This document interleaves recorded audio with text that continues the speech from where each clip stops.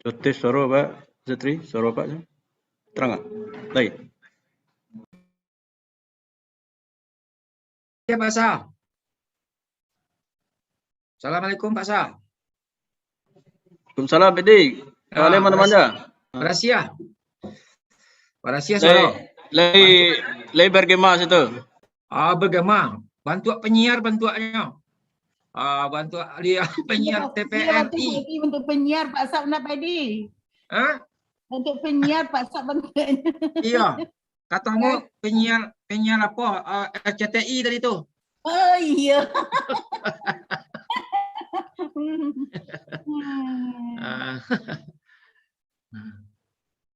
Bentuk penyiar TV, radio Pak Dik.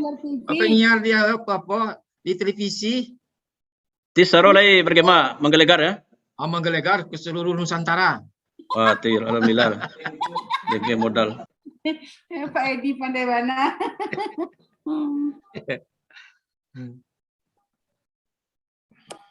Sini.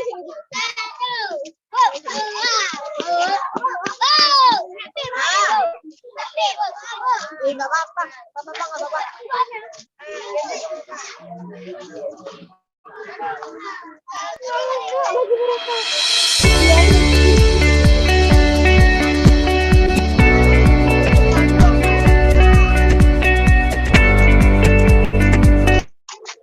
Mulai tepat waktu Pak Sa. Ya Pak. Silakan mulai tepat waktu. Fakultas Ilmu Pendidikan merupakan salah satu fakultas yang ada di Universitas Negeri Padang. Iya Pak, diupayakan Pak.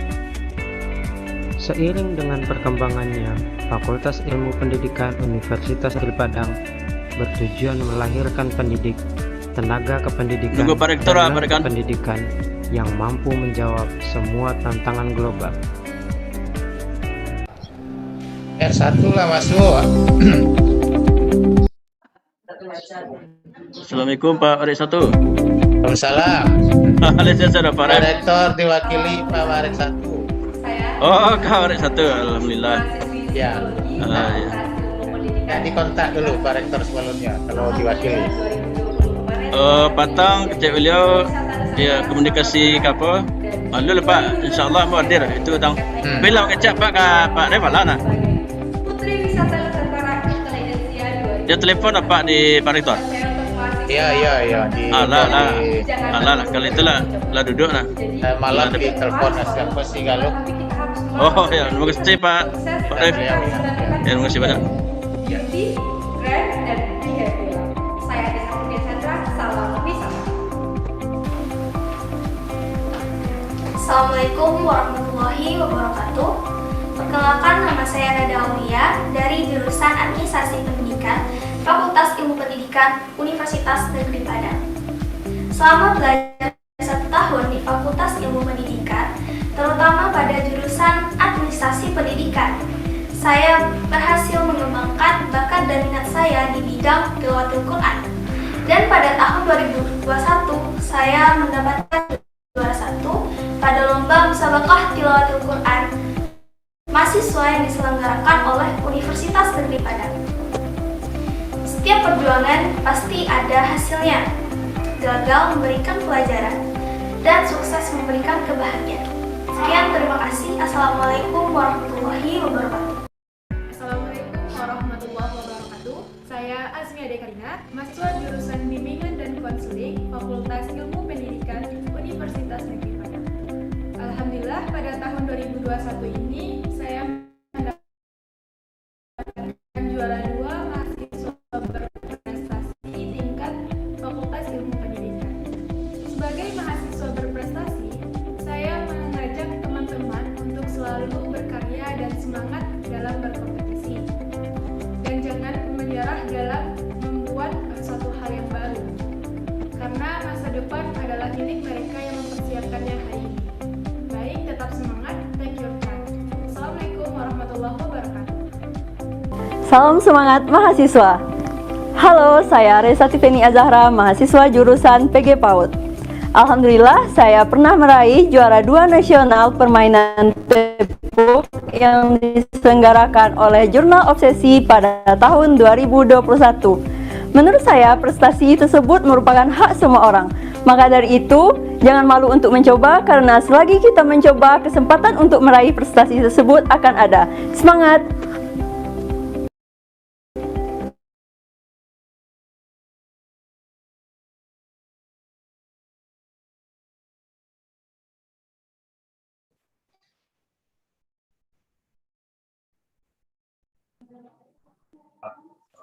Good morning, Dr. Sanja R. Good morning, everybody. How do you do? It is lovely to be here with you all. Okay. Your background is Melbourne Uni? Yes, it is. Okay. You can use our backgrounds. Maybe the committee can share the background here. I have shared it, Miss. Okay, you have shared. Well, ladies and gentlemen, may I have your attention, please? Our opening ceremony is about to begin, so please turn on your camera and mute your voice.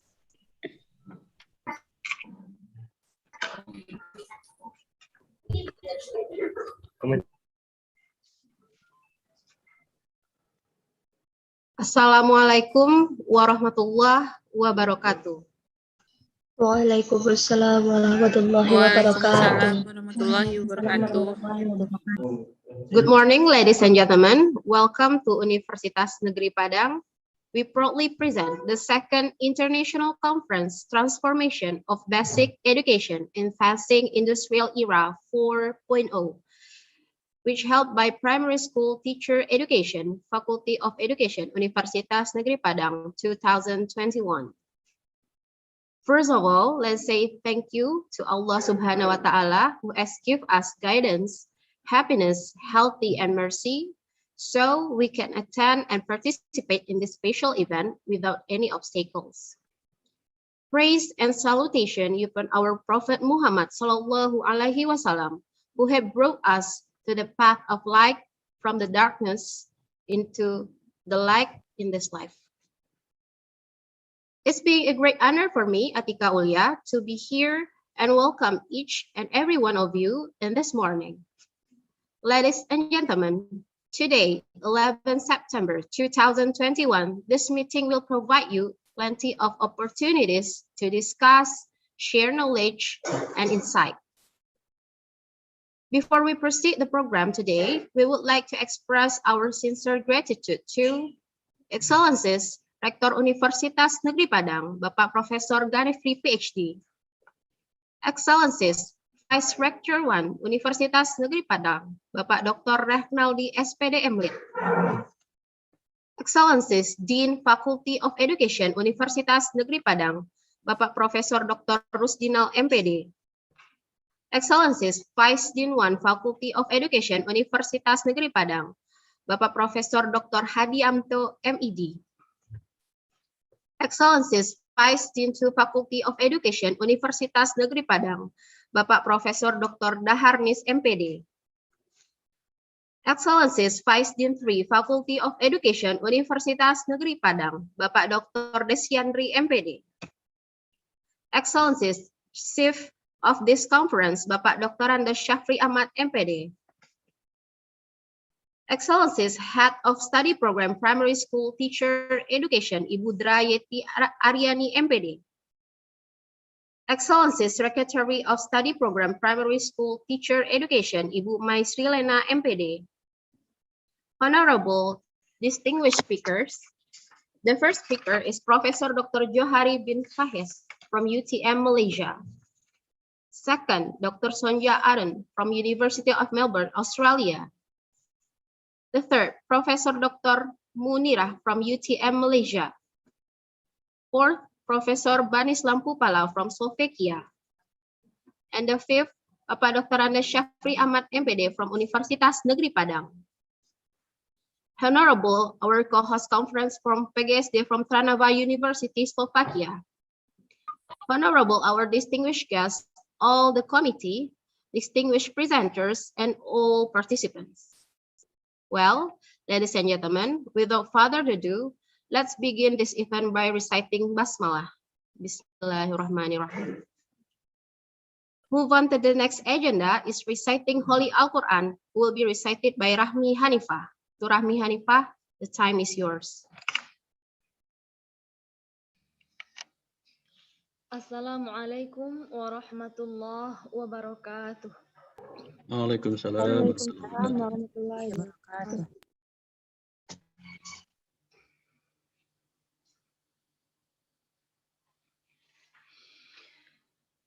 أعوذ بالله من الشيطان الرجيم.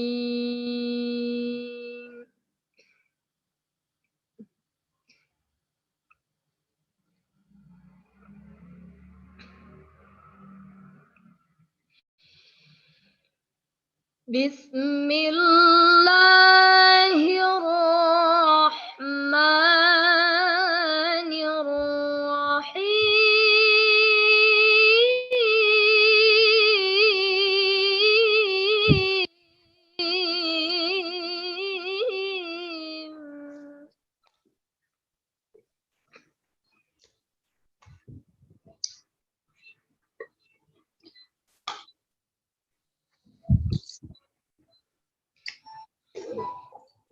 يا أيها الذين آمنوا اتقوا الله ولتنظر نفس ما قدمت لغد.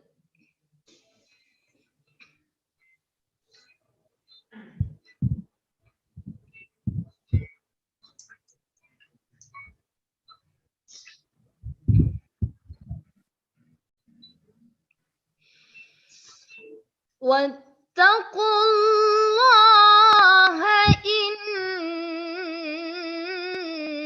الله خبير بما تعملون.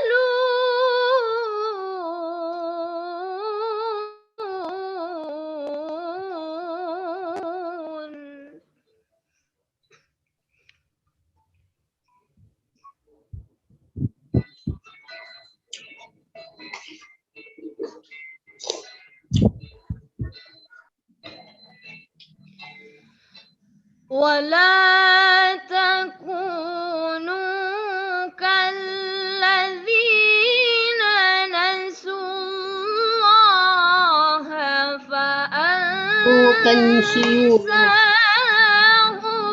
أنفسهم.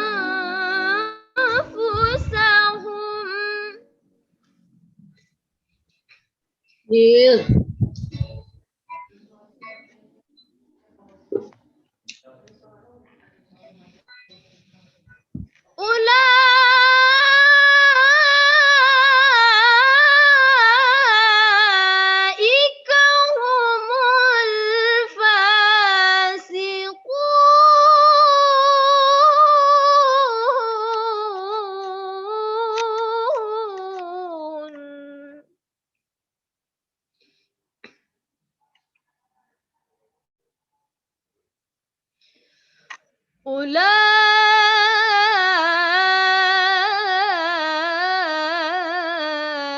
أولئك هم الفاسقون.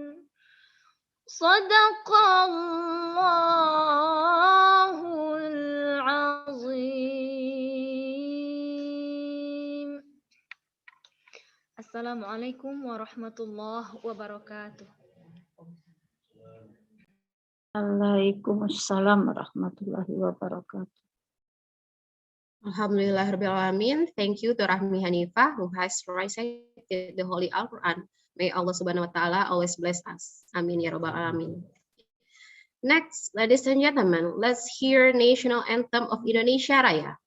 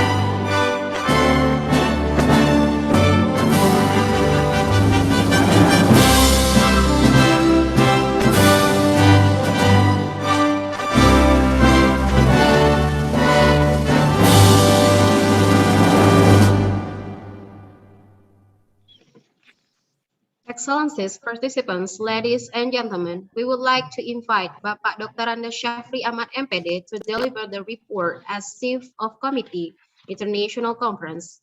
Please welcome Bapak Dr. Anda Syafri Ahmad MPD. Thank you, Tika. Bismillahirrahmanirrahim. Assalamualaikum warahmatullahi wabarakatuh.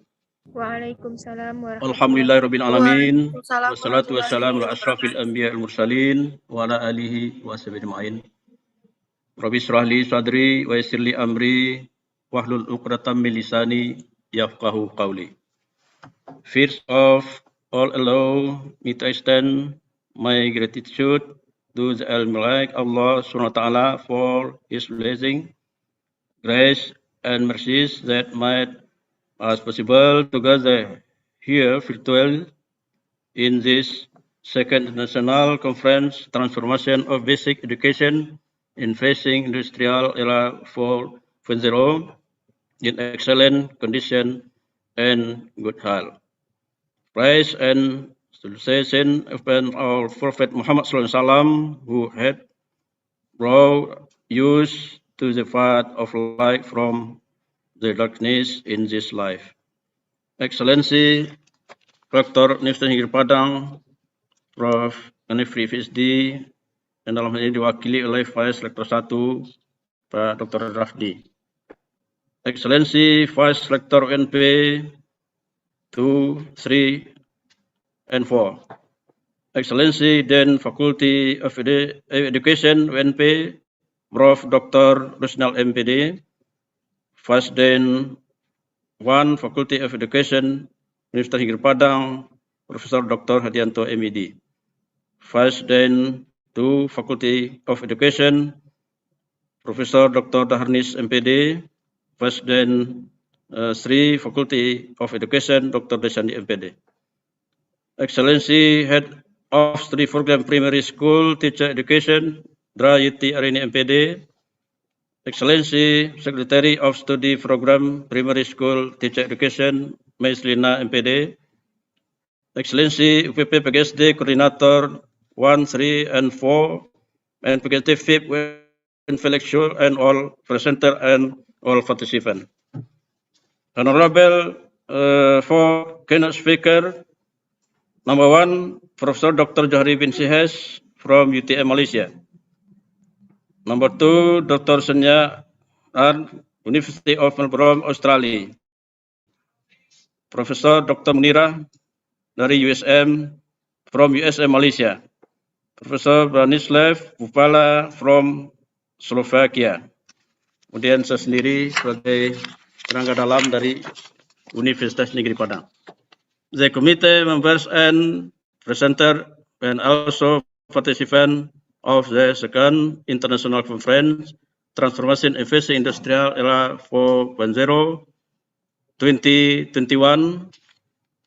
On behalf of UNESIN and committee, it's my great pleasure and privilege to welcome you to the second international conference, Transformation and Facing Industrial Era 4.0 2021, held by primary school teacher education with 12 subthemes: curriculum education, innovation of learning, administration of basic education, character of education, Islamic education, counseling, learning design, principal management, non-formal education, inclusive education, technology-based learning, and early childhood education program.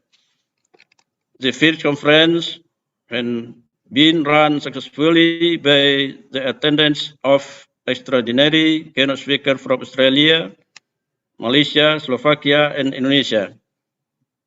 This objective conference is to learn and share knowledge and have rich experience and expertise in relevant areas of education. We expect that his current meeting also gave youth better opportunities to develop ourselves and experience. Ladies and gentlemen, Thank you so much to Rector dalam hal ini diwakili Warik 1 and then thank you for the support. And special to 5 keynote speaker, thank you for sharing the knowledge. Thank you for presenter and all participants, all lecturer and colleagues, students, the participant in this occasion. In this second international conference, we receive proceeding International Atlantis Press in collaboration with Counseling Edu, the International Journal Counseling and Education. GPPI, Jurnal Penelitian Pendidikan Indonesia, kemudian ada JIPPSD, Jurnal Inovasi Pendidikan dan Pelajaran di PGSD sendiri. We are from the committee have worked together and given the special effort to provide the best agenda. Thank you so much for all people that suffer this conference to become true, and the last word I can say. Thank you so much. Enjoy the conference.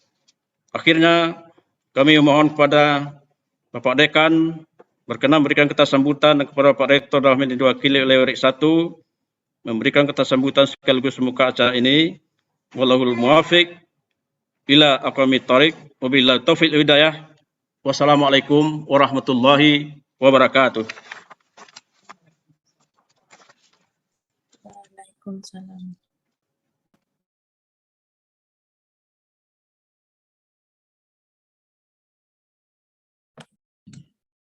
Still mute, Tika.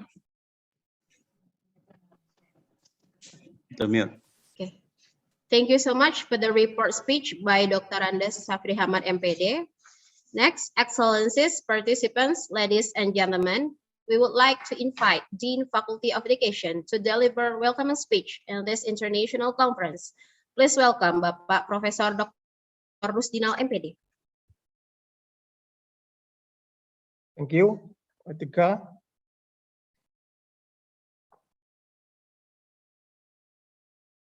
Assalamualaikum warahmatullahi wabarakatuh.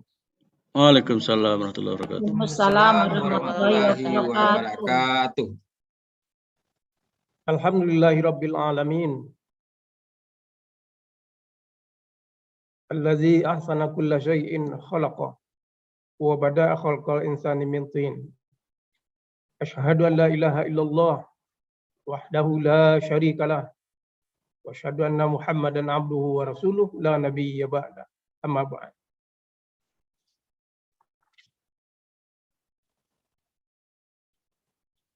Marilah kita bersyukur pada Allah. Alhamdulillah di tengah-tengah pandemi kita bisa bertemu secara virtual di dalam seminar internasional yang diselenggarakan oleh jurusan PGSD Fakultas Ilmu Pendidikan Universitas Negeri Padang. Kita bersalawat pada Nabi besar Muhammad sallallahu alaihi wasallam. Allahumma shalli ala Muhammad wa ala ali Muhammad.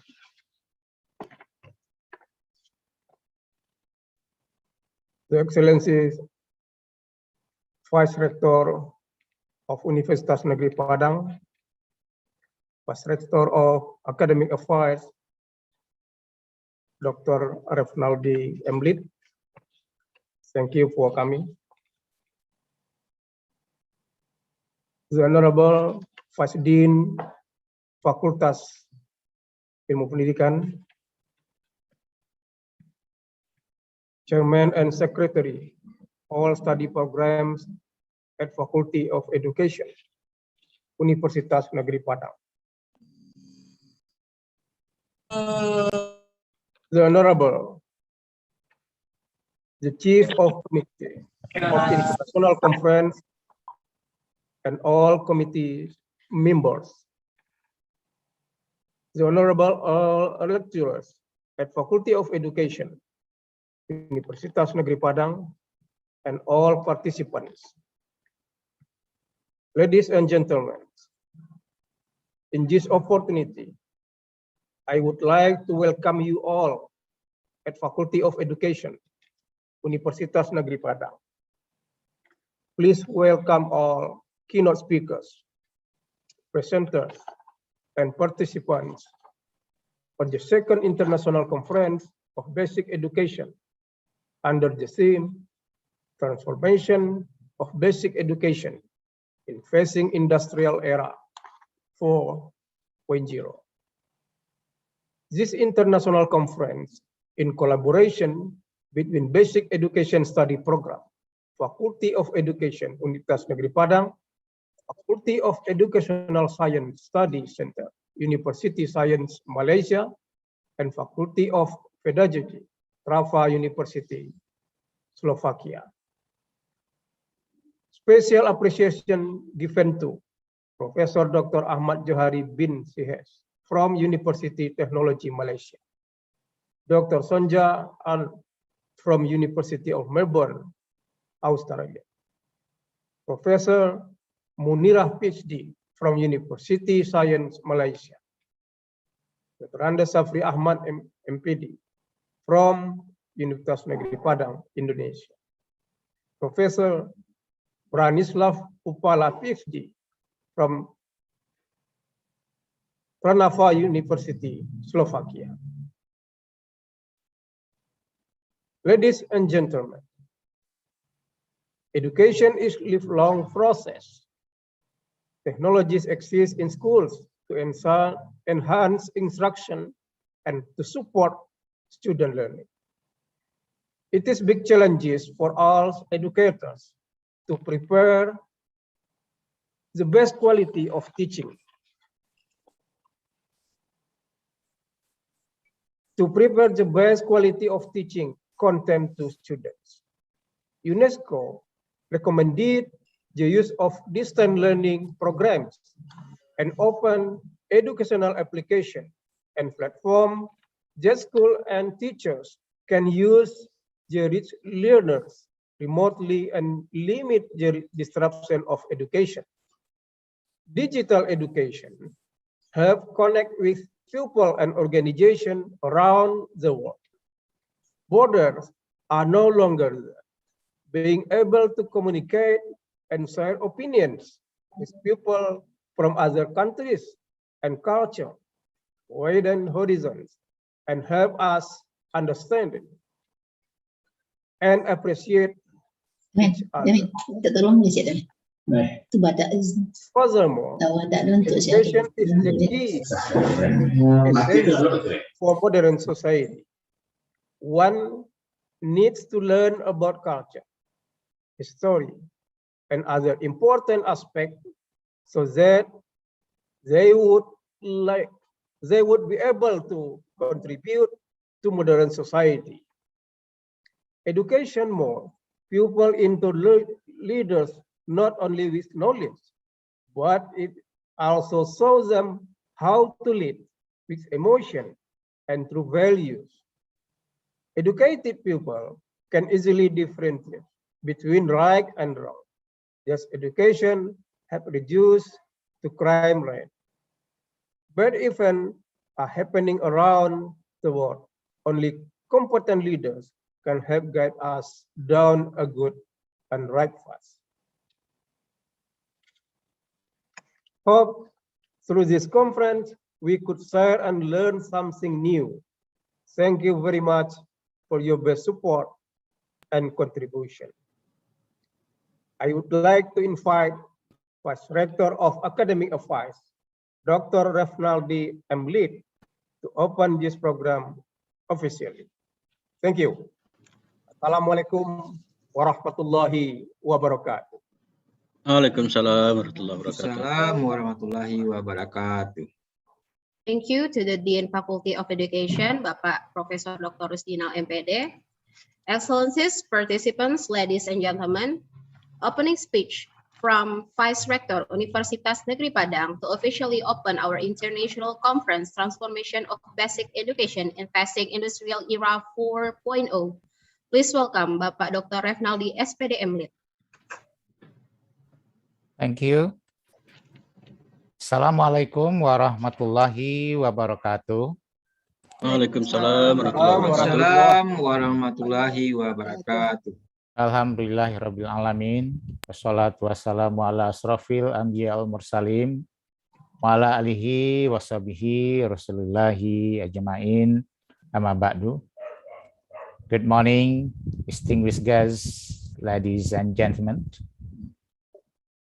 The Honorable Vice Rectors of Universitas Negeri Padang, the Honorable Deans of Faculties of Education, Professor Rusdino, Vice Deans of Faculties of Education, the Coordinator of Primary School Teacher Education Program, keynote speakers and invited speakers, distinguished guests, and participants of the second International Conference on Elementary Education and Technology in 2021, organized by the Departments of Primary Schools, Teacher Education, Faculty of Education, Universitas Negeri Padang.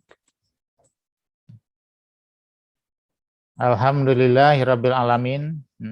We have the chance now to meet, although in this virtual room, to witness the opening one of the 2021 International Conference Series in Universitas Negeri Padang. So this week, I have officially opened 4 international conferences in Universitas Negeri Padang. So this is quite great. Great. We understand that hosting the virtual international conference provides us new challenges, especially in managing the participants in the virtual room, managing the presentation schedules, and the most important thing is the use of technology. So the themes of this conference is the transformation of basic education in facing industrial era 4.0. Representing directors of Universitas Negeri Padang, I'm very pleased to join the opening of the virtual conference. I wish to convey my sincere appreciation to the Deans of Faculties of Education, Universitas Negeri Padang, who has regularly supported the departments for making this conference even happen yearly. And this year is the second conference. And I would like also to thank all the distinguished speakers for taking time to participate from near and far in today's conference. The first one is Professor Dr. Johari bin Sihez from University Technology Malaysia. The second one is Associate Professor Sonja Arns from University of Melbourne, Australia. Then Professor Dr. Munira from University Science Malaysia. Professor Branislav Popala from Trafana University, Slovakia. And Associate Professor Safri Ahmad, PhD from Universitas Negeri Padang, Indonesia. Ladies and gentlemen, I believe that this conference will become a good medium and opportunity for all of us to communicate and share the news information about the knowledge, concept, theories, and results of the research. And the most important things are to create networking and to collaborate with other participants as well as institutions in national and international level. Moreover, through this conference, we can improve the quality of our research as well as innovation and trends in primary school education and other related fields in science and technology for the global challenges. Distinguished guests, ladies and gentlemen, please allow me to talk a bit about what experts in primary education says about education in the era of Industrial Revolution 4.0. Education in the era of IR 4.0 is not as easy as what people think about. Education has to adjust itself with the community that changed dynamically and rapidly. Many experts say that there are 9 trends, or there are several trends related to education in Industrial Revolution 4.0 era. First one is learning can take place at anything and anywhere. In such dynamic change and fast information communication, e-learning is a useful tool, especially for remote area and self-paced learning. Flipped classroom approach is also useful because it allows interactive learning. Then learning will be personalized to individual students, because since learning is personalized to individual, I think a more difficult task will be given to students when they master a certain levels of subject matter. Then students have a choice in determining how they want to learn. There is a freedom for students to choose the learning tools or the techniques that they prefer during the learning processes.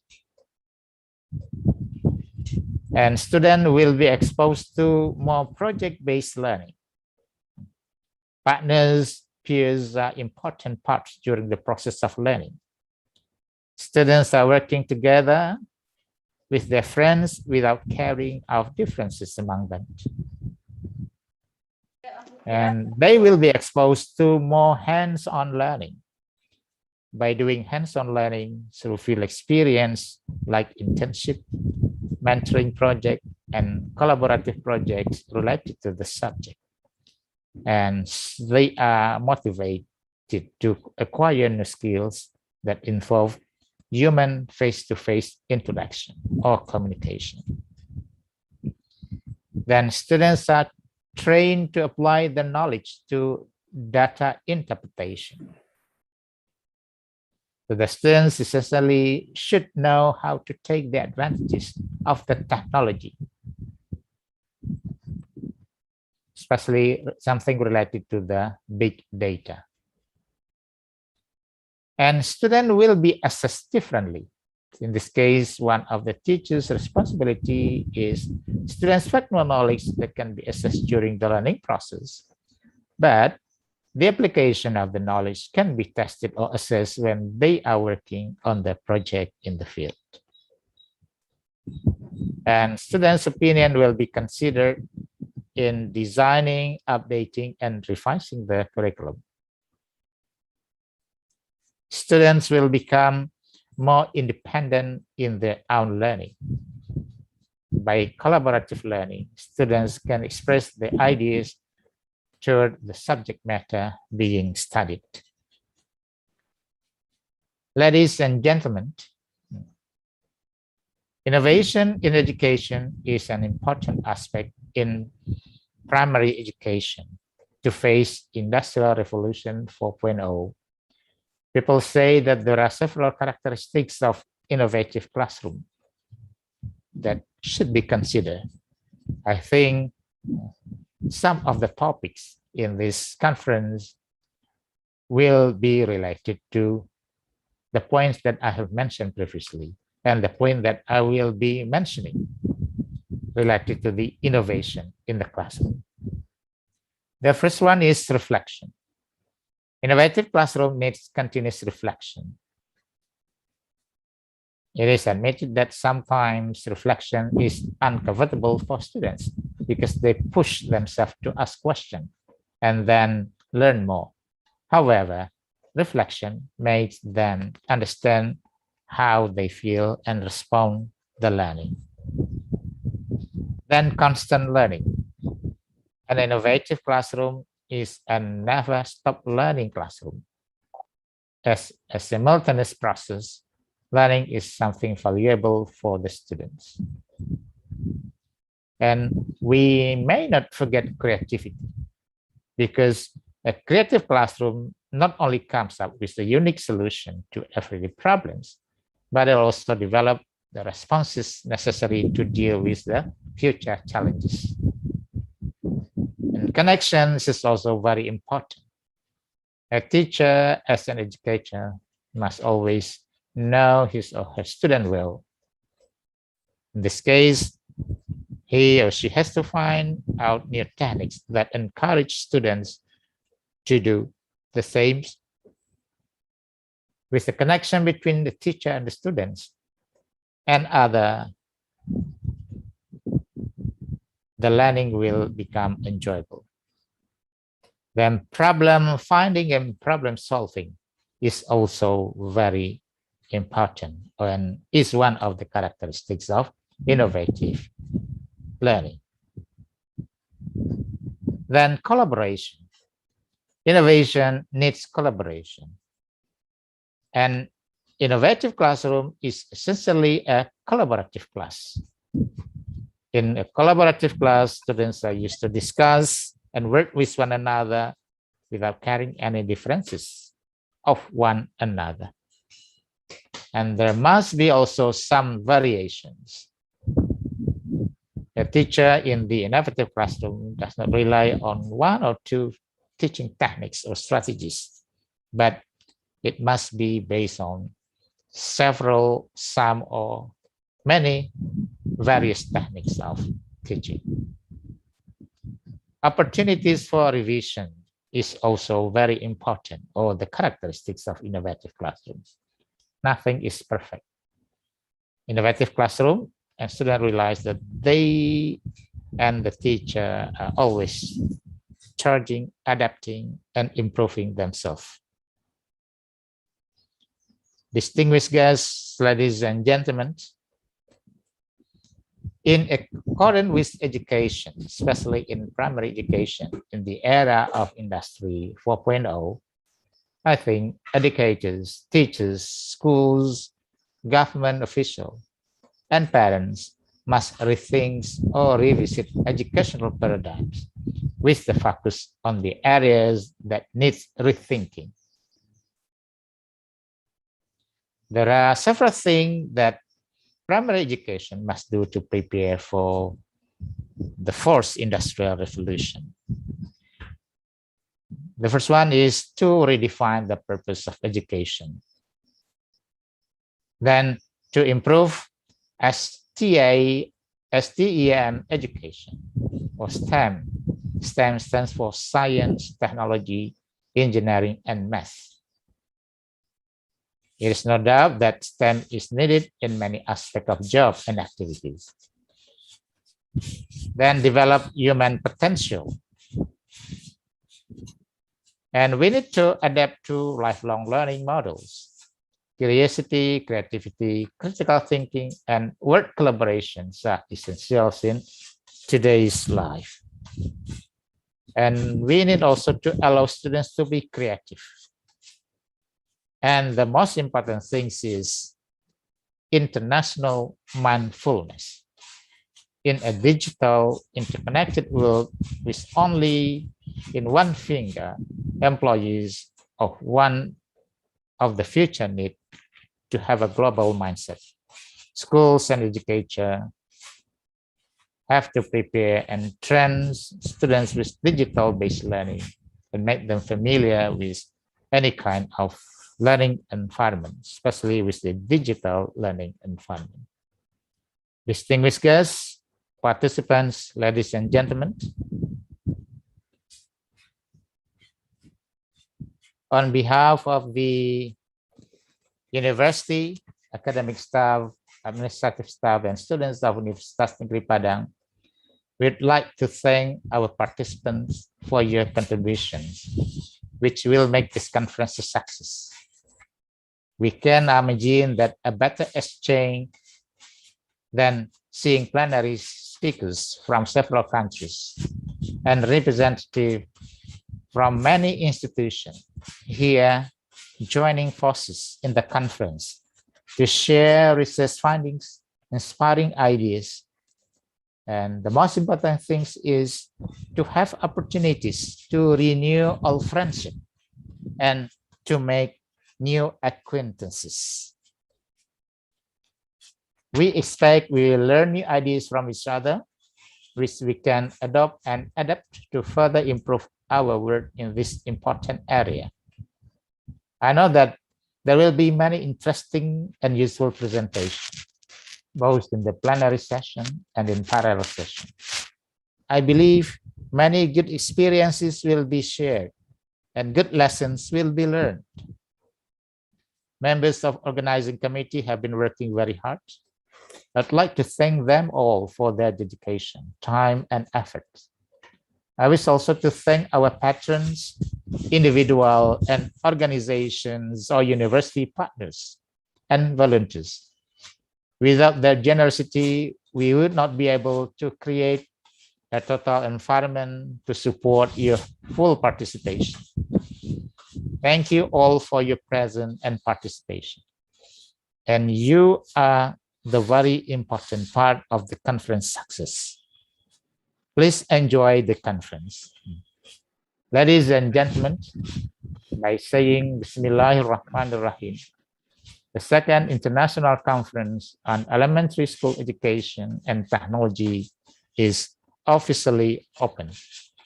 Thank you. Wabillahi taufiq wal hidayah. Assalamualaikum warahmatullahi wabarakatuh. Waalaikumsalam warahmatullahi wabarakatuh. Terima kasih Pak WR1. Terima kasih Pak. Sama-sama Pak Dekan. Terima kasih Pak WR. Ya, Pak Ref. Thank you so much to the Vice Rector Universitas Negeri Padang, Bapak Dr. Refnaldi, SPD MLIC, for opening our international conference. Well, distinguished guests, ladies and gentlemen, in order to make this international conference going smoothly, let's pray to Allah Subhanahu wa Ta'ala that will be led by Bapak Asdi Wirman MPD. To Bapak Asdi Wirman MPD, the time is yours.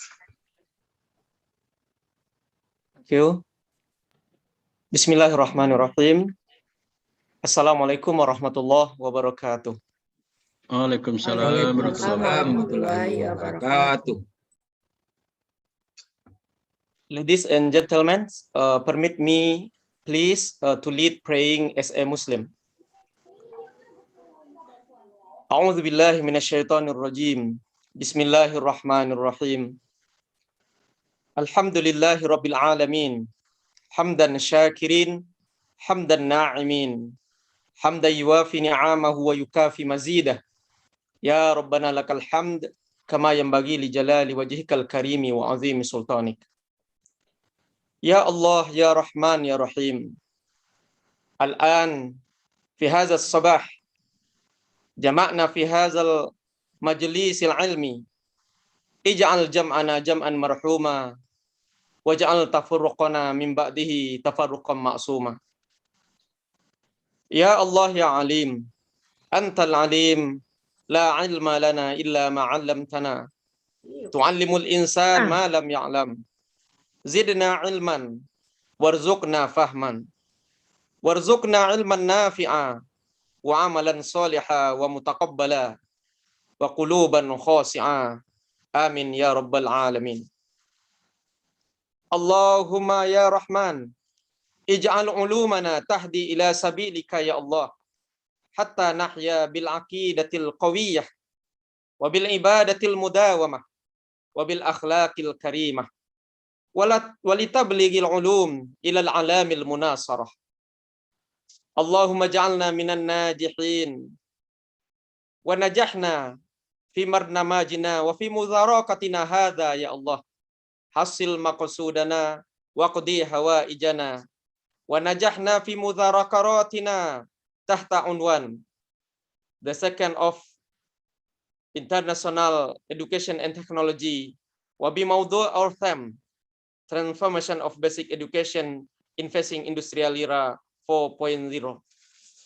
Rabbana atina fid dunya hasanah wa fil akhirati hasanah wa qina adzaban nar.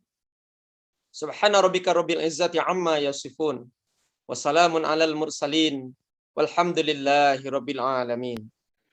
Wassalamualaikum warahmatullahi wabarakatuh. Waalaikumsalam warahmatullahi wabarakatuh. Alhamdulillahirrahmanirrahim. Thank you so much to Bapak Asdi Wirman MPD. Well, Distinguished guests, ladies and gentlemen, thank you so much for joining our opening ceremony, International Conference Transformation of Basic Education in Facing Industrial 4.0 ICET 2021. Well, we come to our main program, our 4 keynote speaker session, that who will lead by our moderator, Ibu Maisrilena MPD and Ibu Sari Dewi MPD. And for this first session, let's welcome our moderator, Ibu Maisrilena MPD.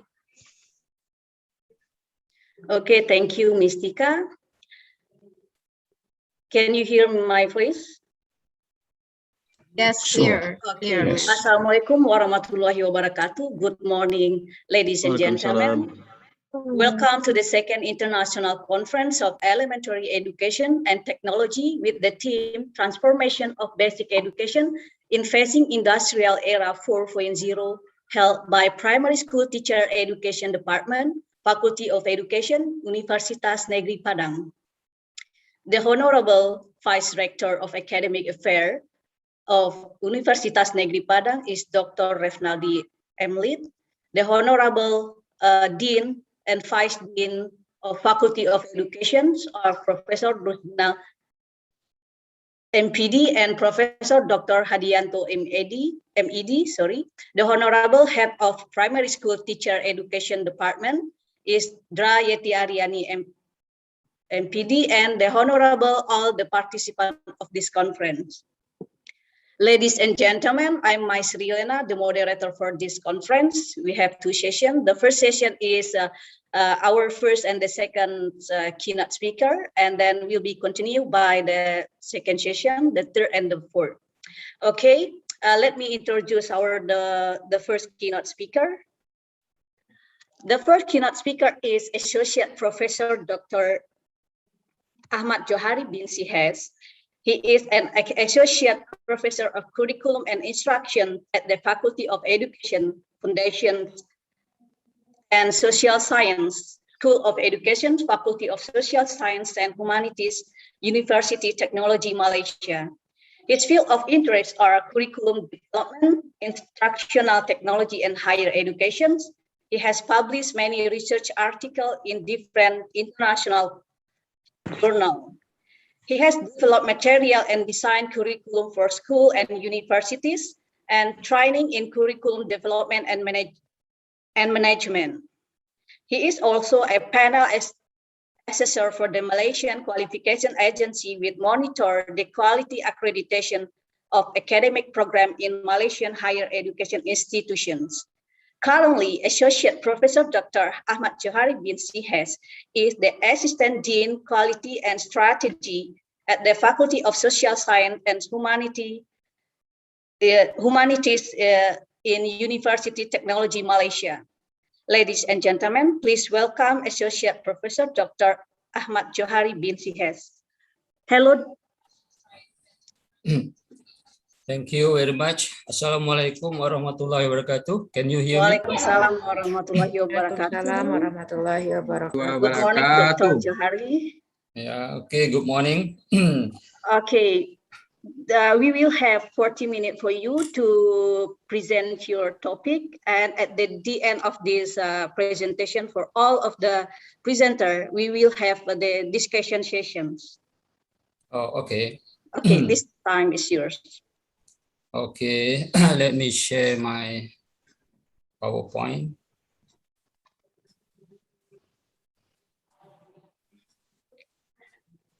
It's my PowerPoint.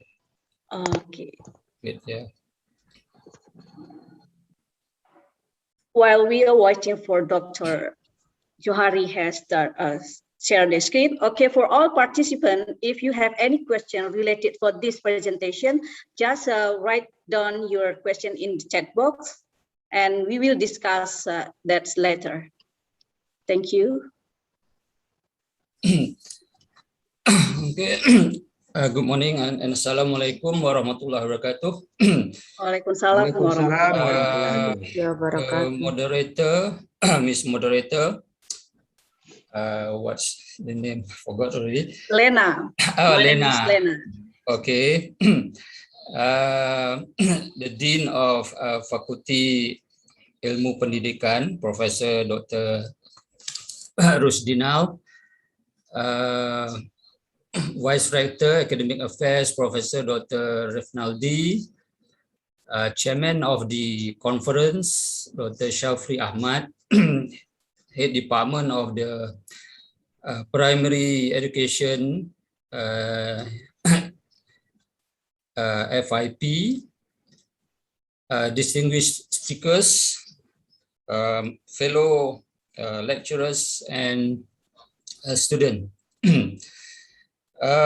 Firstly, I would like to thank Fakulti Ilmu Pendidikan Universiti Negeri Padang for inviting me to give my thoughts and also sharing sharing experience. And actually, last Wednesday, I also present a paper in the Department of Curriculum and Instruction. Actually, I thought it was the same conference, but it wasn't. Okay, however, okay, the themes of this conference is the transformation of basic education in facing industrial era 4.0 2021. Okay, maybe I will speak both language, English and also bahasa Malaysia. I think we can speak bilingual. Is that okay? Okay. Okay. So my sharing experience today is about trends in elementary or primary education. Okay, the terminology actually in Malaysia we use primary education. I think in the UK, in the US, they use it elementary. In Australia, I'm not sure. Maybe the same thing as elementary or primary. And also this in the topic here, I mean in the title of the conference, basic education. I think basic education also refers to the elementary and also primary and also preschool. Yeah. All right. I'm going to share based on my experiences and on my reading on. I'm not going to talk about the the fundamental of the philosophy of also and also the curriculum per se, the concept of curriculum. Today I will share mostly the practical part, due to the COVID-19 crisis. We have almost 2 years. In Malaysia, we have the first lockdown in March 2020, and now we are still locked down. The schools, secondary school, primary school, kindergartens, and the preschool are also schooling from home. Okay, so actually we have opened on the middle of 2020, but things get worse because of these new variants of COVID. They keep mutating, and so it is very unpredictable ways. However, so that's why in Malaysia, I don't know whether in Indonesia or other parts of the world, we are scheduled to open back the school on 3rd of October, this October. But I'm not sure whether that will happen or not, because the numbers still high. I mean, the new cases and also those who are got infected.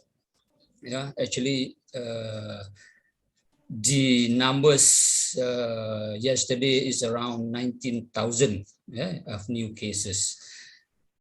So we are facing the new school terms, the new school session. Maybe at the end of this year will be a long holiday for the school. Yeah, so we have experienced blended and online learning for almost 2 years. But however, we have to anticipate and be prepared to teach face-to-face or online. I think it's the same thing happening all over the world.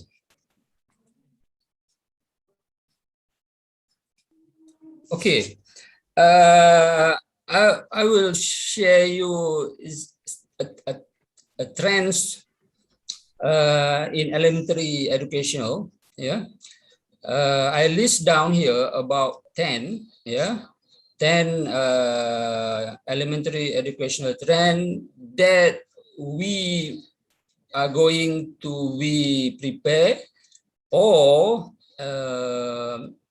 to continue or also to enhance our teaching and learning practice at the ground level. We are not just we are conceptualizing, but this is happening.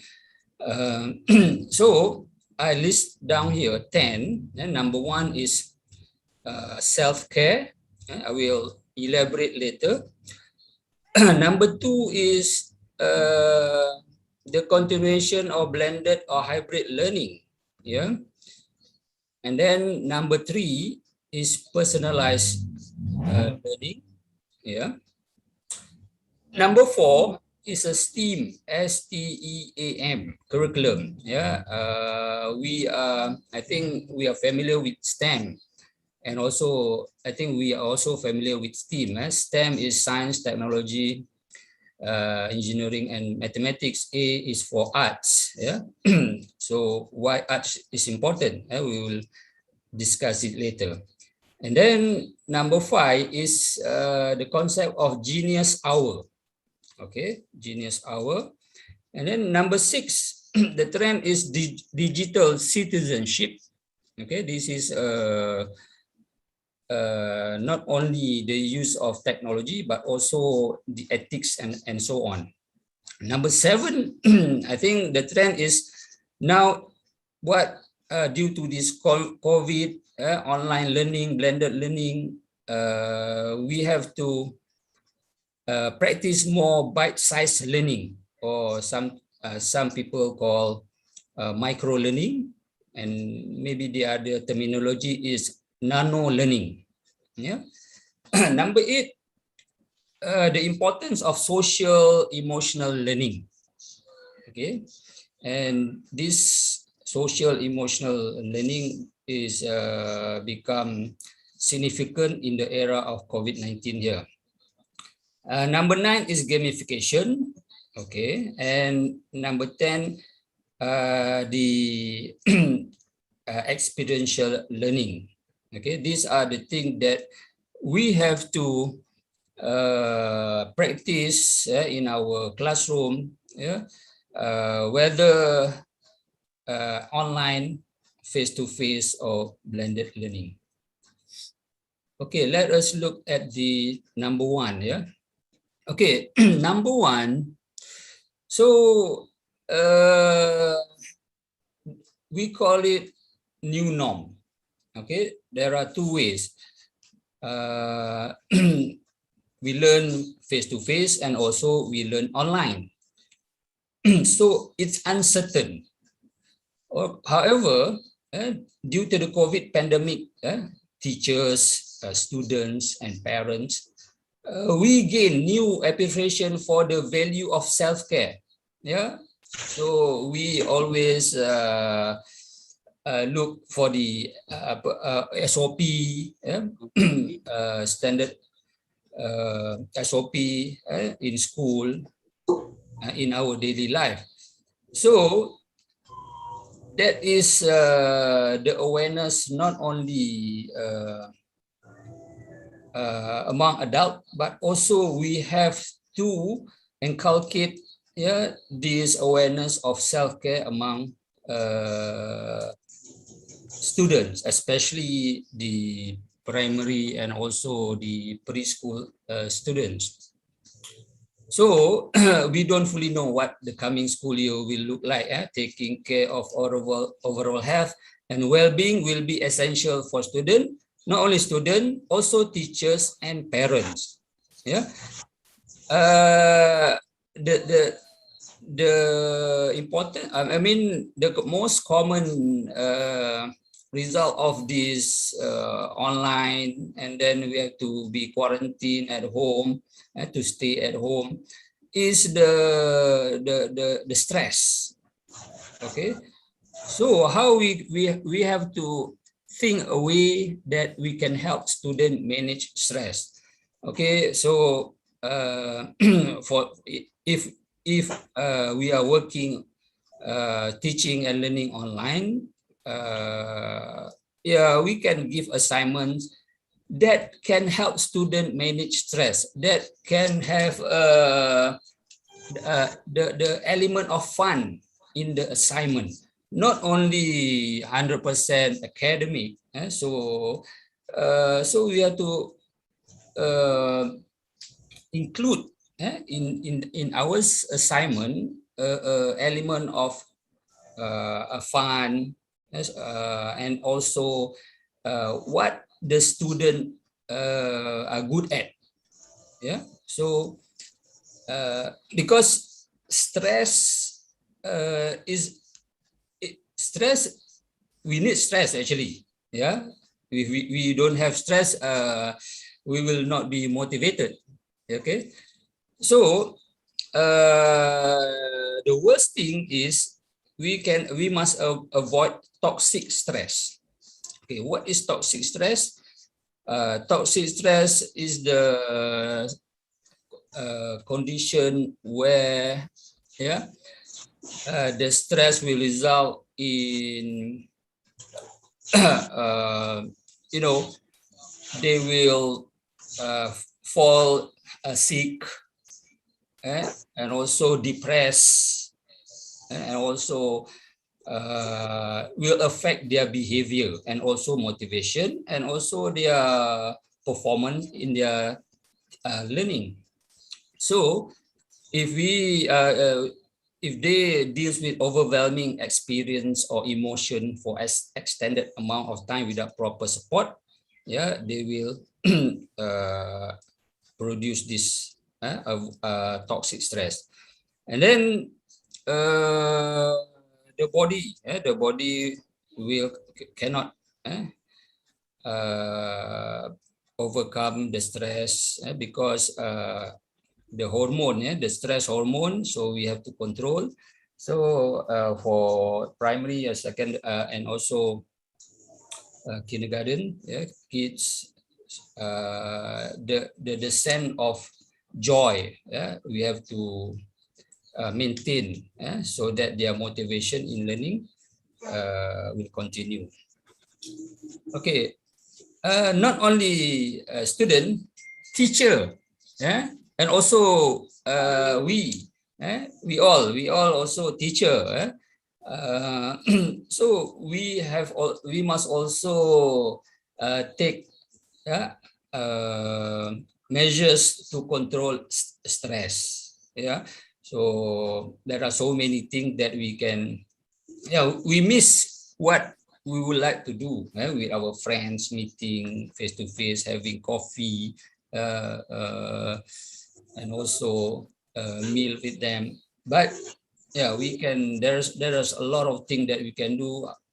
Exercise, growing trees, looking at trees. So it depends on the individual, but we have to do something. Yeah, we have to do something so that we get our stress level will be controlled.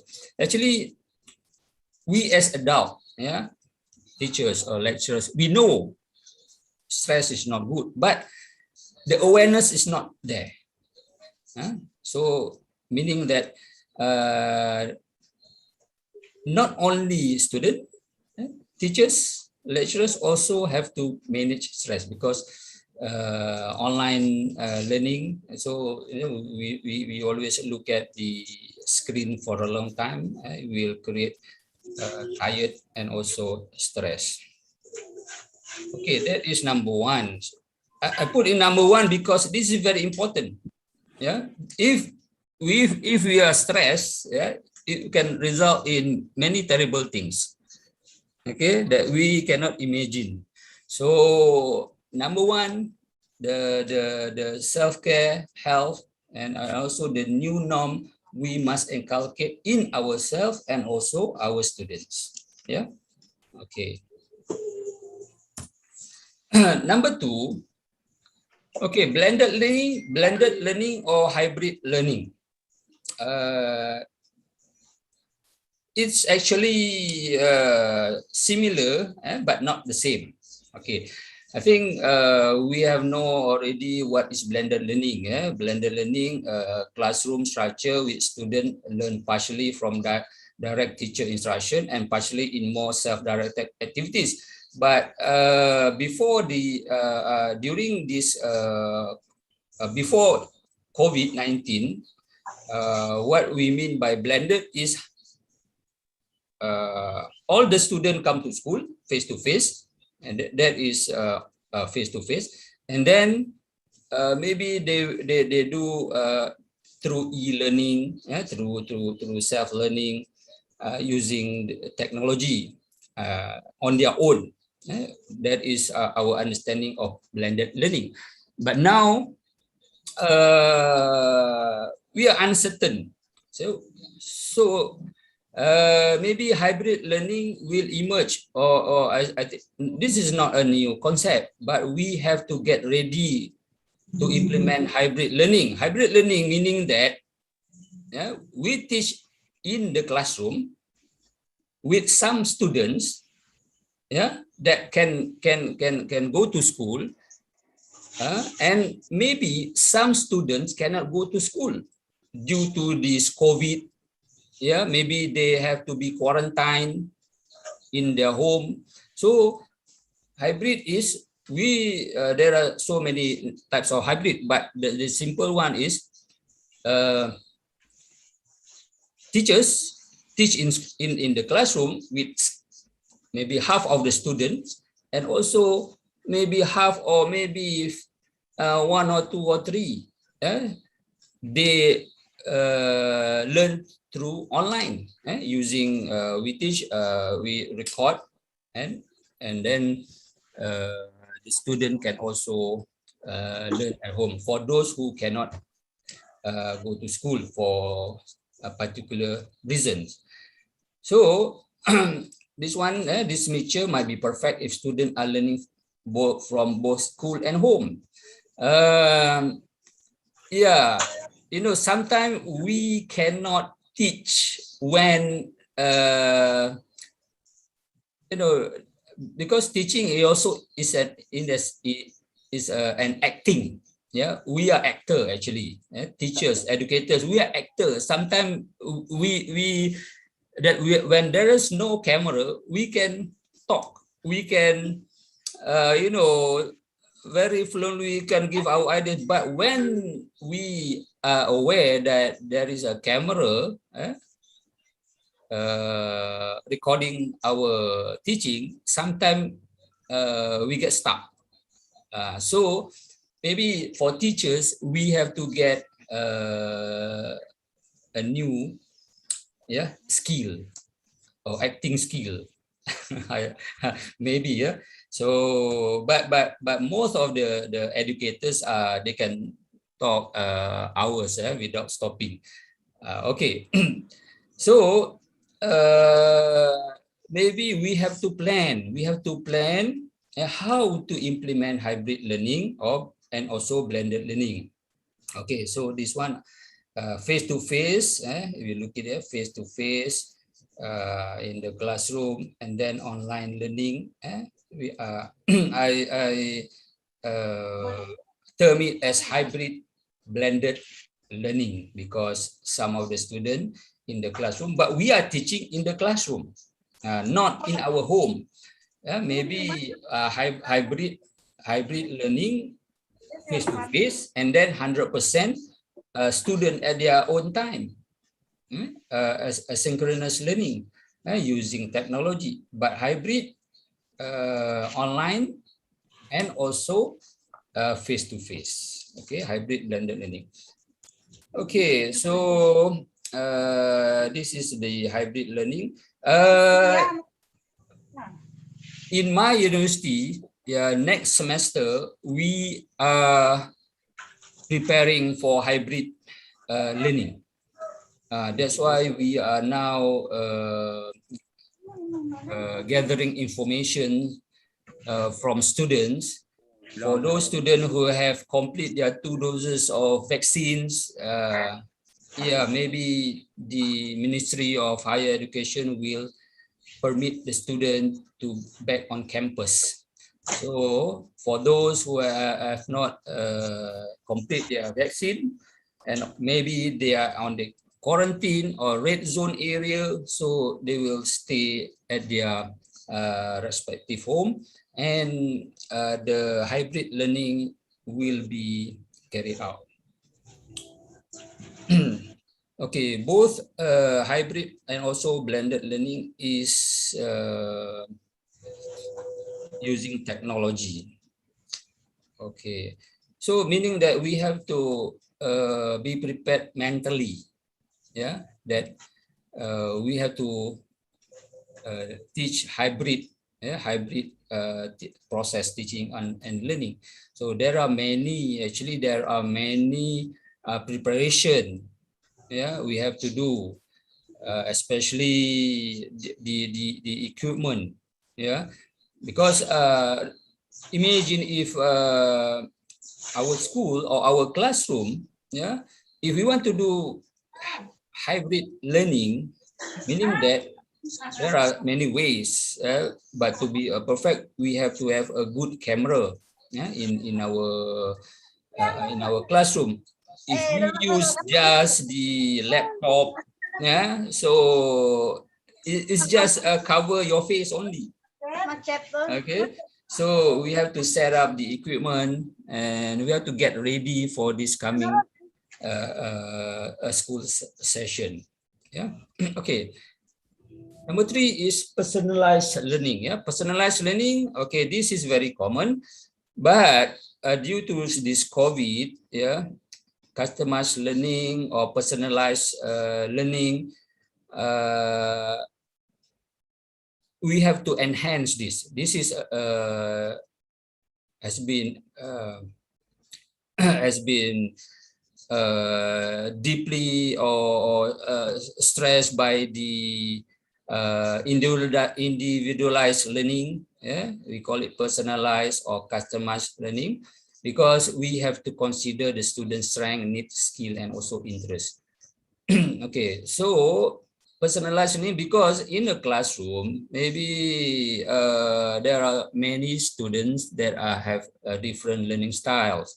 So we have to consider these, especially these young students. So their mind is not that fully developed. So their paradigm, they see the paradigm is according to their own world. So we have to go into their own world, understand their paradigm, so that they can better understand.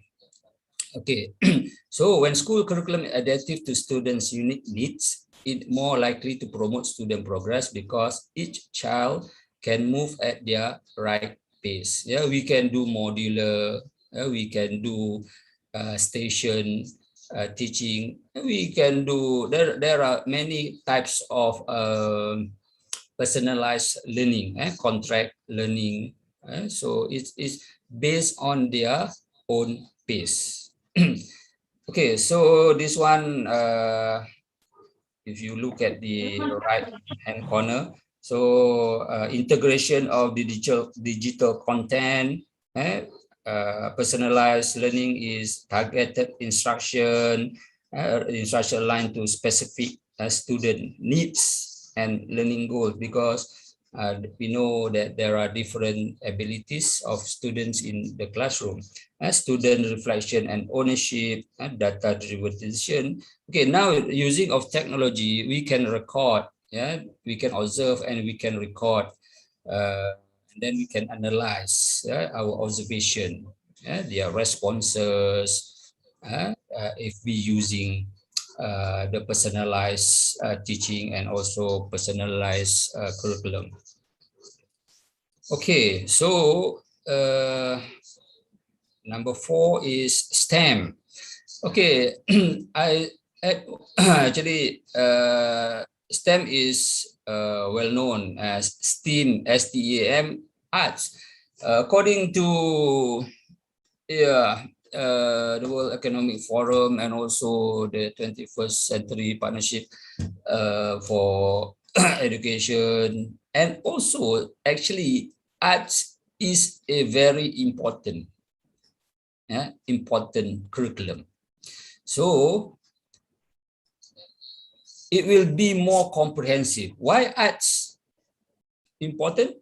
Okay, if we look at the theory of our right and left brain, so in nature, we look at ourselves. We have a pair of hands, one hand, two hands. Okay, so we use it, and then we have two legs, and then we have two eyes. What else we have? Two ears. We are created in pairs, so we will perform well in pairs. So we have right brain and left brain. Right brain, the left brain is, according to the theory, is for the STEM, science, technology, engineering, and mathematics. In order to develop a holistic students, art is very important to use their right brain. Right brain is we are talking about creativity, also about the emotional elements. So art promotes healthy stress management. This is research. Many research has been done. Reduce level of stress hormone, the cortisol, helps students relax or cope with overwhelming emotion. Particularly noticeable in students from low socioeconomic status. Studies have shown that in involving arts, they will feel confident. Feel confident. So because these are students who are low, they are very at risk. So STEM arts actually is, according to the World Economic Forum, also arts is a very integral in higher education. They call it liberal arts. So we have actually, but sometimes we forget.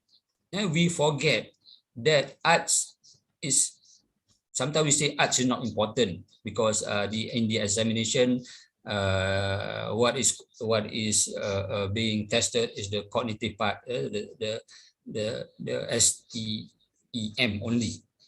Okay, but no, this is very, very important. Okay, number 5 is, okay, Genius Hour. Genius Hour actually, I don't know whether it's a new educational technique, but I see there are many countries who have done it. In Malaysia, we don't call Genius Hour. We call it maybe a free hour. There's no official terminology, but if can organize it, so that our students are aware, and our teachers and our educators are aware. We need rest. We need creativity. We need, how many hours students spend at school and also at home. Okay, if online learning or homeschooling. So maybe this is one way to get personalized, personalized education, but we call it Genius Hour. We don't include it formally in the curriculum, but we encourage students to do project, practice their creativity and independent thinking skill, develop a genuine love of learning. Okay, actually, Genius Hour is rooted back in the Google Corporation. They call it 20% time.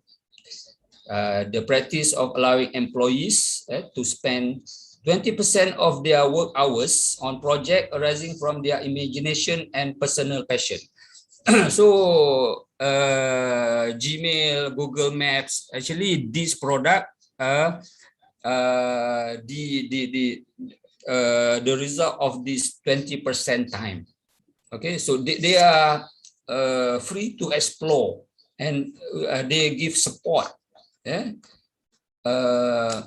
to explore their creativity and also their interests. Okay, so if we can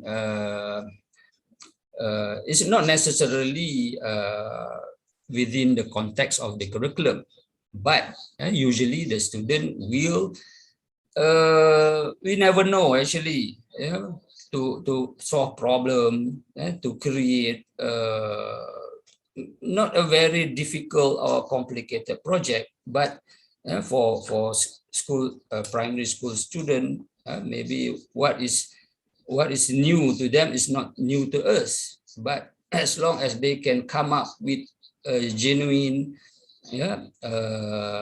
concept or idea, so that they will enhance their motivation and also the interest in learning. So this one actually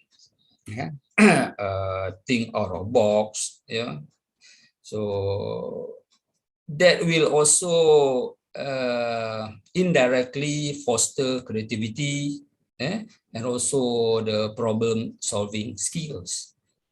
Okay, and also it will benefit actually, benefit the performance of the students. Okay, number 6. This one is a Genius Hour. Some of the rule. There are so many types you can devise. You can discuss with your colleague or maybe with your students. Genius Hour. Genius Hour provides students freedom to design their own learning during a set period of time during school. It allows students to explore their own curiosity to a self-manifested sense of purpose and study while within the support system of the classroom. So we have to give a support system. Okay, number 6 is digital citizenship. Okay, digital citizenship. I'm not talking about the usage of technology, of course. Due to COVID now, we are using technology. The student, especially these secondary primary kids, primary student, they are very savvy technology about this. In fact, but what more important is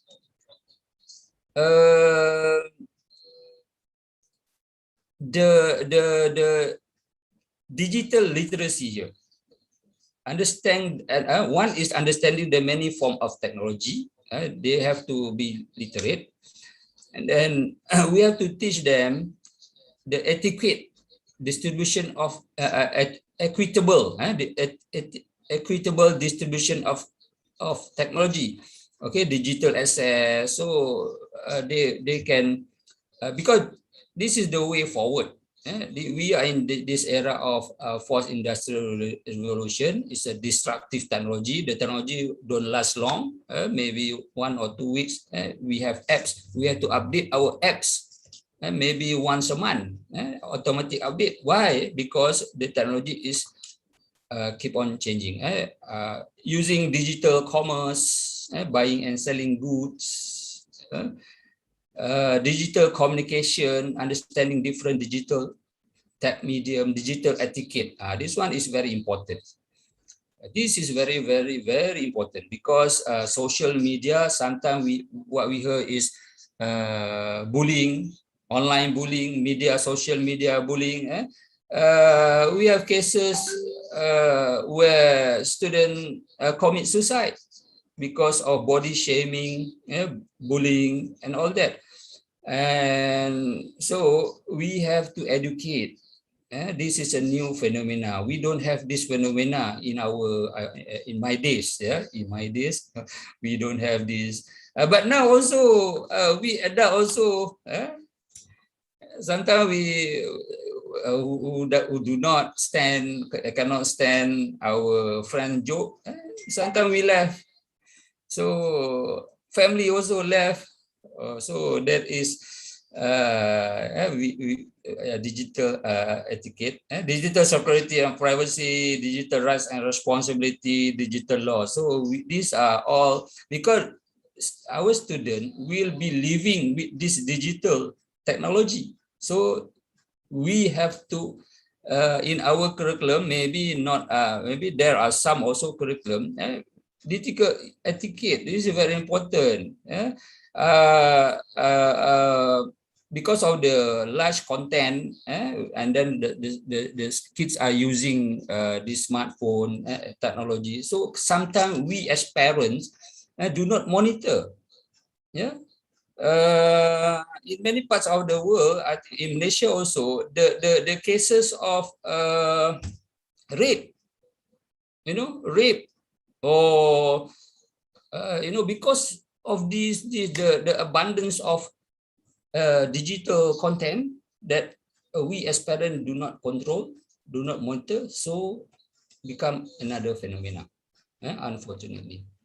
Okay, number 7 is bite-sized learning. Bite-sized learning is due to the online learning, so we cannot sit down because we cannot concentrate. So bite-sized learning is we provide students with brief, intensive activities that target specific academic skill.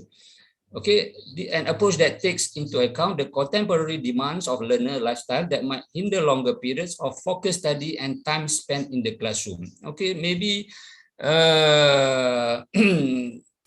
in classroom we can have 2 periods of class, but online the attention span and also the environment, we cannot put together many, maybe in our lesson just one objective, maybe for just very brief, brief time, but very effective. Okay, so if classes continue to be primarily online, bite-sized learning activities may be useful. Okay, what can we use to the types of brief activities? For example, videos. We have YouTube. We must do not choose lengthy YouTube video, a short form video for long learning, because in our memory, if there are so many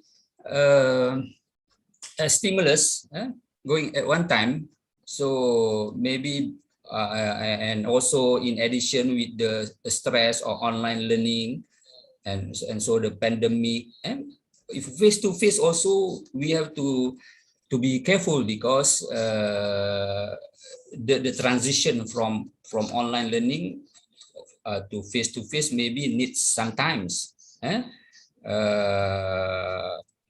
Last time from face-to-face to online, we need also some time, and also from online to face-to-face also we need some time. Okay, bite-sized learning is we call it Sometimes we call micro learning, nano learning. Okay, stick to one idea. If possible, one objective only. Don't maybe don't teach two different concepts, and very specific, and use visual technique. The best one is video for long-term learning. Short video. Okay. In higher education, we have this concept of micro credential. Yeah, micro credential also is a personalized type of education, because micro credential, we teach only one specific or two specific skills. And also this concept of education, we from outcome-based education to a performance. We want to make sure that after completing the class, student can perform. Yeah, so this is bite-sized learning concept or micro learning. Number 8 is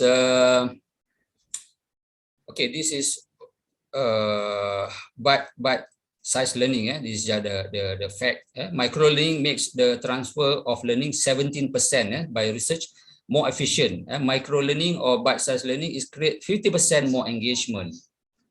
Okay. More engagement for give more time for the student to explore, not by lectures or teacher centered. And then out of 10, a professional favor micro learning because they are learners prefer it. Learning in stretches of 3 to 7 minutes matches the working memory capacity. Okay, because our working memory is the span is just a short. And micro learning courses can produce 300%. This is by research, less time and 50% less cost than traditional courses. Okay, this is the number 8 is social emotional learning. This is very important. Also, of course, this is a social skill. Yeah, very important in young students, primary, because we have to give the right signal, right signal to them. Okay, this one is the process children acquire knowledge, attitude, skills necessary to understand and manage emotions. Yeah, this is called emotion.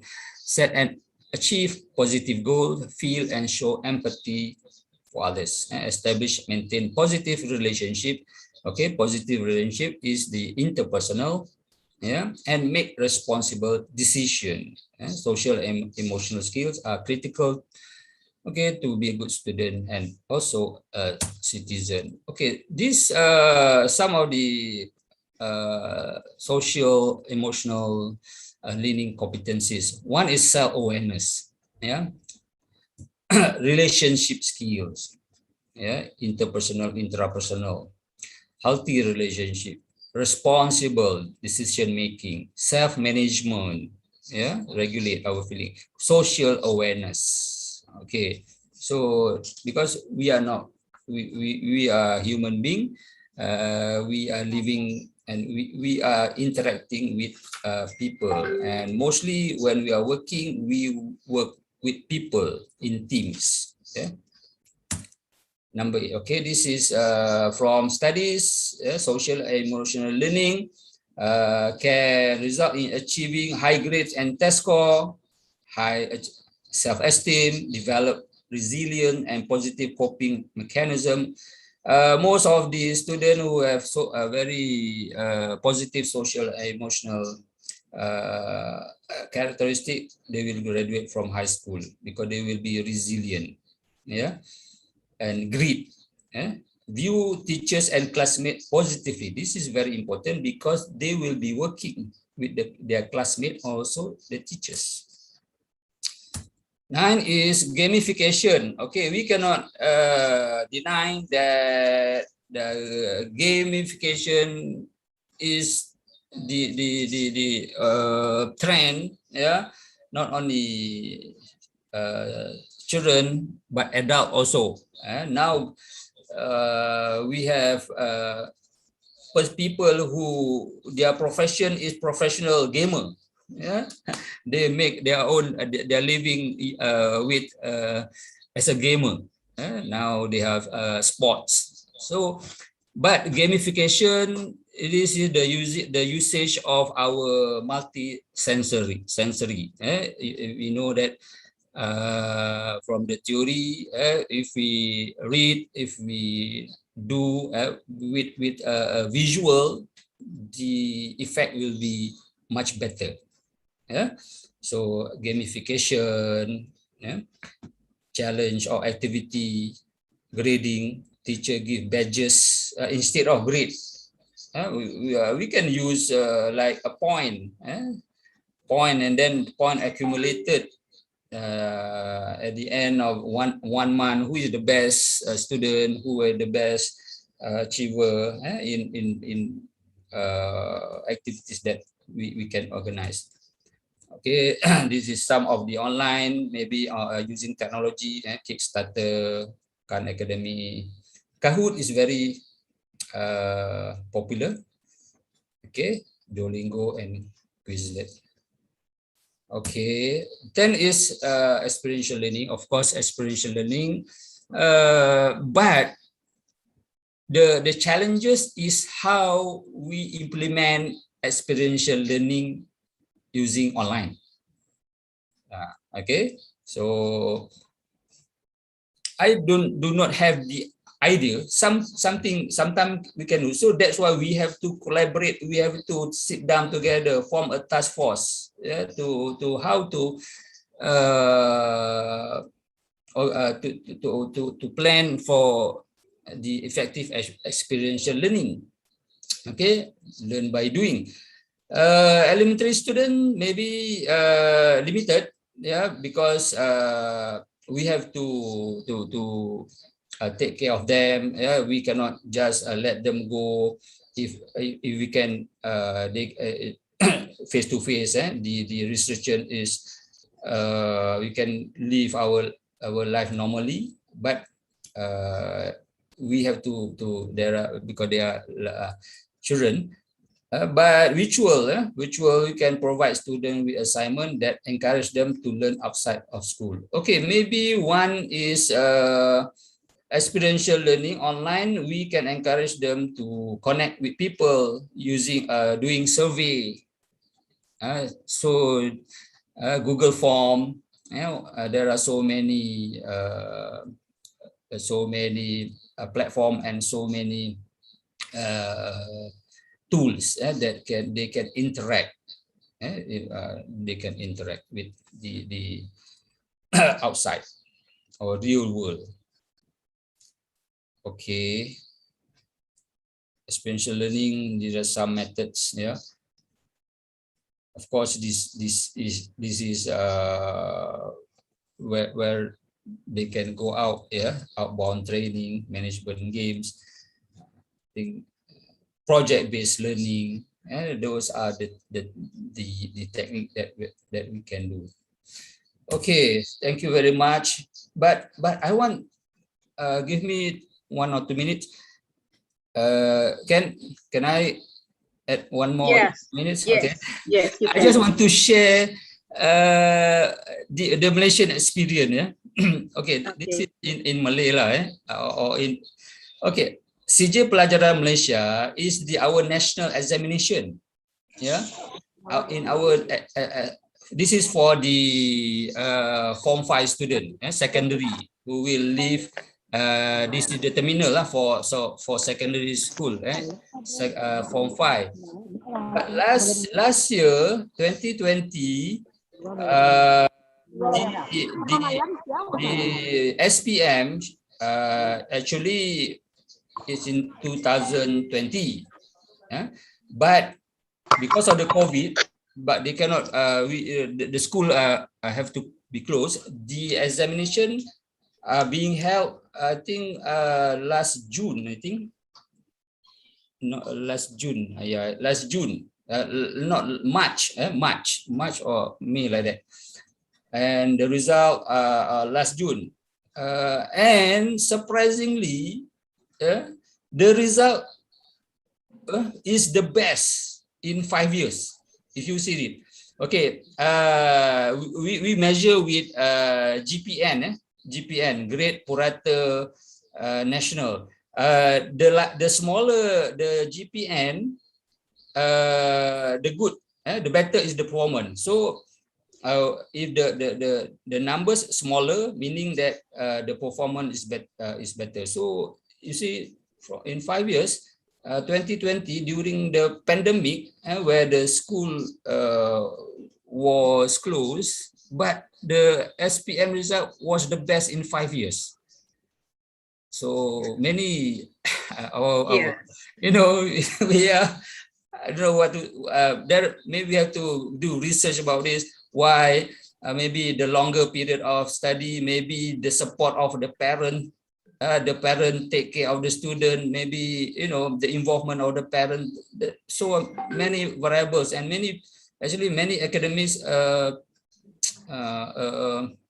You know.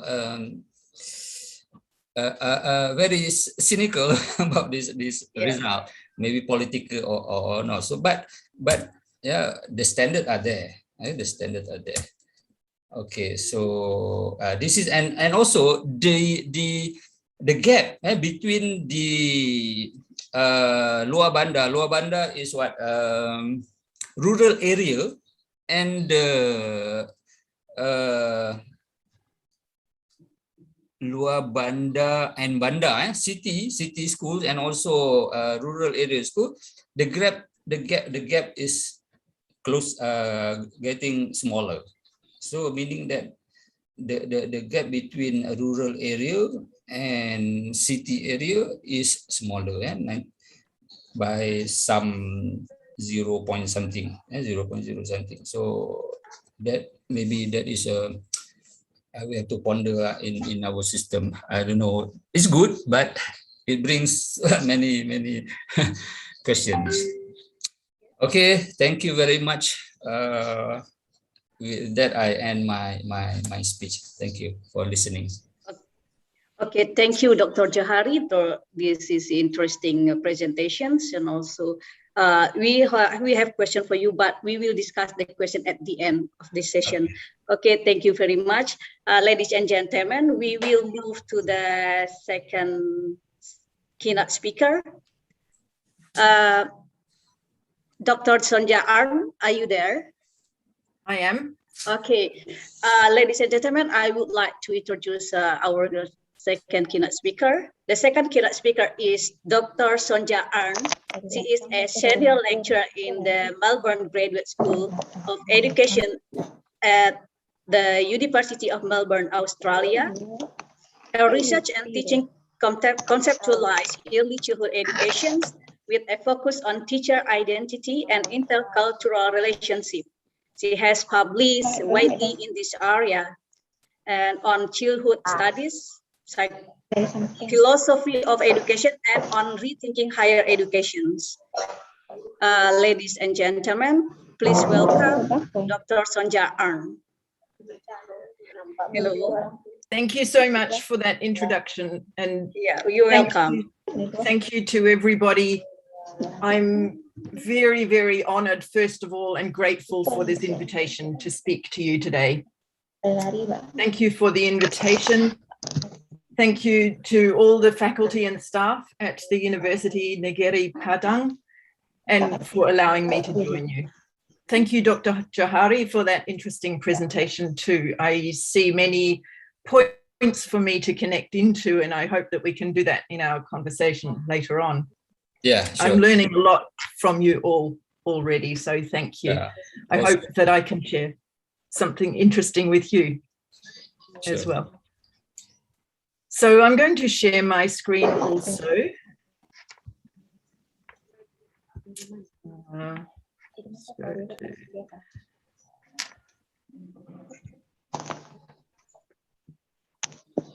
I hope that's visible to you like that. Is that okay? Yes. Fantastic. So, as in the introduction, my name is Sonia Arndt. I'm a senior lecturer at the Melbourne Graduate School of Education, and I teach in the Master of Teaching and the Graduate Diploma courses in early childhood education and primary education. So in that area of basic education in the early years. Prior to my move to Melbourne in 2019, I taught for around 30 years in New Zealand, first as an early childhood teacher and then as a university lecturer. In this time, my key teaching and my research interests have developed very strongly around the critical importance of intercultural relationships and collaborations across countries. And this continues to inform my teaching and my learning. The importance of building a strong cultural identity very early in children's lives, particularly, was made evident during some of my work in Kupang in NTT, Indonesia, in 2018 and 2019, where the early childhood teachers that myself and my colleague worked with published their own local language picture books to use in their early childhood settings. Oh, sorry. In the Kupang Regency in Nusa Tenggara Timur, we supported teachers to write and illustrate their picture books using local stories and languages. 30 picture books were published and were launched at a ceremony there by the National Director of Early Childhood Development. These picture books were distributed to 100 PAUD in the Kupang area and are available to access on the Ministry of Education and Culture website under this link. So if you're interested to access them, then I think that these are going to be made available to everybody. Is that correct? These PowerPoints? Yes. So, okay, so this link will be available to people. Fantastic.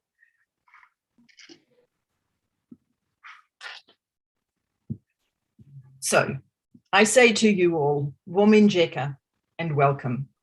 I think that in Indonesia, there are over 800 languages spoken. Am I correct in that? Yes, there are so many languages here. So many languages. Yeah. And in Australia, there are 250 Aboriginal languages. Okay. With over 800 dialects. So I'd like to begin my presentation with a welcome in the language of the Aboriginal people of the land on which I live and work here in Melbourne. They're the Woiwurrung or Wurundjeri people of the Kulin Nation. And I'd like to acknowledge their elders, past, present, and emerging, as the traditional custodians of these lands. At the same time, I also recognize that all of us at this conference are attending from different places and to acknowledge the traditional owners of the lands that each of us are on today.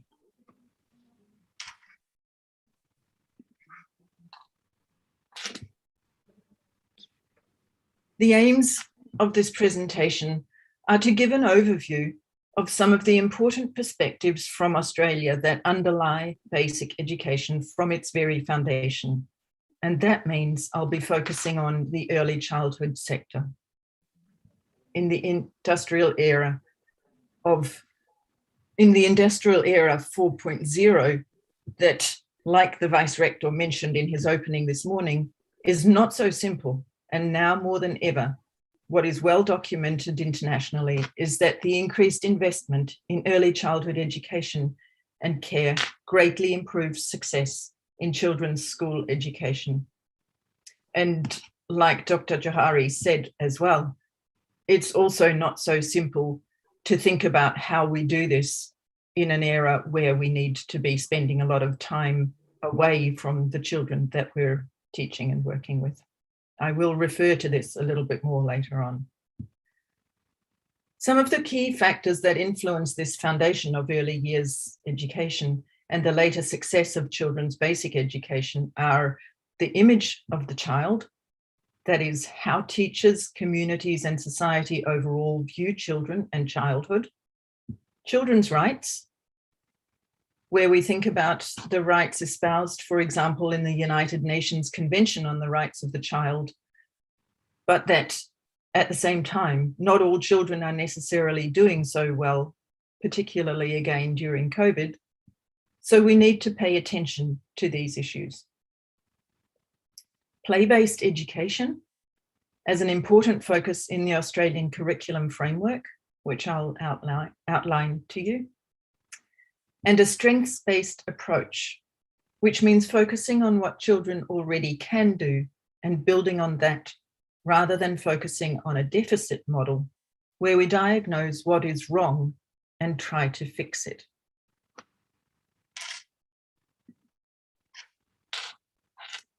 But first of all, let's have some background. You may be familiar with some of these points.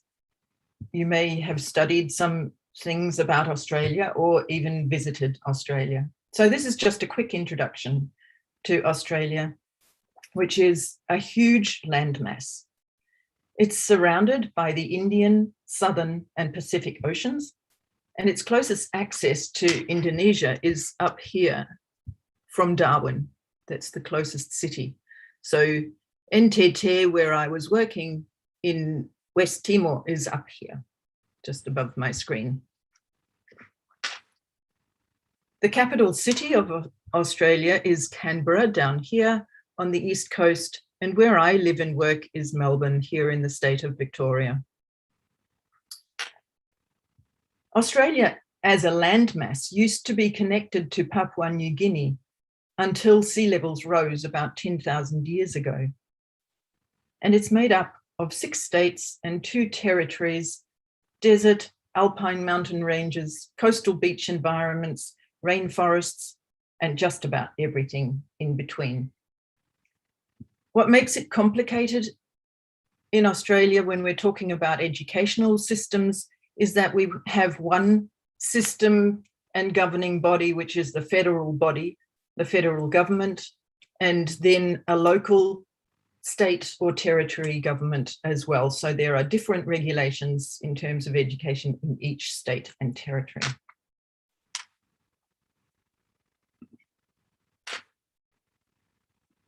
When I welcomed you into this presentation using the Aboriginal language, it's a part of what we're working on very strongly in Australia, and that is to recognise the Aboriginal culture as the oldest civilization in the world.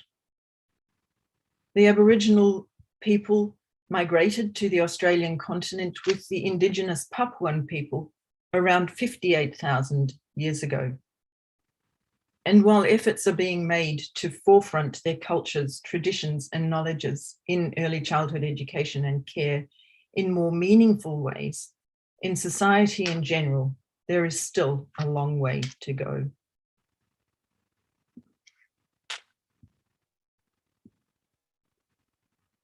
When we think about Australia, you might also recognise some of these iconic symbols of Australia.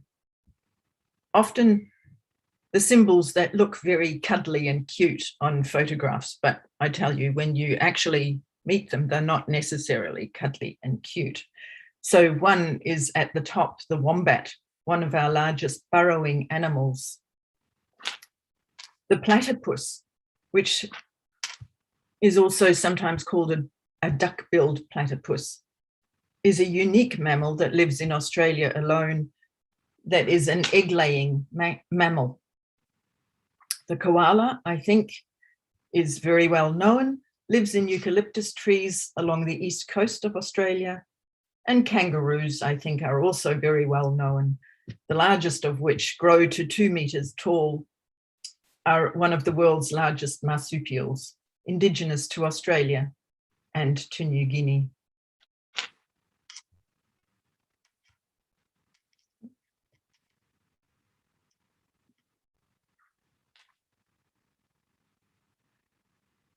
So when we think of Melbourne in the state of Victoria, it's the capital city of Victoria.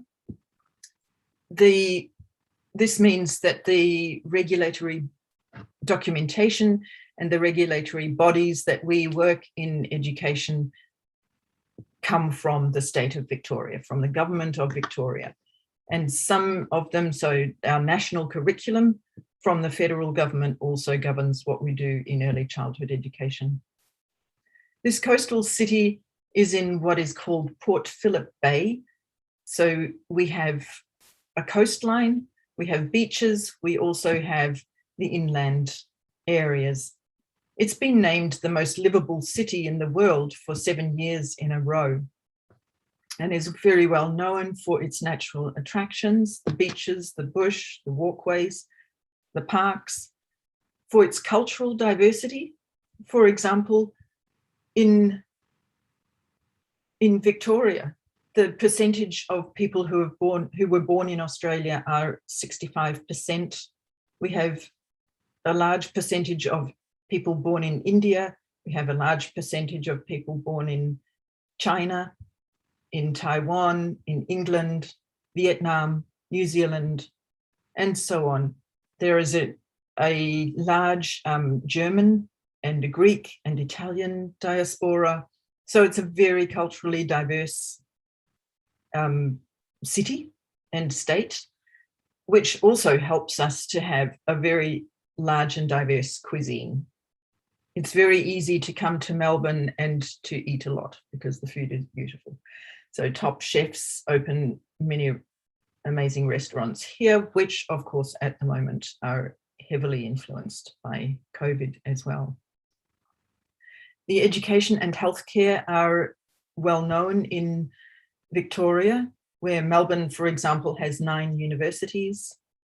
It's well known for style as a fashion and architecture capital, for its arts and entertainment, including theatre, live music, and world-class exhibitions, and for sport. At the moment, to carry on from Dr. Johari's presentation, as in many countries, most of these factors in Melbourne are deeply affected by the COVID pandemic, and so is the education sector. We're currently still in lockdown, which means, as in Malaysia and many other countries, most education settings are closed. The thing that's happening in our state is that early childhood settings are required to stay open. So it's considered that early childhood educators and settings are required to keep the essential services open.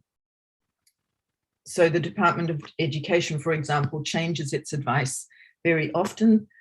While the early childhood centres have remained open throughout the pandemic, it's been placing both teachers and children in risky positions in the name of trying to maintain some normality, both for children and for those parents employed in these essential services. This has meant, like in many other countries, that teachers have become the unwitting frontline workers who are in many instances keeping communities functioning during this time. Increasingly, though, the teachers that I'm working with and the early childhood education student teachers that I'm working with are becoming very anxious about this situation. So it's creating a tension between them and the local Department of Education and the government mandates for them to stay open.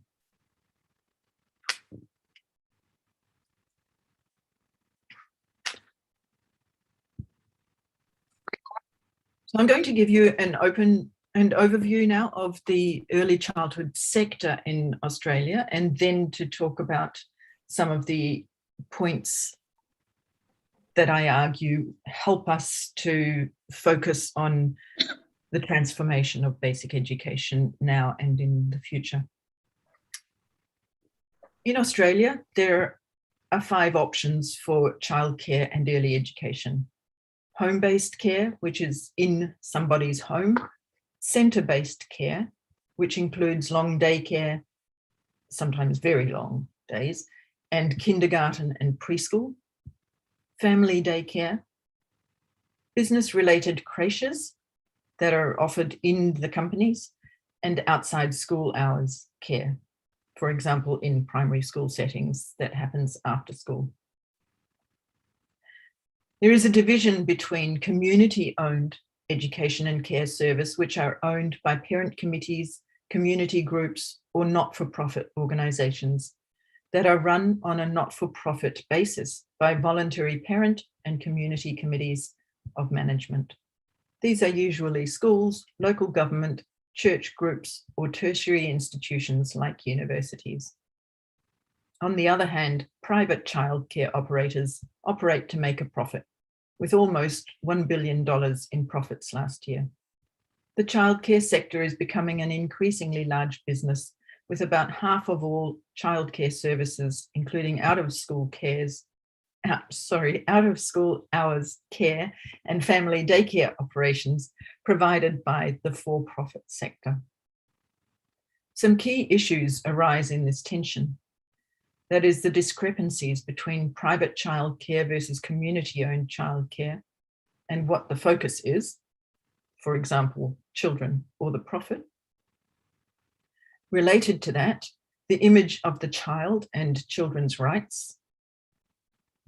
And then the focus on identities in communities that result in respecting or not respecting cultural and ethnic diversity, and including the foregrounding of Indigenous perspectives, as I mentioned earlier on. As I also mentioned, there is a national curriculum in Australia, which is very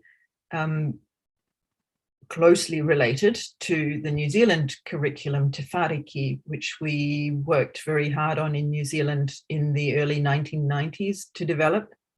The Australian curriculum, Belonging, Being and Becoming, was developed in 2009, built on Te Whāriki. So if some of you know Te Whāriki, then you'll recognize a lot of the terms in this document. Belonging, Being and Becoming is the national curriculum, so it works across all of the states and territories in Australia. And it's founded on 5 practice principles. And I think you'll see some close resemblances here to the principles, the 10 principles that Dr. Johari was mentioning earlier on. One is to build secure, respectful, and reciprocal relationships. 2 is the partnerships with early childhood settings and parents, between early childhood settings, and schools, for example. 3 is having high expectations and equity. 4 is having respect for diversity. And 5 is working towards ongoing learning and reflective practice.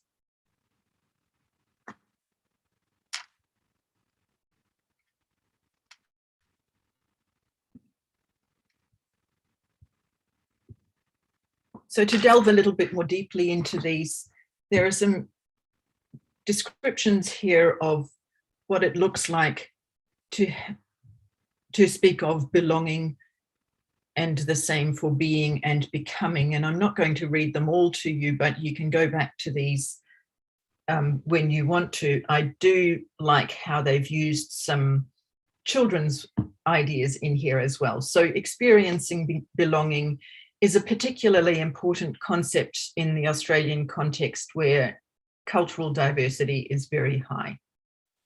So many immigrants live in Australia, many people speak different languages, many people experience belonging in different ways. So Dong, this child, for example, says, "You belong in your house with your family."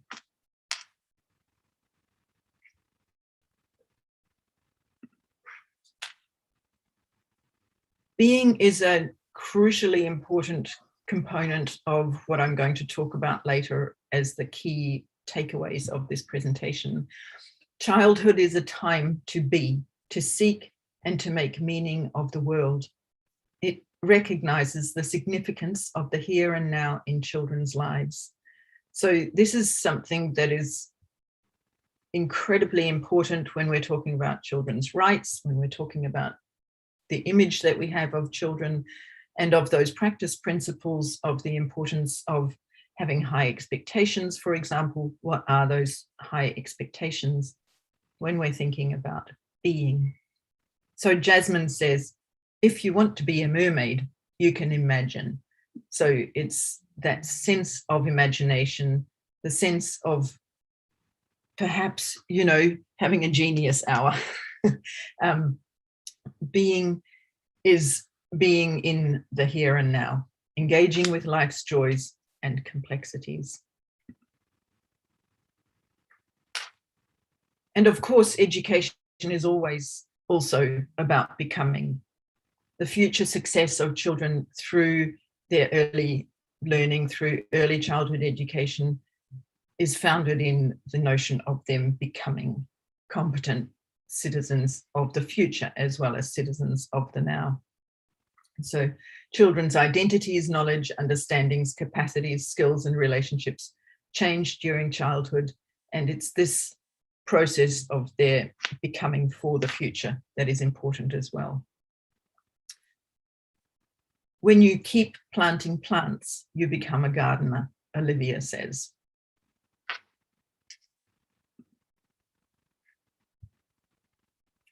So the learning outcomes that the early years learning framework for the national country of Australia is built on are that children have a strong sense of identity. So that relates to that sense of belonging, that children are connected with and contribute to their world, that they have a strong sense of well-being, that they are confident and involved learners, that they are effective communicators. And I want to particularly draw your attention to one of the points that relates to the sense of identity and the sense of belonging, and that is in relation to their cultural competence. The Australian curriculum recognises the diversity of cultures in early childhood settings, since it mentions that cultural competence is much more than just an awareness of cultural differences. In the research that I've conducted and in the work that I did, for example, also in NTT and in many other countries, and with colleagues in other countries, what comes across is that this means that recognizing cultural awareness and cultural competencies is more than taking a tourist approach to curriculum. And by that, I mean that it's more than just seeing the food that somebody eats or seeing the dress that somebody wears or recognizing on one day that might be Culture Day what people from different cultures do. But it's making an effort to really understand from a deep perspective how cultures play out from other people's points of view. So it's about being aware of one's own worldview, as well as being open, developing positive attitudes, but also developing a real openness towards cultural differences that are different and sometimes confronting to us, right? So it's not always that we can feel the same, but it's having that openness also to differences that are different to us that we don't share. So it's about gaining knowledge of different cultural practices and worldviews and developing skills for communication and interaction across those cultures.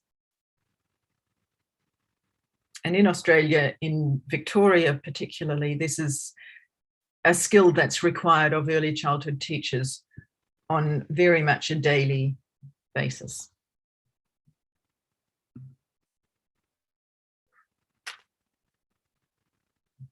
So Victoria developed a curriculum that is based on the Australian curriculum as well to govern the early childhood sector in Victoria.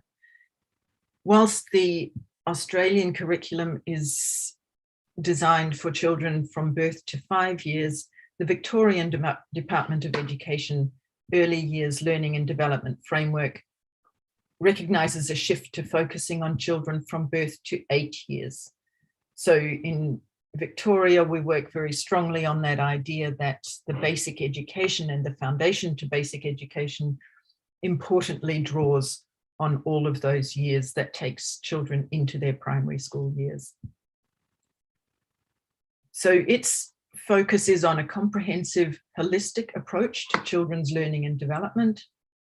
It recognizes health as a crucial enabler for learning and development, recognizes children's well-being, supports relationships and active skill building with the adults in the family. It upholds an image of the child as a rights holder and a caregiver. It sets particular outcomes and practices to guide early childhood professionals in their work.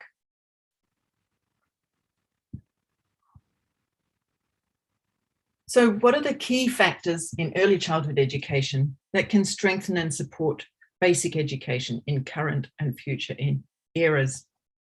I'm going to outline now some of the key concerns and the crucial questions that must continue to be asked, in my view, to strengthen the education and care of very young children, and therefore to enhance their success of basic education now and in the future.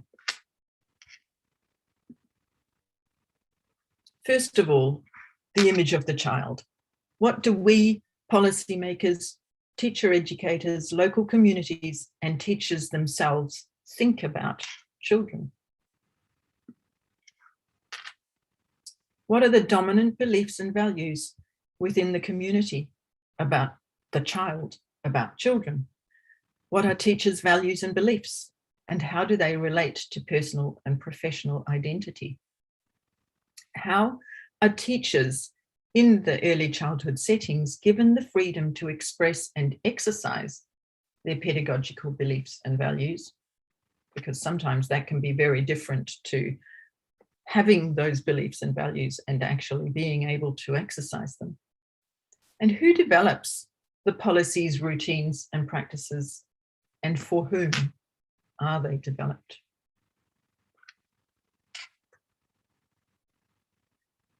So to think about these questions and the image of the child, I'm drawing on here on a study that's very recently come out from the census, which is taken every 3 years in Australia, to talk about what is going well for children. So some of the things that are going well for Australian children, for example, is that death rates amongst Australia's infants and young children have dropped substantially up to 2017, that less mothers are smoking during the first 20 weeks of pregnancy, so it's leading to healthier children, that the proportion of Year 5 students achieving at or above national minimum standards for reading and numeracy have increased between 2008 and 2018, and that the rate of children aged 10 to 14 under youth justice supervision has decreased to 2017 and 2018. So some things are going relatively well for children in Australia, but there are still concerns. And when we speak about having an image of the child, some of these are still factors that could be better. So children's health could be improved through what they're eating. Children's health could be improved through less hospitalization. And children's health could particularly be improved through increased attention to those families, and particularly children who are homeless or living in poverty.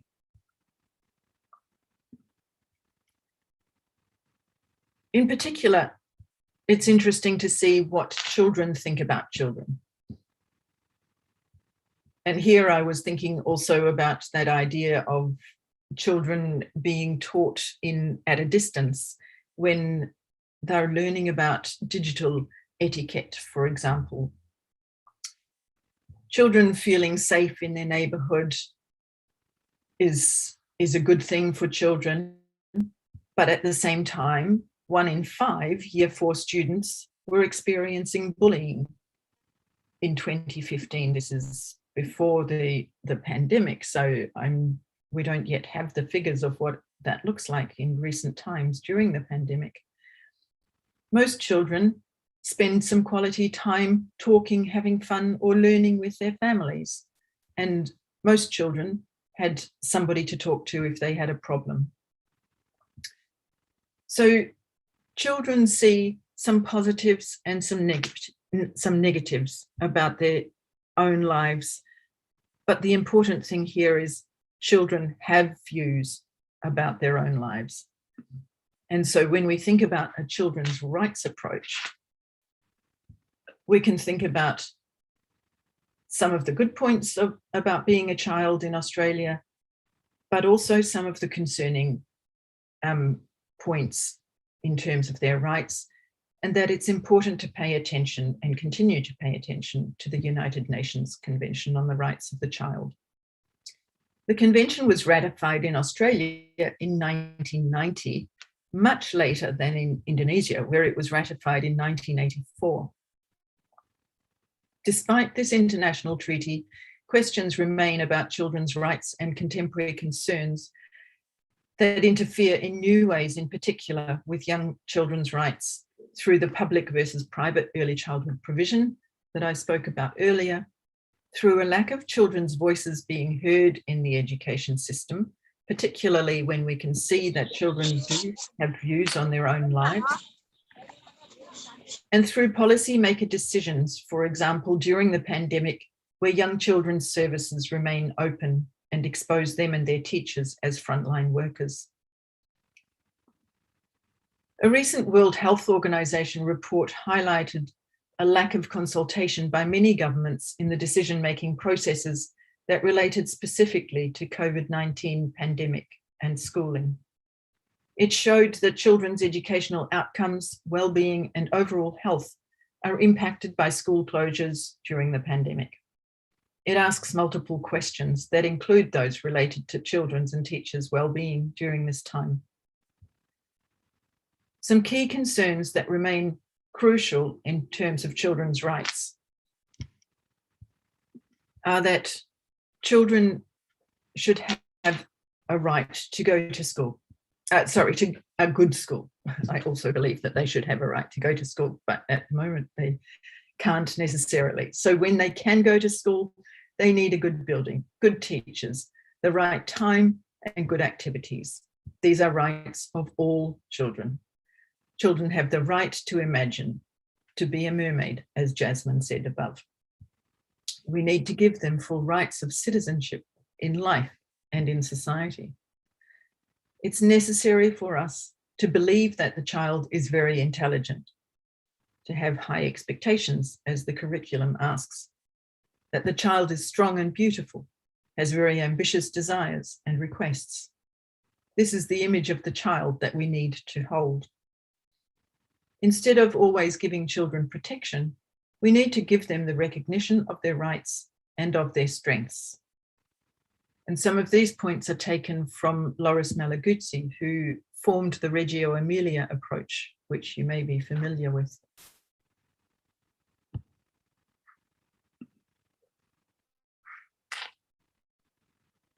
In Australia, one of the strong areas of children's rights is focused on a play-based approach. So in the early years learning framework, play-based learning is seen as a context for learning through which children organize and make sense of their social worlds as they engage actively with people, objects, and representations.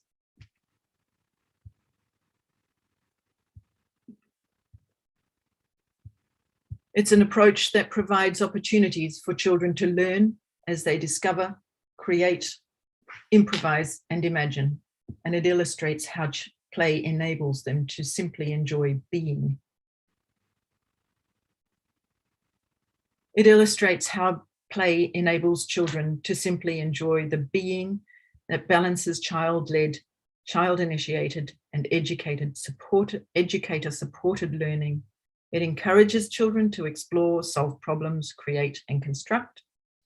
and it involves educators being deliberate, purposeful, and thoughtful in their decisions and actions. Play-based learning is the opposite of teaching by rote or of continuing with teaching traditions simply because these are what we've always done.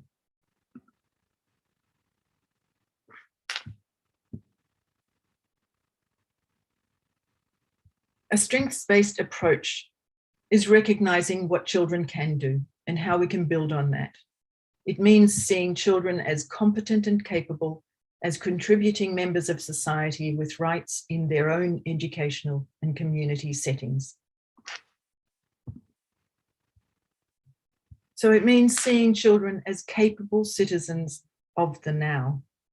And here I draw on a study from the Melbourne Graduate School of Education in an industry report that highlights this view to challenge dominant views that see children as in deficit against benchmark targets, for example, that are based on traditional views of development, that have an over-reliance on child development and human capital theory, and narrow views of early childhood research in policy and teaching practice, and that challenges intervention models in which a dosage is applied to lead to a desired outcome. These factors are seen as limiting the potential of a more inclusive and wide-ranging approach to the education of young children that recognises the strengths that all children bring to their educational settings.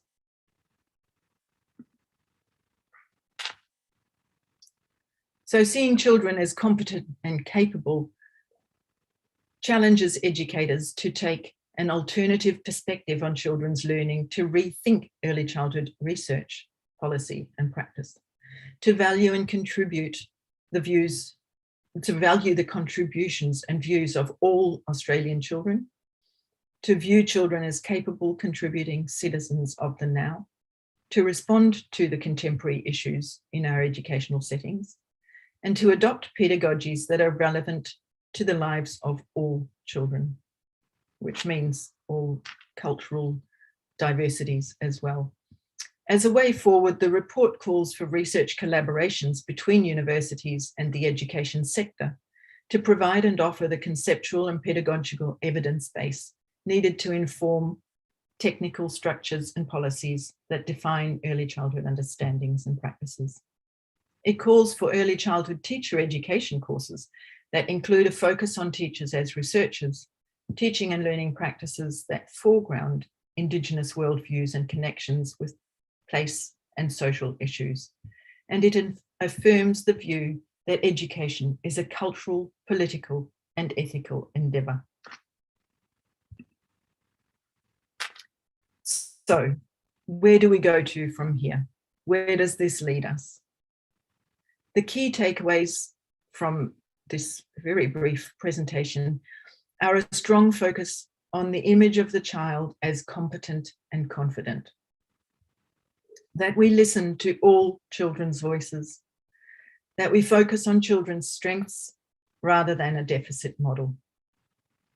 These require a willingness from all of us in the education system to take risks, to recognise and integrate relationships with local people and place, to embrace a sense of discomfort with the uncertainty that this raises, and to continually ask questions. Thank you so much for listening. Okay, thank you, Dr. Sonja Arn. This is a really interesting presentations, and maybe we will move to the next speaker and will be moderated by Ms. Devi. So we will wait for the discussion sessions. We already have some questions from the participant. Okay, thank you very much. Ms. Devi, are you there? Are you there? Yes, thank you, Lena. Okay, yes, time is yours. Nice to meet you, Sonia. It's lovely to meet you too. Thank you. Yeah.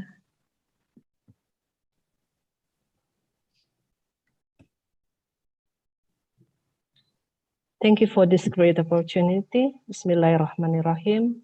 Alhamdulillahirabbil alamin. Wassalatu wassalamu ala asyrafil anbiya'i wal mursalin nabiyyina wa habibina Muhammadin wa ala alihi wa sahbihi ajmain. Wa man tabi'ahum bi ihsan ilal yaumiddin amma ba'd. The Excellency Rector and Vice Rectors of Universitas Negeri Padang, the Honorable Vice Dean, Chairman and Secretary of all study programs at Faculty of Education, Universitas Negeri Padang, all professors at Faculty of Education, the Chief of Committee of International Conference, and all committee members, all lecturers at Faculty of Education, Universitas Negeri Padang, ladies and gentlemen, and in this great opportunity, I would like to invite Professor Amirah Ghazali, and she was already with us now. Thank you for your coming, Professor. I would like to introduce her short biography. Professor Munirah Ghazali, PhD, is senior professor. She is also a researcher, book author, journal editor, and School of Educational Studies, University Science Malaysia. Her current positions as the coordinator of Region Center of Expertise, EST Penang, University Science Malaysia, hosted by United Nations University, Tokyo and Japan. Expertise area on mathematics education, children's number sense, numeracy, and effective teaching for numeracy education for sustainable development, and teacher education. She received 40 awards and honors from Southeast Asia countries, America, Africa, and some European countries. She wrote some books and published articles in some journals. I would like to invite Professor Munirah, PhD. Time is yours. Thank you. Thank you very much, Madam Moderator, Miss Dewi. Assalamualaikum and salam sejahtera. Greetings to the Honorable Rector, Vice Rector, the Deans, and all the distinguished guests. I am, as Sonia said, and also Johari said, very honored and grateful to share and to be in this virtual conference, but it feels like, after listening to the speeches and the keynotes, the sharings, it is very rejuvenating to talk, to discuss about early childhood education. So now, Ms. Dewi, can I try to see if I can share my screen to share my PowerPoint? Okay, so I'll go to PowerPoint.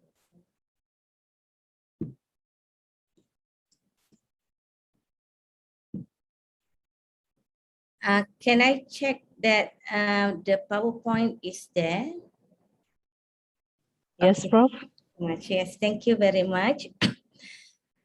First of all, thank you very much, especially to the organizers for this opportunity to share, and also if people say meeting of the minds is being inspiring to just to meet online, to share on issues that I am sure we are very passionate about. And for my case, today I would like to share with everyone a research on preschool teachers' perception of teaching early mathematics, because my area is mathematics education. And also at the end, because now I am also from two universities. I'm an honorary professor at University Science Malaysia, but I also starting work with Al-Bukhari International University.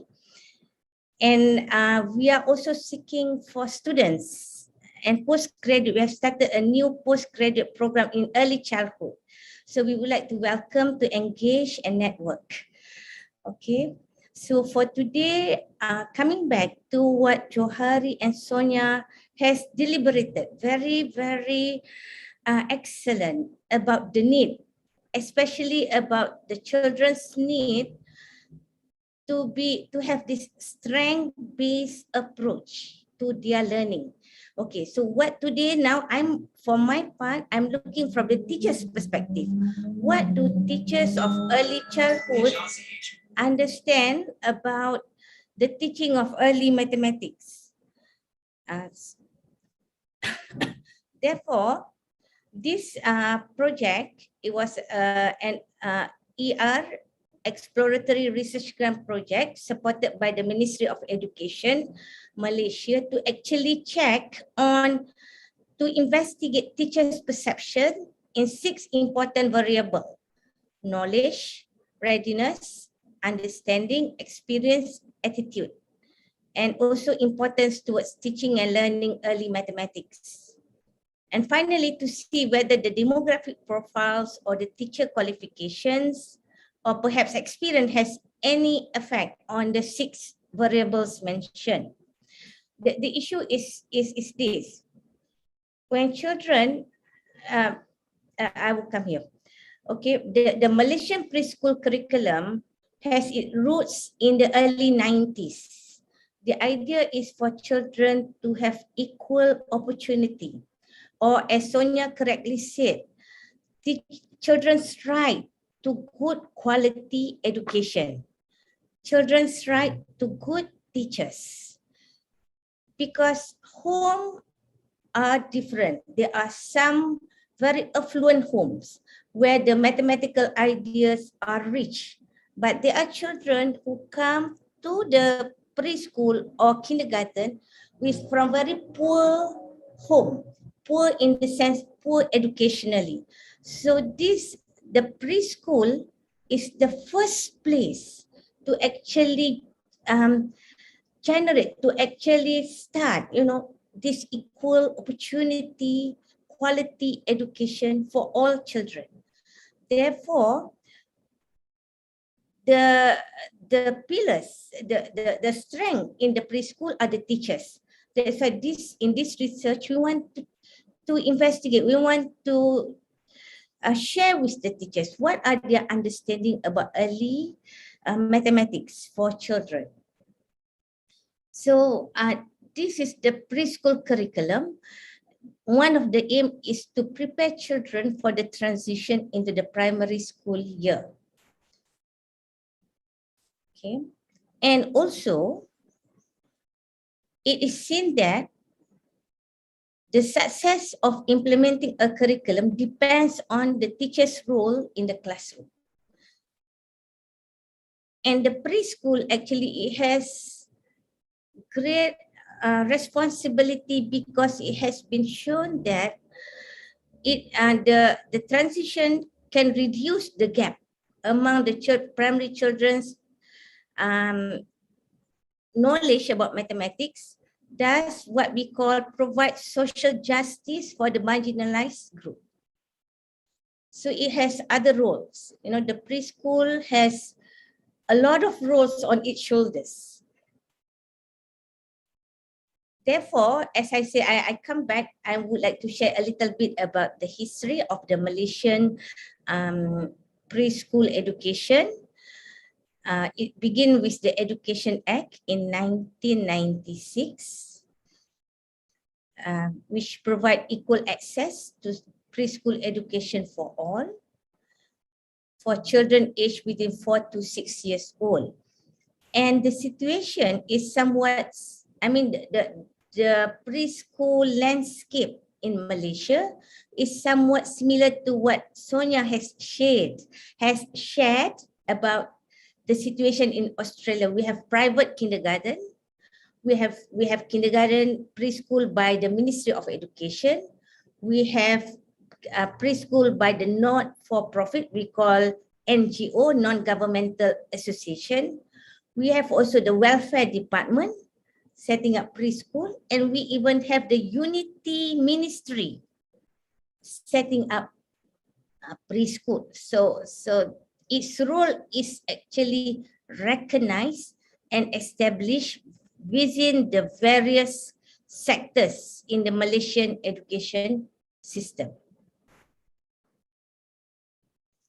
And I would like to walk you through a little some of the initiatives. For example, in 1992, they set up the preschool classes in the national school. Previously, the primary schools begin at 7 years. Children 7 years old will go to the primary school. There is no preschool. But since 1992, they are what we call annex to the primary school, and they are preschool classes. And I shared just now, we have many different ministries and also many different association and efforts, from the non-governmental association or to the private business preschool.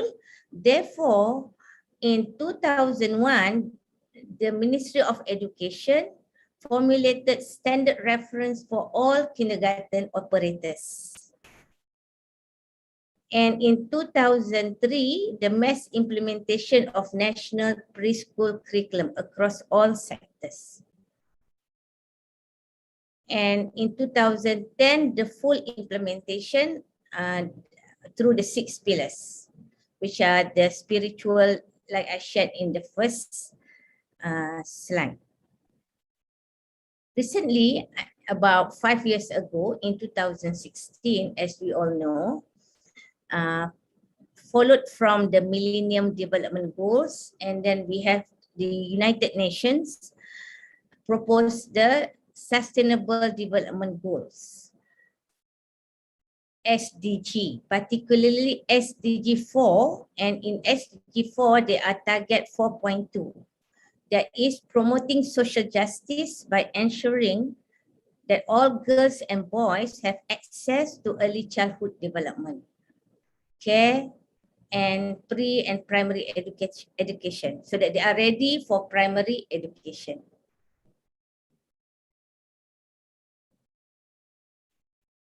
So the curriculum in 2017 was reviewed to accommodate for elements of sustainable development goals, and also for it to be coherent with the Malaysian Education Development Plan to 2013 to 2030. So this is seen as initiative from the policy level, from the top level. We are looking at the top level. The ideas, the concept are in place. Okay, for this research, I'm coming at the teachers level. Okay, and before that, I would like to share SDG 4, quality education, because we see Goal 4 aims to ensure that all people have access to quality education and lifelong learning opportunities. And it focuses on the acquisition of foundational and higher order skills at all stages of education and development, because we believe that these higher order skills is possible for all stages, even as young as primary school and preschool children. Okay. And in this target 4.6, numeracy, the early mathematics, is given special attention, which states that by 2030, ensure that all youths and a substantial proportion of adults, both men and women, achieve literacy and numeracy. Because this will allow them to actually now understand the world around them. But we see the reality now. This is under UNESCO Institute for Statistics. Raised concern that 617 million children and adolescents worldwide, 6 out of 10, are not reaching minimum proficiency levels in reading and mathematics. So the number is still big out there. Maybe the situation in Indonesia, in Malaysia, and in Australia, and also other countries maybe better than this, but the reality is there are some places in this world where this is issue for concern.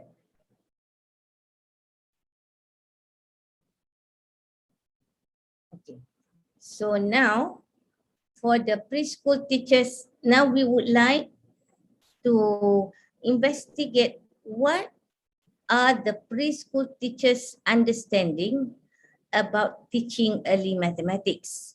Because as I've shared just now, the teachers has the central role. So how the teachers understand what mathematics is about is what will be transferred to the children. So there were 6 constructs that were looked at. One is knowledge about preschool mathematics. Second, readiness to involve in mathematical activities at preschool. Third, about numeracy, whether the teacher understand that numeracy is an important aspect of early childhood mathematics.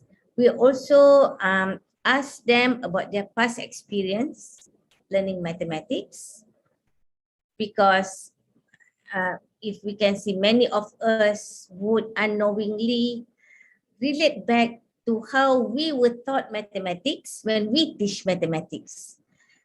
I wish, I can see how many of the audience are mathematics teachers or teachers. It doesn't matter whether it's mathematics or other subjects, but when we teach, we sometimes unknowingly relate back to how we were taught. So that understanding is important for us to actually step up our teaching or break perhaps some unfortunate habits.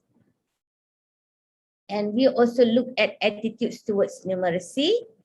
And finally, we also investigate the importance of knowledge about preschool mathematics.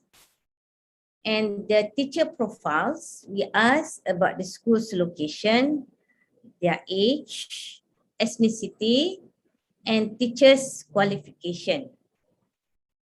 Yeah, teacher's qualification means we ask about the highest academic achievement and whether they have been to any professional training in the field of study and also in early childhood education and mathematics, or whether, because unfortunately, sometimes, especially if the preschool are run by volunteers, people will volunteer, which is good. Yeah, but we need also, but in order to teach early childhood mathematics, the teachers need to be trained. They need to have the knowledge about what it's about in early childhood education. So we ask about whether they have been involved in any professional training. And also we ask what factors significantly affected their perspective in teaching and learning early mathematics. Okay, so these are the demographic profile for the teachers. The teachers are from the northern part of Malaysia, and also from, if many of my colleagues from Indonesia or maybe Australia are aware, we have West Malaysia and East Malaysia. Yeah. And so in this study, we have teachers from both West Malaysia and East Malaysia. And they are also from urban and rural schools. And the ages, the most are from 31 to 40 years old, in their 30s, with some in their 40s, and a small portion in their 50s. Okay, and also the highest academic qualification, normally the teachers wrote that they have a diploma. It is not necessarily diploma in early childhood, but they have a diploma in some subject about teaching.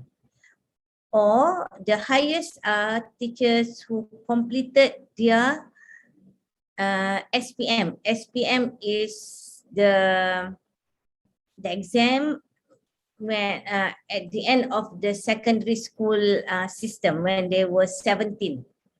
Yeah, this is like akin to like ICCET. So many have SPM. Yeah. And also many of them have diploma in education, 72%, and some has professional certificate, and only 2.6% has a degree in education. So this is something that as we promote that we need is quality education. One of the implication is we also need to see the quality of our teachers. How are we preparing quality teachers for our children? Quality means they are taught, they are trained in the area that they are going to teach. And the option, many of them are not trained in mathematics. Almost 91% are from other options. Yeah. And also their experiences in teaching mathematics. We have 1 to 5 years, 13%. Most are from 6 to 10 years. And many sometimes move on, yeah, from teaching early childhood to maybe to other areas of education. So that's the demographic profile. And now,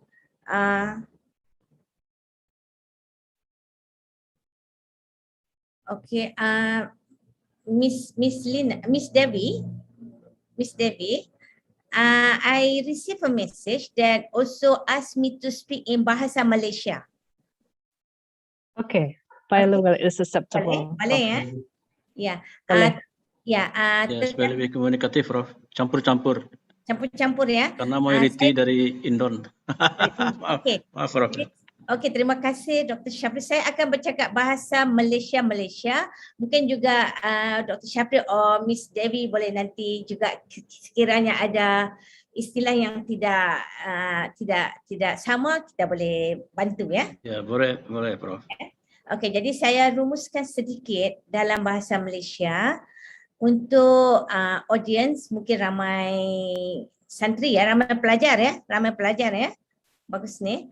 Ya, Prof, pelajar. Ya, kajian apa yang saya buat di sini ialah melihat guru prasekolah. Okay, tadi kita melihat from Profesor Johari and Profesor Sonia. Dari Profesor Johari dan Profesor Sonia tentang kepentingan pendidikan awal kanak-kanak yang berkualiti. Satu aspek ialah guru. Jadi apa yang saya kongsi di sini ialah apa kefahaman guru-guru data ini di Malaysia. Mungkin sekiranya berminat ya Dr. Syafri boleh diulang di Indonesia. Kita melihat bagaimana guru-guru Prof, ya. Diulang lagi ya. Ya. Terima kasih, Prof. Bagaimana guru-guru prasekolah memahami matematik ya di sekolah. Ya. Dan juga kerana kita melihat satu lagi prasekolah ataupun kindergarten adalah rumah pertama. Kerana rumah, setiap anak dari rumah yang berbeza. Ada rumah rezekinya bagus. Ya, di rumah itu sangat kaya dengan elemen matematik. Ada anak rumahnya sangat miskin. Miskin maksudnya mungkin ibu bapanya terlampau sibuk tidak berbicara dengan anak. Tidak ada secara tidak rasmi apa itu matematik. Ya, jadi kita melihat preschool adalah tempat pertama yang sangat penting untuk imbangkan kembali untuk menyediakan anak-anak masuk ke zaman persekolahan. Dan dalam saya, disebabkan bidang saya matematik, kita melihat matematik kerana matematik dilihat juga sebagai suatu faktor penentu untuk kejayaan di masa hadapan. Because mathematics is seen as important determinant for success in future learning. Ya. Jadi oleh itu tadi saya telah bincangkan kajian kepada guru-guru, dan dalam kes ini guru-gurunya daripada Malaysia Barat, Malaysia Timur, ada gurunya ada umur 30-an, 40-an, tidak ramai yang 50-an. Ada guru, kebanyakan guru-guru mempunyai diploma tetapi bukan dalam bidang matematik. Dan juga kita melihat apa lagi ya, guru daripada bandar dan luar bandar. Ya. Okay. Sekiranya ada yang perlu diterjemahkan, mohon Miss Dewi ya untuk bantu. Jadi sekarang, now we want to look knowledge about preschool mathematics. What is the, apakah yang guru itu faham tentang matematik prasekolah? What the teachers know about preschool mathematics? So there were 11 items, ada 11 soalan yang ditanya. Saya di sini saya ada jadual tapi saya hanya kongsikan dapatan. Yeah, I have the data but I will only share the finding. First, we see that the teachers have, they said they understand much about problem solving. But they said we don't really know about classify and counting, or how to use concrete material in teaching. Ya, jadi di sini kita lihat guru-guru mengatakan mereka confident untuk mengajar contohnya problem solving, soalan-soalan berbentuk penyelesaian masalah ya. Berbanding kalau untuk mengajar classify, kategori ataupun mengira counting ataupun menggunakan bahan maujud, bahan konkret. Ya. Jadi di sini kita telah melihat satu imbalance yang mesti diperbaiki. Kerana pada peringkat prasekolah, dia begini. Apabila kita mengajar, kita adalah orang dewasa. Kita melihat dunia dari mata kita sebagai seorang dewasa. Tetapi kanak-kanak mungkin melihat dunia dari pandangan mata seorang kanak-kanak. Jadi di sini saya bagi satu contoh. Ada seorang pelajar saya baru habis tamat PhD, baru bentang Viva. Antara dapatan kajian beliau ialah anak-anak melihat sekiranya kita memberi kuantiti sebiji bola besar atau 2 biji buah apple, mana lebih banyak? Mungkin untuk supaya audiens sekarang sudah tengah hari ya, audiens boleh cuba jawab. Kalau kita tanya anak-anak 4 tahun, kita bagikan soalannya berbentuk kuantiti. Kita bagi sebiji bola yang besar, bola football itu. Berbanding 2 biji apple. Agak-agak anak menjawab mana lebih banyak. Apples kayaknya, Prof. Two apple, Prof. Two apples. Apple. Two Ya, apple. thank you, ramai. Saya akan tanya Dr. Syafri sebab ini dulu. Bola. Dr. Syafri agak-agak apa ya? Iya, karena 2 itu katanya lebih ramai, karena 2 Banyak. biji. Ya. Begitulah Yang kita. satu cuma ya. Betul. Begitulah kita orang dewasa melihat dunia ya. Kita melihat 2 apple kuantiti lebih banyak. Tapi dalam kajian ini menarik sekali, ramai anak, bukan semua ya, ada yang mengatakan 2 apple tepat seperti dikatakan oleh Miss Dewi. Tetapi ada anak yang masih melihat size bola itu yang lebih banyak sebab saiznya besar. Bukannya kuantiti doang. Jadi sangat abstrak. Jadi di sini perkara-perkara inilah yang perlu mungkin daripada dapatan kajian mesti dimasukkan ke dalam kurikulum guru prasekolah. Ya, kita mesti melihat kurikulum, dan saya amat tertarik dengan Prof Sonia tadi mengatakan strength base. Kita bermula dengan apa yang anak tahu, bukan apa yang kita tahu. Ya, jadi itu memerlukan banyak kajian di sini. Ya. Itu antara dapatan ya. Yang pertama, Ya, jadi ramai guru mengatakan mereka agak selesa dengan problem solving, tapi mereka agak kurang selesa bila sebab counting ni hanya mengira, tapi sebenarnya we can unpack counting. There are many ways of doing counting, and if I remember correctly, Prof. Juhari mentioned about, even in our anggota, there's so many things we can count. 2 eyes, hands, 5 fingers. There's so many interesting play-based activity that can be done. Yeah. So that's the first finding. The second one is the readiness. Readiness is interesting. We discovered that the teachers report that they are ready towards verbal and action-based communication, that they're ready, if it's something that we talk about. But they said they are less ready to prepare concrete material and mathematics activity based on simple like singing mathematics. Yeah. Therefore, untuk kesediaan apa yang teachers sedia untuk lakukan semasa mengajar anak-anak, ya, ramai guru yang mengatakan mereka sedia sekiranya itu adalah verbal, apa yang dicakapkan, ataupun aksi, aktiviti. Tetapi mereka agak tidak bersedia sekiranya pengajaran melibatkan bahan konkret dan juga mungkin aktiviti yang bukan matematik, contohnya menyanyi. Ya, jadi di sini juga dapatan kajian ingin mencadangkan ya kurikulum untuk guru prasekolah juga melihat ya, sebab ramai guru melihat bahan konkret ini adalah bahan yang kita dapatkan daripada toko yang kita beli. Ya, tetapi sebenarnya di keliling kita banyak bahan. Diri kita sendiri pun ada banyak bahan yang boleh digunakan. Jadi bagaimana kita mengkayakan itu? Itu mungkin antara perkara yang perlu dimasukkan juga. Ya.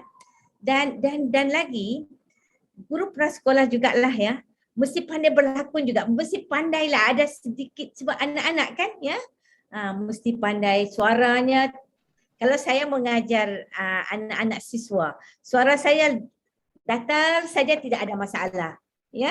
Tetapi kalau kita mengajar anak prasekolah, ada masa kita kena terkejut. Ada masa kita kena pandai berlakon. Ya. Mungkin ini kena ada juga dalam kurikulum guru prasekolah itu. Daripada bahagian seni ya, contoh di universiti mesti ada fakultas seninya ya.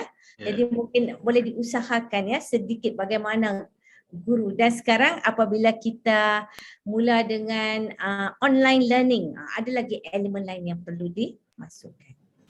Okey, perkara yang ketiga ialah numeracy.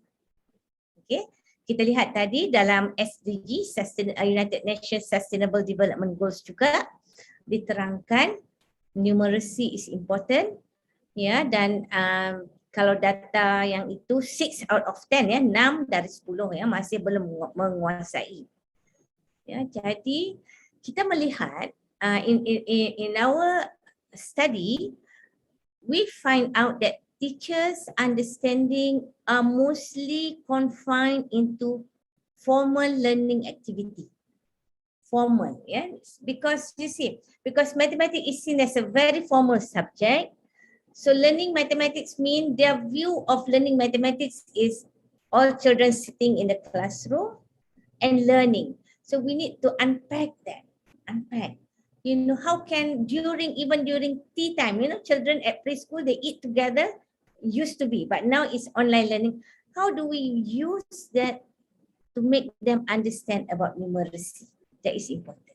So this move from formal to understanding about how social activity, how what we do every day are actually contributing to students learning numeracy.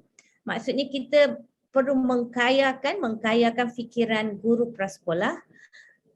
Belajar numeracy bukan hanya formal, tetapi bagaimana aktiviti tidak formal. Makan, berlari, dan sebagainya adalah aktiviti-aktiviti penting untuk meningkatkan numeracy. Di sini, here I would like to share one finding from one of my PhD students. She studied about students' number sense. And in the study, the difficulties that children face is understanding words like less, more. It's very abstract to very young children, less. And especially in mathematics, we like to ask which one is less, which one is more. Okay. But the thing is, from research, it shows that as human, one of the important cognitive activity that is given to us is the ability to see less and more. But when that less and more is communicated as words like less or more, or in bahasa Melayu kurang atau lebih, that's when children has problems. So one of her findings from the study is, in order to improve students learning mathematics, is not to do more exercise. We always say do more exercise, but it's to talk more. Parents talk more to the children, teachers talk more. Okay, para pelajar, okay, saya ingin kongsikan di sini dapatan daripada seorang siswa saya yang PhD yang mengkaji tentang kanak-kanak sekolah rendah. Beliau mengkaji kanak-kanak umur 7 tahun ya, di elementary dipanggil apa ya? Apa dipanggil di Indonesia ya? Panggil apa ya ni Miss Dewi? Kalau di Indonesia sekolah rendah, sekolah dasar. Sekolah dasar. Ya, beliau mengkaji sekolah dasar sebab beliau adalah ketua panitia matematik. Jadi dia mengkaji dan mendapati anak-anak ini walaupun boleh membuat kiraan matematik, tetapi menghadapi masalah dengan bahasa matematik. Bila kita kata kurang atau lebih, sangat banyak, sangat sedikit, mereka tidak boleh bayangkan. Itu adalah sesuatu yang sangat abstrak. Jadi sebenarnya untuk itu mereka perlu banyak, guru lebih banyak bercakap. Bahasa itu mesti hidup. Bahasa itu bukan hanya di dalam kelas matematika. Ya, jadi itu antara dapatan. Jadi dapatan menunjukkan guru banyak melihat matematik sebagai formal, tetapi kita perlu melihat juga peluang-peluang dalam aktiviti tidak formal, di manakah dia matematik di situ. Ya. Okey, kemudian kita juga mengkaji, we also look into teachers' experience and their past experience about teaching mathematics. Ya, dalam kajian ini saya juga saya dan penyelidik melihat pengalaman lalu, ya. Pengalaman lalu sebagai seorang pelajar, sama ada di tadika atau di sekolah. Jadi ramai guru yang mengatakan pengalaman mereka memberi kesan kepada apa yang mereka faham tentang matematik. Sebab itulah matematik mereka sangat formal, dan ramai juga yang takut. Ya, ramai juga yang ada kita panggil anxiety mathematics. Yang kalau ini sebab saya ibu pengetua menyuruh saya mengajar matematik. Kalau tidak, saya tidak mau mengajar matematik. Jadi itu juga mesti di-unpack. That has to be unpacked what mathematics is about. Ya, because kita lihat anak-anak ini, guru-guru ini memberitahu pengalaman lalu memberi kesan kepada bagaimana mereka mengajar matematik. Ya. Saya ingat ramai guru-guru pun faham ini. Tinggal ini data kita dapat sebagai sebuah data kajian. Tapi saya ingat ini adalah benda yang kita semua lalui. Ya. Jadi, oleh itu pengalaman lalu sangat penting. Kita kena revisit kembali. We have to revisit past experience and from there reorient back. Our teacher educators curriculum has to reorient so that if teachers for some reason they want to be mathematics teachers, but they have this experience, so the teacher education's curriculum has to reorient. They have a pleasant experience learning mathematics. Ya, mereka suka belajar mathematics. And next is the importance of knowledge about preschool mathematics. This is interesting. All teachers believe and regard that knowledge about preschool mathematics is important. They dedicate this thing. Ya, jadi untuk bahagian ini saya melihat kita mengkaji adakah para guru melihat penting atau tidak pengetahuan matematik dan semua guru menyatakan itu penting ya. Ya, semua guru setuju adalah penting. Tetapi di dalam hati mereka disebabkan pengalaman lepas masih ada anxiety. Itu mesti diorient balik. Cognitively mereka kata penting, tapi dalam hati mereka masih ada anxiety. Ya. Okey. Kemudian Okay. Okay ya. And the conclusion is teachers have at this point in our study, some of the teachers in our study shared with us that they have limited understanding of how to convert their knowledge and understanding into various classroom activities. Teachers with more experience tend to have better perception in teaching early mathematics. And also teacher training need to emphasize practical techniques to implement content knowledge and pedagogical content knowledge in teaching and learning. Okay, sebagai rumusan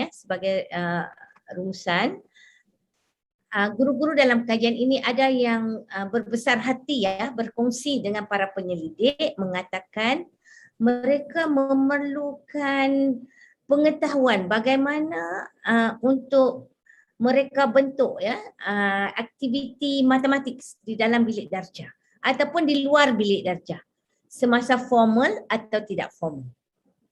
Okay. Dan kita lihat pengalaman adalah penting. Guru yang lebih berpengalaman selalunya memberikan persepsi yang lebih baiklah tentang matematik. Dan implikasi ketiga kalau tadi kita lihat bagaimana saya kembali ke Malaysia kita ada kurikulum untuk prasekolah, maka pada para penyelidik juga ingin mencadangkan kurikulum untuk guru prasekolah juga perlu dilihat supaya memperkasakan guru bagaimana melihat matematik di luar aktiviti formal, bukan hanya formal, tidak formalnya bagaimana, kemudian bermain play based activity bagaimana. And yang penting juga mempertingkatkan pengetahuan tentang bagaimana kanak-kanak melihat matematik sendiri. Ya, sebab tadi contoh 1 biji bola dan 2 biji apple, mana lebih banyak? Anak-anak melihat saiz lebih besar, mereka tidak melihat kuantiti. Tapi kita orang dewasa kita melihat kuantiti. Jadi kita katakan anak-anak itu salah. Jadi bagaimana perasaan anak-anak? Datang tadi kah cikgu selalu kata salah.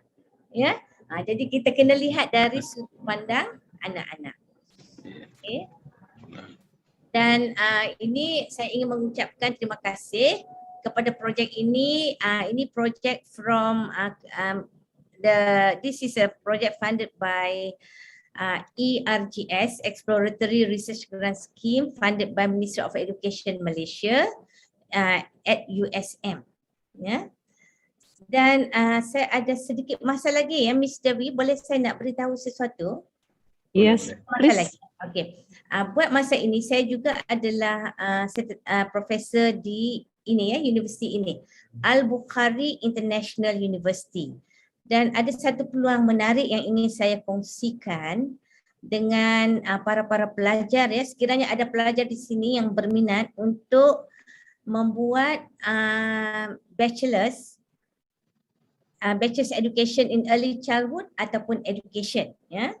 Sebab Al-Bukhari University ini adalah universiti wakaf ya. Ramai saya tentu Dr. Syafri pun tahu dan Miss Dewi wakaf ya. Dia wakaf disebabkan pengasasnya ialah seorang filantropis Said Al-Bukhari. Ya, terkenal orangnya di Malaysia, boleh di Google cari Said Al-Bukhari.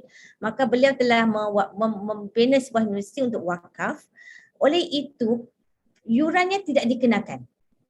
Ini peluang yang agak bagus untuk anak-anak ya. Free ya, Prof, percuma ya? Ya, percuma. Yuran tidak dikenakan and diberi accommodation juga. Iya, iya. Dan lagi sedikit allowance juga. Menarik ni. Ya. Menarik. Dan saya ada pelajar dari Indonesia juga. Jadi saya ingin buka lagi peluang ini ya. Jadi ambil saja nama ini, boleh Google masuk dan saya telah beri pada Dr. Syafri tadi. Iya, Prof. Ya. Program ditawarkan ya, penginapan dan sebagainya. Kemudian ini adalah program-programnya lah. Ijazah Sajadah Muda Pentadbiran, Sains Komputer, pendidikan awal kanak-kanak, pendidikan rendah, media dan juga pembangunan sosial. Yang ini untuk undergrad ya, untuk undergrad anak-anak yang 18 hingga 22 tahun. Ini iklan untuk Malaysia tetapi boleh saja pergi untuk anak-anak dari luar negara. Sebab kita ada pelajar dari semua negara Islam ya, daripada Ghana, Mali, Indonesia, Vietnam, Laos. Jadi bagus tu untuk pengalaman antarabangsa di situ, ya. Dan juga sekiranya bagi Dr. Syafri sebagai pengurusi program ini, sekiranya berminat boleh juga kita lihat bagaimana boleh bekerjasama nanti. Ya, Prof. Dan, terima kasih. Iya. Kemudian sekejap ya, saya masuk satu lagi. Dan pada masa yang sama juga kita sedang baru saja diluluskan oleh MQA program Masters dan PhD. Dan insya-Allah saya diberi tanggungjawab sebagai Head of Program. Jadi saya ingin menyeru sekiranya di sini ada mahasiswa yang sudah tamat kalau S1 ya, sekiranya ingin menyambung S2 atau S3 silakan memohonlah ya, insya-Allah. Ya, Prof. Terima kasih, Prof. Sama. Jadi oleh itu saya kembali kepada tajuk dan sekiranya ada soalan silakan. Terima kasih banyak lagi sekali dan saya kembalikan kepada panggil apa ya? Miss Dewi ya. Miss Dewi. Miss Dewi. Thank you very much. Assalamualaikum warahmatullahi wabarakatuh. Waalaikumsalam warahmatullahi wabarakatuh. Thank you very much, Prof. First, wait for a moment, Prof, because there will be one session for discussion to all of the panelists of this conference. Thank you very much for your explanation. Baik Bapak Ibu semuanya, tadi Ibu Prof sudah men-sharing banyak hal ya terkait mengenai betapa pentingnya peranan guru dalam mengimplementasikan kurikulum dan juga bagaimana adanya kesetaraan hak untuk mengecam pendidikan pada anak usia 4-6 tahun. Ya, di sini perlu sekali peranan guru dalam proses belajar mengajar, kemudian kesiapan materi ajar dan memahami betapa pentingnya numerasi, ya, kemudian pentingnya pengetahuan agar konten materi yang kita sampaikan kepada anak tadi dapat dipahami dengan baik. Okay, thank you, Prof. Please wait for a moment. Ladies and gentlemen, I would like to invite Assistant Professor Dr. Safri Ahmad MPD as the fourth panelist.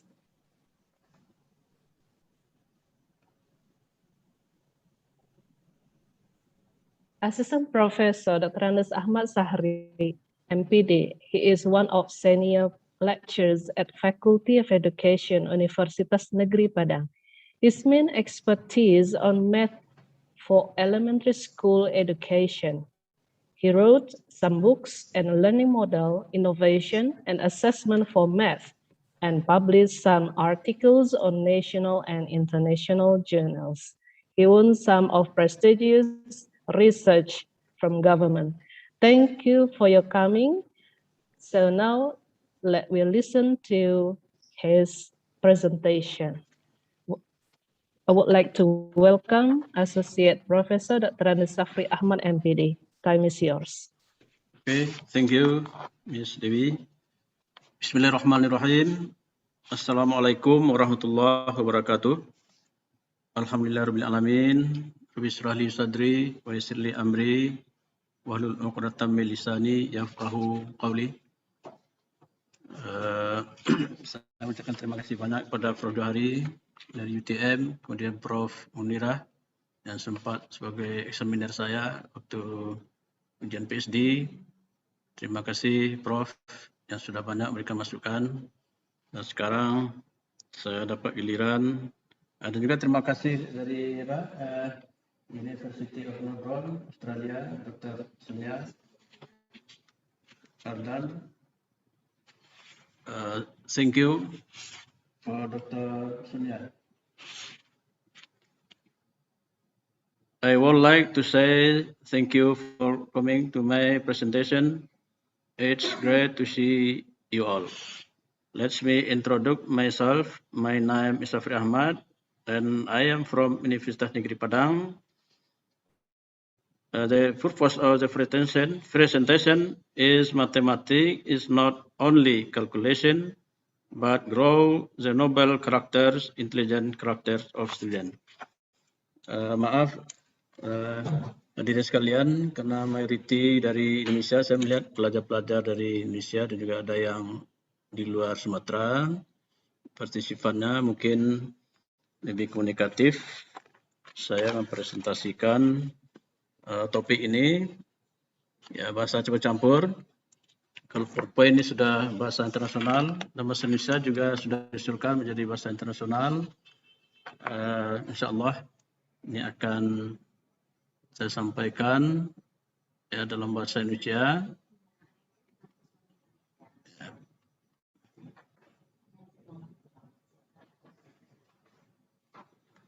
Jadi kalau tadi dikatakan matematik bukan hanya untuk berhitung, calculation, tapi bisa digunakan untuk membangun karakter building peserta didik.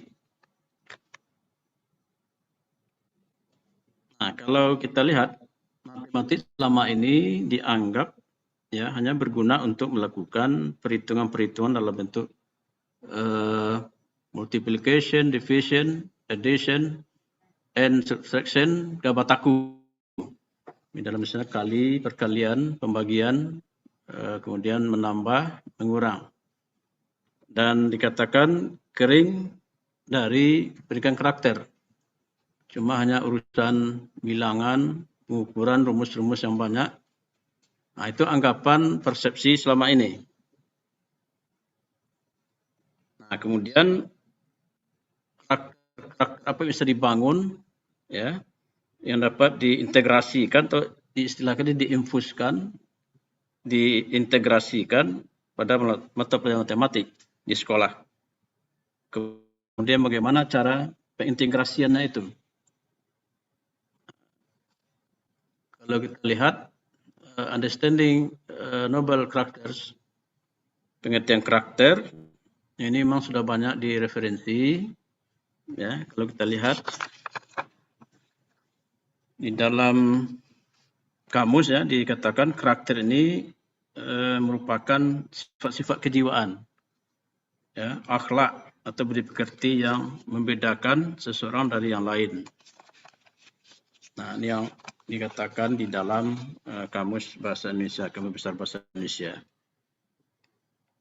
Secara konseptual, seperti penjelasan di ahli yang menulis Sabtono tahun 2011, lazimnya istilah karakter ini dipahami dalam dua kubu pengertian.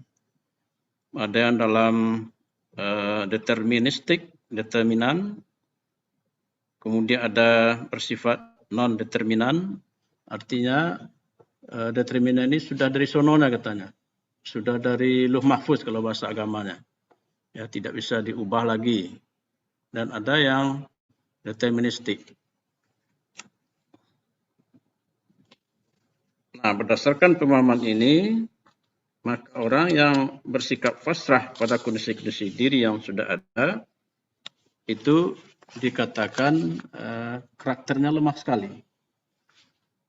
Di lain sisi, mereka yang tidak mau begitu saja menerima kondisi-kondisi yang sudah ada, melainkan berusaha mengatasinya. Ya, disebut berkarakter kuat atau tangguh. Jadi mereka tidak pasrah begitu saja, seolah karakter. Suara.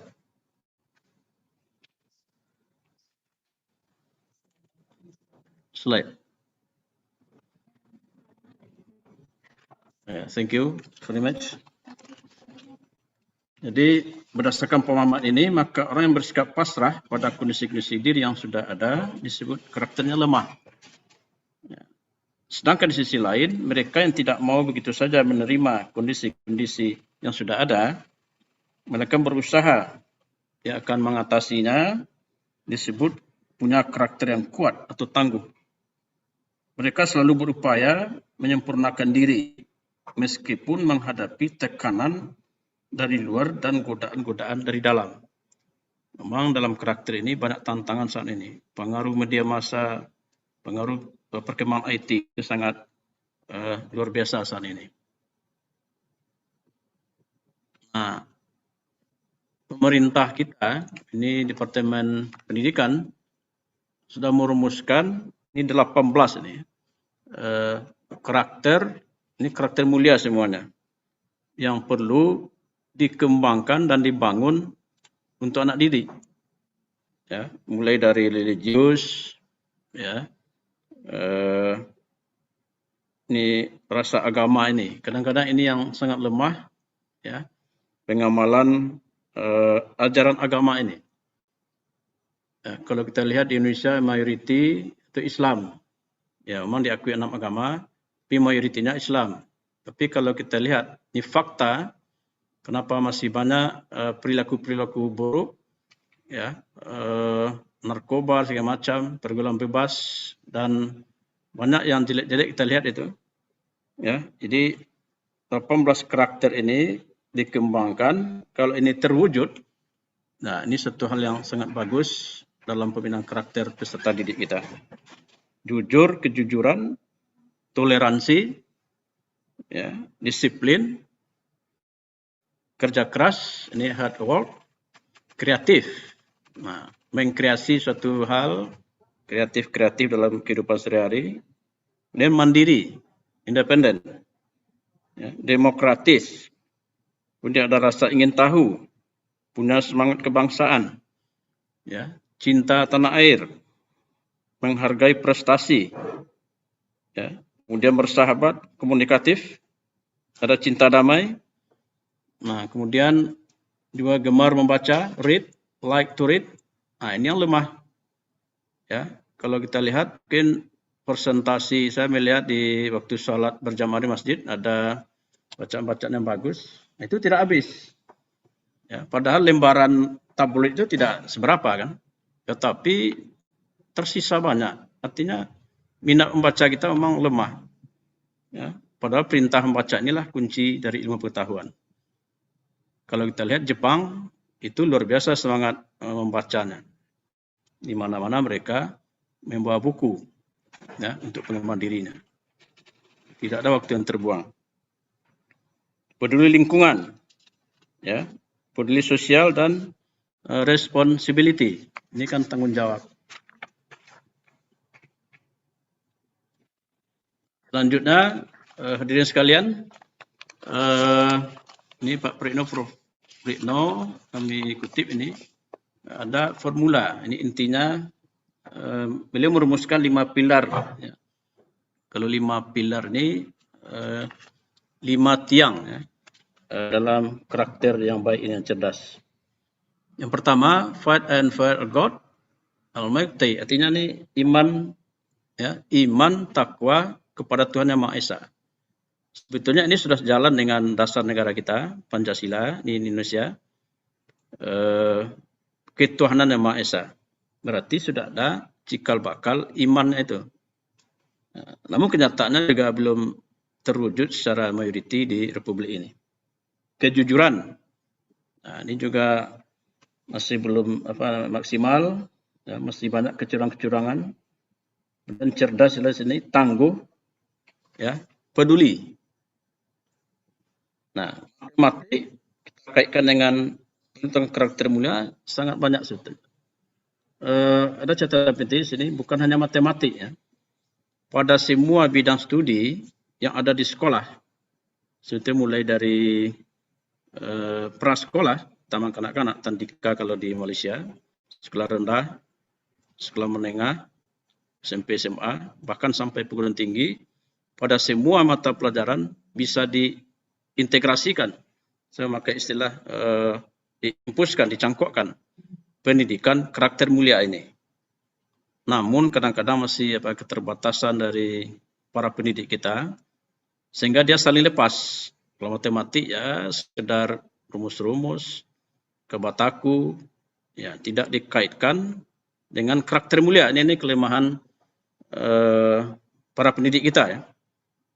Nah, kalau semuanya masuk, bahasa Indonesia masuk, ya, IPS masuk, matematik, apalagi PPKN dan pendidikan agama, ya, itu sangat syarat dengan konsep pendidikan karakter yang bisa dicangkokkan, yang bisa diintegrasikan. Nah, kalau kita lihat di sini ada yang mengatakan ya, matematik itu hanya untuk kebataku seperti yang saya gambarkan tadi. Itu baru 20%. Yang 80% inilah yang tidak langsungnya. Nah, kalau tadi 20% itu langsung digunakan dalam kehidupan sehari-hari, dalam belanja segala macam. Tetapi yang kegunaan manfaat yang tidak langsung inilah yang biasanya tidak disadari, ya, dilupakan oleh sebagian kita.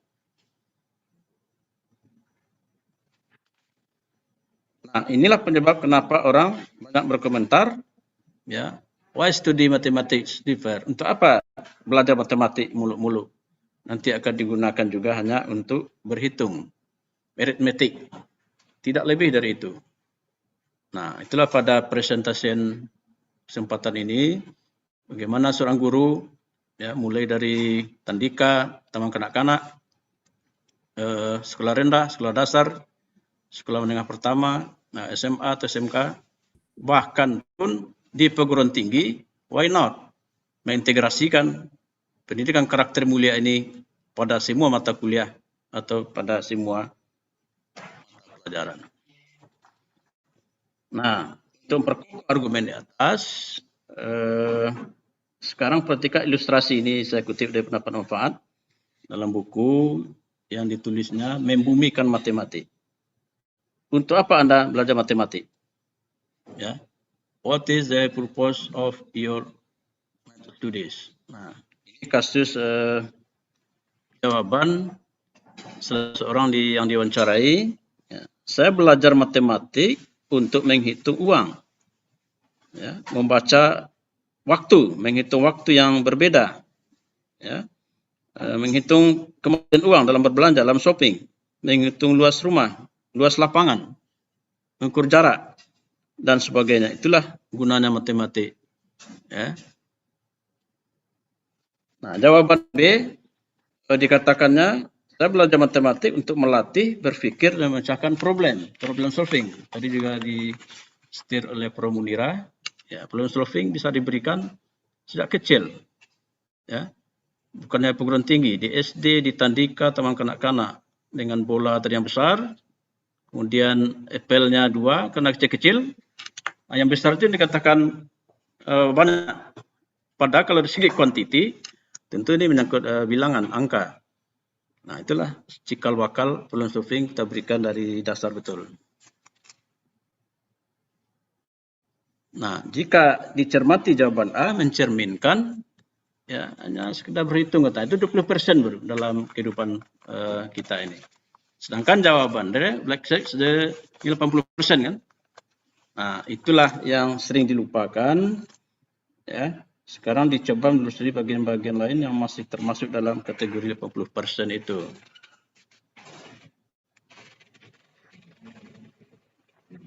Nah, karakter-karakter apa yang dapat diintegrasikan? Ya, in mathematics, inject, ini diinjeksikan, diimpuskan atau diintegrasikan. Nah, sebelum itu kita lihat dulu yang terjadi ya, yang fenomena yang terjadi di lapangan. Ini sangat merisaukan kita. Nah, ini masih terjadi ya, itu di SD, di sekolah rendah, elementary school. Ya, bahkan juga di SMA, SMK ya. Ini apa yang salah? Mereka berkelahi ya. Kemudian nah ini yang bagusnya nih. Yang baik, good, karakter. Nah, selanjutnya, hadirin sekalian, karakter yang bisa diinjeksikan, ya, diimpuskan, atau ditanamkan dalam matematik. Ya, ada beberapa catatan di sini. Nah, misalnya ini konsisten. Ya. Bisa terbaca, Dewi? Konsisten. Tertutup. Jelas, Pak. Enggak tertutup di sana. Enggak. Di sini tertutup. Oke, thank you. Nah, kenapa ini ditampilkan di seorang tokoh? Saya juga terharu membaca biografi beliau. Ya, istri beliau masih meminjam apa itu? Meminjam uang untuk beli mesin jahit di akhir jabatan beliau. Nah, inilah konsistensi beliau. Ya, seorang wakil presiden, ini tokoh proklamator, istrinya meminjam uang untuk beli mesin jahit. Saya juga terharu membaca di tulisan apa itu di majalah Panji Masyarakat. Nah, ini kalau sudah tidak konsisten lagi, ya ini lambang dolar dalamnya nih. Ya, ini tidak bisa lagi masuk, ya dipaksakan juga kan. Nah, ini tidak konsistennya. Ya. Ya. Ini matematik sesuai dengan sifat dasarnya, ya seperti yang dikatakan oleh manfaat, saya kutip ini, menganut kebenaran konsisten. Ya, secara tidak langsung akan menanamkan konsistensi itu kepada anak didik. Tidak berubah. Ya. Ini kalau sudah diambil lambangnya, notasinya P dan Q, nah seterusnya akan digunakan dalam logika jika P maka Q. Ya, ini tidak berubah, konsisten. Ya, dalam matematik ini sering mengambil simbol ini, bahkan dalam dalam logika jika P maka Q. Nah ini kan penggunaan simbol tidak berubah. Nah, jika P maka Q. Jika bersungguh-sungguh pasti sukses. Jika rajin belajar itu dia akan sukses. Nah itu kan, dan logika inilah, cara fikir inilah diambil oleh pesantren yang maju di Jawa, manjada wajada, jika P maka Q. Jika bersungguh-sungguh, pasti dia akan sukses dalam kehidupannya. Itulah yang melahirkan jebolan pesantren misalnya Gontor, melahirkan orang-orang yang berkualitas tinggi di sana. Karakternya juga baik. Nah, ini sudah menggambarkan kejujuran. Ya, tidak mau menerima apa yang ditawarkan. Damai jalannya lah Pak, boleh. Nah, kasih ini apa nih dalam bentuk apa pemberian. Tak usah, thank you katanya kan. Nah, ini jika tidak jujur ya kan. Ya, ini yang terjadi. Ya, ini sengaja disajikan seperti ini kan. Ya, tidak perlu matematiknya, nanti ada matematiknya. Ya. Saya lanjutkan. Nah, ini pernyataan juga yang saya kutip. Ya. Seperti yang dinyatakan oleh manfaat, orang yang boleh meragukan suatu pernyataan tertentu dalam matematik, tapi satu yang pasti, pernyataan teorema ya, matematik yang baru dapat diklaim sebagai suatu pernyataan yang bernilai benar jika pernyataan itu dapat dibuktikan kebenarannya. Hal ini berarti tidak ada dusta. Ya, tidak ada dusta di antara kita. Nah, di sini dicontohkan, ya, ini bilangan rasional. Nah, definisi bilangan rasional adalah bilangan yang bisa dinyatakan sebagai A per B. Saya ambil kasus jika X, bisa kita ambil 0,13 sekian nih, kemudian 100X, 13 ini bergeser komanya, sehingga terjadi operasi. Kalau kita buat 100x, ya, tentu ini akan menjadi 13, sekian. X-nya 0,1313. Nah, tentu kalau seperti ini kita kurangkan, ya. Tadi 100 dikurang 1x, tentu 99x sama dengan 13. Nah, tentu untuk memunculkan harga X adalah 13 dibagi 99.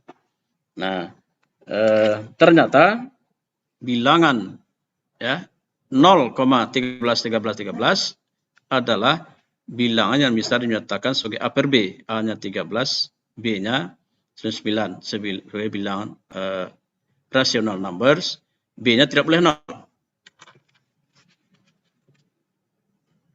Nah, selanjutnya, kreativitas juga bisa dibentuk dengan pendidikan matematik ini. Nah, dia pas memasukkan karena cocok dengan pola. Nah, ini kan terpola, tidak meleset dari pola. Hadirin sekalian, nah, kalau tidak kreatif, ya sembarang dimasuk akhirnya, ya tidak cocok dengan ukuran, dengan pola, ya akan payah dia itu. Ini seorang anak dicontohkan dalam slide ini. Karena tidak berhasil dia memasukkan sesuai dengan polanya, tidak pas. Ya, ini blok logik sebetulnya nih. Tidak cocok. Kemana yang akan dipaksakan juga kan? Akhirnya dia buka. Ini solusi apa katanya? Supaya aman. Padahal tidak seperti itu. Nah, dari sinilah lahirnya berbagai kreativitas, bahwa suatu bilangan, ya, dia bisa lahir dari, kalau misalnya di sini contohnya 3, ya, the number 3 can be expressed from 1 kali 3, ya, 4 dikurang 1, 6 bagi 2 juga 3, 10 dikurang 7 juga 3 hasilnya, kemudian 3 tambah 3 dikurang 3, akan 6 kurang 3. Ya, kemudian 13 dikurangi 10 juga hasilnya 3. Nah, itu juga 8. Ya, bisa muncul dari berbagai cara, ya, lahirnya bilangan 8 ini. Ya, begitulah, ini bisa lebih dari ini. Ya, bisa lebih. 1 kali 8, 2 kali 4, ya, 8 kali 1 dan 4 kali 2. Ya, kalau kita larikan operasi penjumlahan atau pengurangan, ya, 8 itu akan banyak lagi. Akar 64 juga menghasilkan 8. Nah, dari segi religi, mana, ya, penginjeksian atau penginfusan, pengintegrasian matematik ini. Nah, ini saya mengambil prime number, bilang prima. Ya, bilang prima biasa didefinisikan sebagai bilangan yang hanya mempunyai 2 faktor. Ya, 2 faktor. Yaitu 1 dan bilang itu sendiri. Ya, bilang itu sendiri, number itself, ya, di tabel nanti atau di jadwal kalau bahasa Melayunya bisa dilihat. Nah, kita lihat bilangan 3, number 3. Itu faktornya, ya, 2 saja. Nah, pengertian faktor di sini pembagi habis, dia tidak bersisa. Kalau diambil 2, itu akan menjadi pecahan dia, dibagi 2 1/2. Nah, ini bagi habisnya, habis dibagi 1, habis dibagi 3, itulah prima. 4, nah, ini sudah pakai jarak dia, ya, sudah komposit, ya, faktornya sudah lebih. Kemudian 5, nah, faktornya 1 dan 5. Kemudian kalau 8 tidak prima lagi. Bahkan 12 kita lihat di sini jaraknya habis bagi 1, habis bagi 2, habis bagi 3, 4, habis bagi 6, habis 12. Komposit. Nah, di sini karakter mulia dicangkokkan, ya. Bilang prima itu ternyata dia bergandeng terus dengan yang maha satu. Ya. Yang maha satu itu adalah Khalik, yang maha esa. Ini dasar negara kita, ketuhanan maha esa. Selalu itu. Nah, prima ini pengertiannya dari segi bahasa adalah yang terbaik, yang mulia. Ya, perhatikanlah dikatakan prima, manusia sempurna, ya, manusia utama jika ia sangat dekat dengan Yang Maha Esa tadi. Ya, sebaliknya jika semakin jauh, ya, semakin menghindar ya dari yang satu itu from God, ya, from God, maka semakin tidak prima lah dia. Ya. Manusia prima adalah manusia yang sangat dekat dengan Tuhannya. Ya. Itu pengertian apa tadi? Manusia yang prima itu dekat dengan Tuhannya. Bilang prima, bilang yang mengajarkan kepada anak didik untuk menjadi orang yang sempurna. Ahsani takwim kalau bahasa agamanya. Manusia yang terbaik. Nah, ini contoh lain, 1 ditambah 0. Kemudian P tambah 0 menjadi P. 1 tambah 0, 1. Nah, bilang berapapun ini number, jika ditambahkan dengan 0, ya, maka tetap bilang itu sendiri. Nah, apa nilai karakter di sini spiritualnya? 1, itu menggambarkan keesaan, tauhid, ya, keyakinan. 0 itu ikhlas, share. Ikhlas tidak mengharapkan sesuatu, tidak ada mengharapkan materi. Nah, digabungkan antara 1 ini, ya, 1 dengan 0 jadi 10. Nah, itu sempurna. Jadi raihlah sang tauhid dengan hati yang ikhlas, ya, untuk menuju kesempurnaan hidup. Nah, apa ini menjadi animasi bagi saya? Di matematik pun ada anjuran gemar membaca. Ya. Nah, bagaimana caranya? Di mana ini terinjeksi dia atau terintegrasi? Nah, kita melihat memahami suatu soal cerita, ya, story question, anak didik harus membaca soal itu terlebih dulu. Read the question first. Nah, kebiasaan ini pada akhirnya diharapkan kepada peserta didik untuk gemar membaca. Ya, reading, ya, enjoy reading, untuk gemar membaca setiap hari. Ya, every day.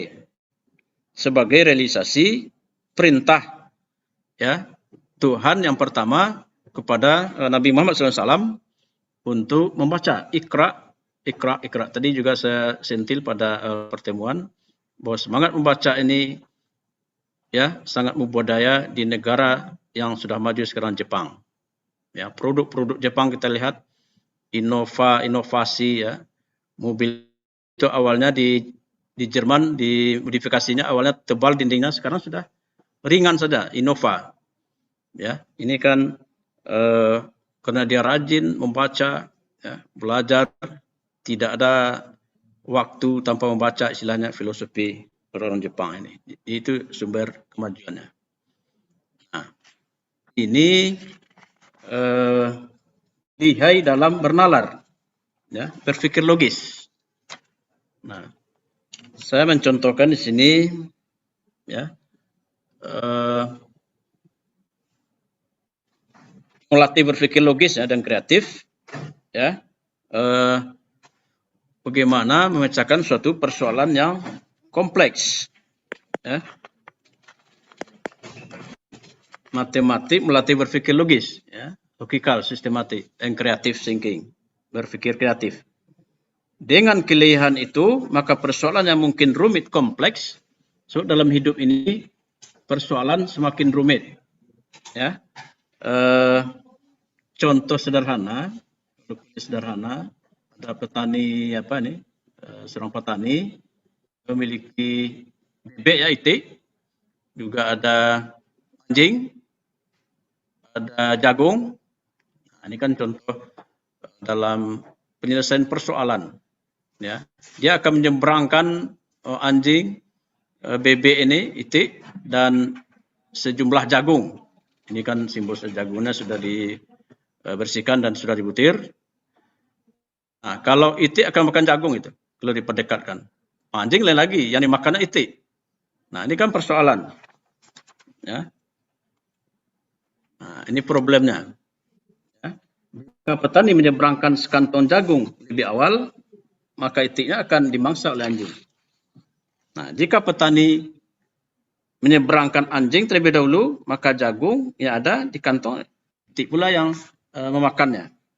Nah, di seberang sungai juga tidak diperkenankan menempatkan sekantong jagung bersama dengan itik. Atau menempatkan itik bersama dengan anjing. Nah, ini kan punya risiko. Nah, disinilah dilematisnya yang dialami oleh petani ini. Ya, walaupun contoh sederhana, tapi nanti implementasi dalam kehidupan akan berbagai-bagai persoalan kehidupan yang dicari solusinya. Nah, mungkin dalam contoh sederhana ini, ya di seberang kala itik dulu, ya.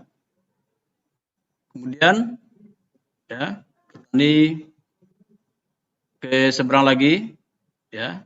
Sebab sampannya ini tidak boleh banyak, cuma satu yang bisa dibawa. Airnya sangat deras dan dalam. Nah, apa yang dilakukan lagi? Pindahkan ke seberang. Ya, berarti sekarang ada itik, ada jagung. Tapi apakah ini dibiarkan begitu saja? Tidak. Ini bahaya juga nih. Ya, jagung ini akan dihantam oleh itik ini, makannya. Nah, strategi berikutnya dia dibawa lagi ke seberang. Ya, supaya jagung tidak ada yang menjamah. Terus, nah, anjing tidak akan makan jagung dia. Ya. Yang sasarannya adalah itik ini. Ya. Kemudian apa lagi? Nah, balik lagi petani tadi. Apa solusi terakhir? Nah, semuanya sudah diseberangkan. Ya, satu-satu bisa. Ya, karena sudah ada petani yang akan mengawasi apa itu. Ya. Tidak akan diapalagi oleh itik karena ada pengawas. Kalau ditinggalkan ya dihantam oleh itik. Anjing tidak akan memangsa itik. Ya. Nah, kalau kita telusuri lebih jauh, ya, bagaimana implementasi dalam pembelajaran? Nah, ini contoh yang saya kutip dari Pak Pritno sudah membangun karakter mulia ini melalui buku beliau. Ya, ini sederhananya di kelas 5, materinya rumus luas bangun datar. Nah, apa yang dibahas? Meaning of flat shape. Makna bangun datar, bentuk-bentuk bangun datar, kemudian makna luas, ya, the meaning of area, perhitungan luas masing-masing bidang datar, implementasi penggunaan rumus. Nah, tujuannya ini kalau kita lihat di sini, ya, dalam rangka mengambil hikmah dan memanfaatkan kondisi alam ciptaan Tuhan, peserta didik menguasai rumus-rumus luas berbagai bangun datar. Misalnya persegi panjang, segitiga dan sebagainya. Nah, sasaran khususnya, spesifiknya, peserta didik menguasai kaidah-kaidah perhitungan luas, salah satu bangun datar. Nah, ini kaitannya dengan iman takwa juga, inisiatif, industris, individu, dan interaksi dengan penerapan nilai karakter. Nah, bagaimana pencangkukannya? Mungkin dengan adanya pembelajaran bangun datar ini, kita memberi informasi, ya, bahwa keterkaitan nilai karakter cerdas dengan materi pembelajaran yang terkait dengan istilah di sini Pak Peri memakai 5I. I pertama iman takwa, ya, bahwa dengan adanya pembelajaran ini kita mengakui bahwa Tuhan sudah menetapkan, ya, ketentuan adanya rumus-rumus itu lahir. Inisiatif. Nah, ini terkait dengan penguasaan kaidah-kaidah rumus perhitungan luas. Industris, ya, diharapkan dengan penguasaan rumus ini peserta didik dapat melakukan kegiatan-kegiatan pekerjaan yang aplikasinya penghitungan tentang luas bangun datar. Individu, ya,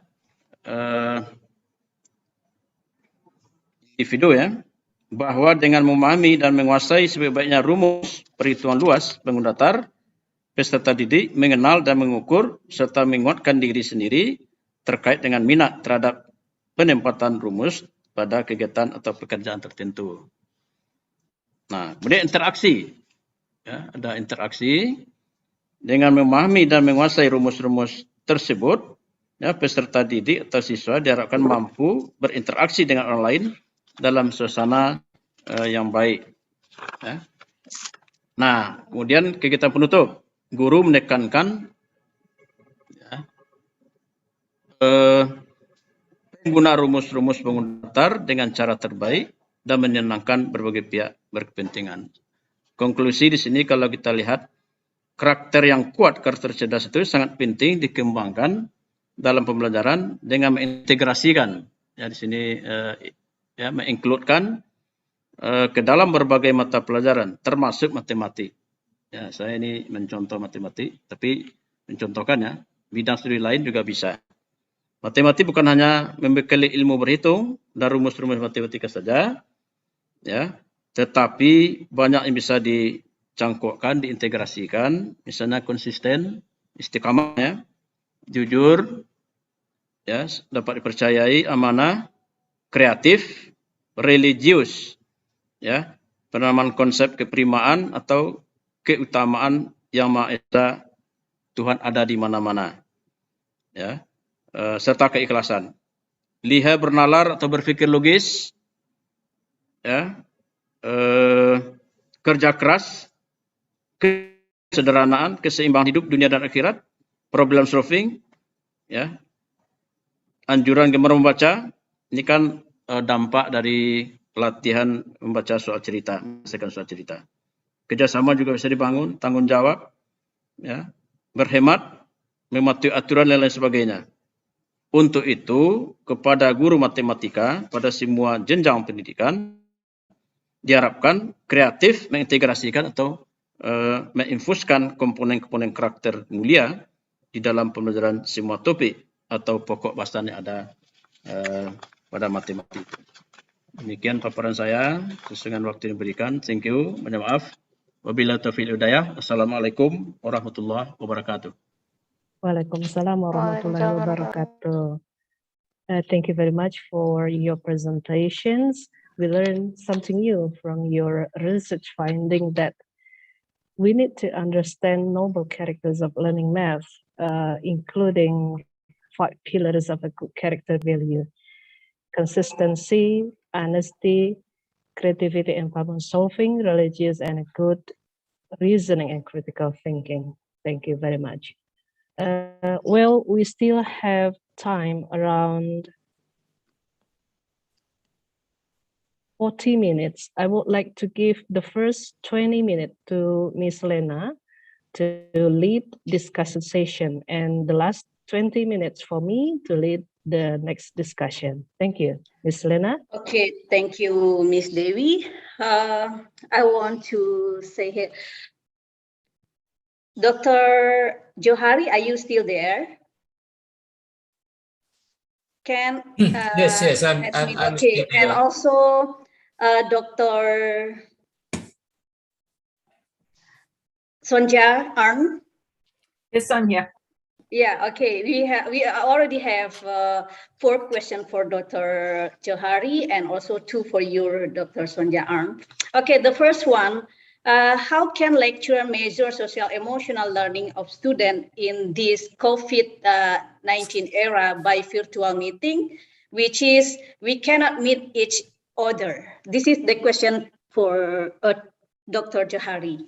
Yeah, you can answer. Okay, thank you. Actually, measuring attitude, emotion, values, online or face-to-face is difficult. Both are difficult. Yes. And I believe they are still, doing research how to evaluate attitude, emotion, and all that. But okay, there are several tips or several guides. We cannot just measure using pen and pencil. Okay, one is one is through observation. Yeah, okay, observation if we can do face to face. All right. Then the second one is we can use portfolio. Yeah, their reflections on some issues that are related to the elements of effective that we are trying to assess.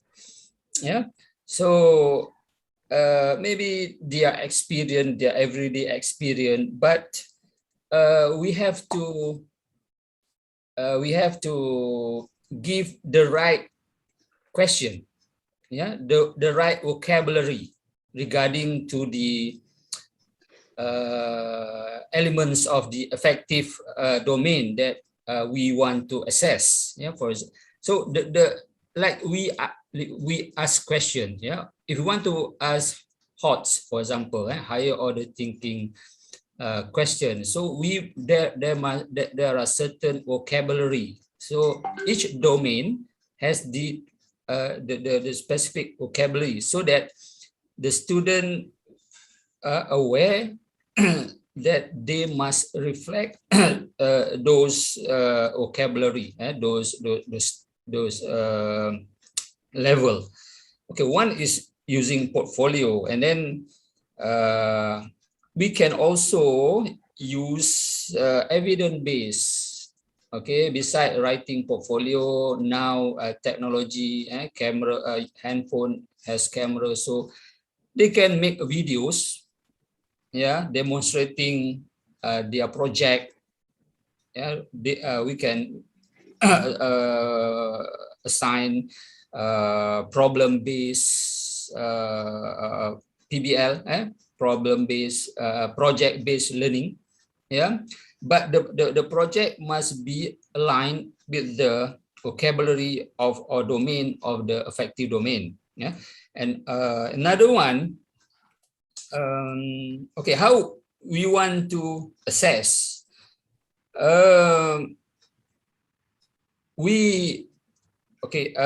This is one way of assessment. We can do. We can use rubric.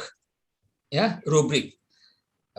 Level 1, level 2, level 3, level 4, level 5. Yeah, we can use rubric. So in that way, a rubric can evaluate holistically. Yeah, so so we have to develop a proper rubric to measure the outcome or the attainment of the affective domain. And then maybe, okay, I say self-reporting, portfolio reflection. And one of the things that I use, maybe I can share. If they group work, for example, PBL, project-based learning, they have to write a journal or if they have meeting, yeah, if they have meeting, they must write a minute, the meeting minutes. Okay, for example, for one semester or for one project, they are required to do at least 3 or 4 meeting.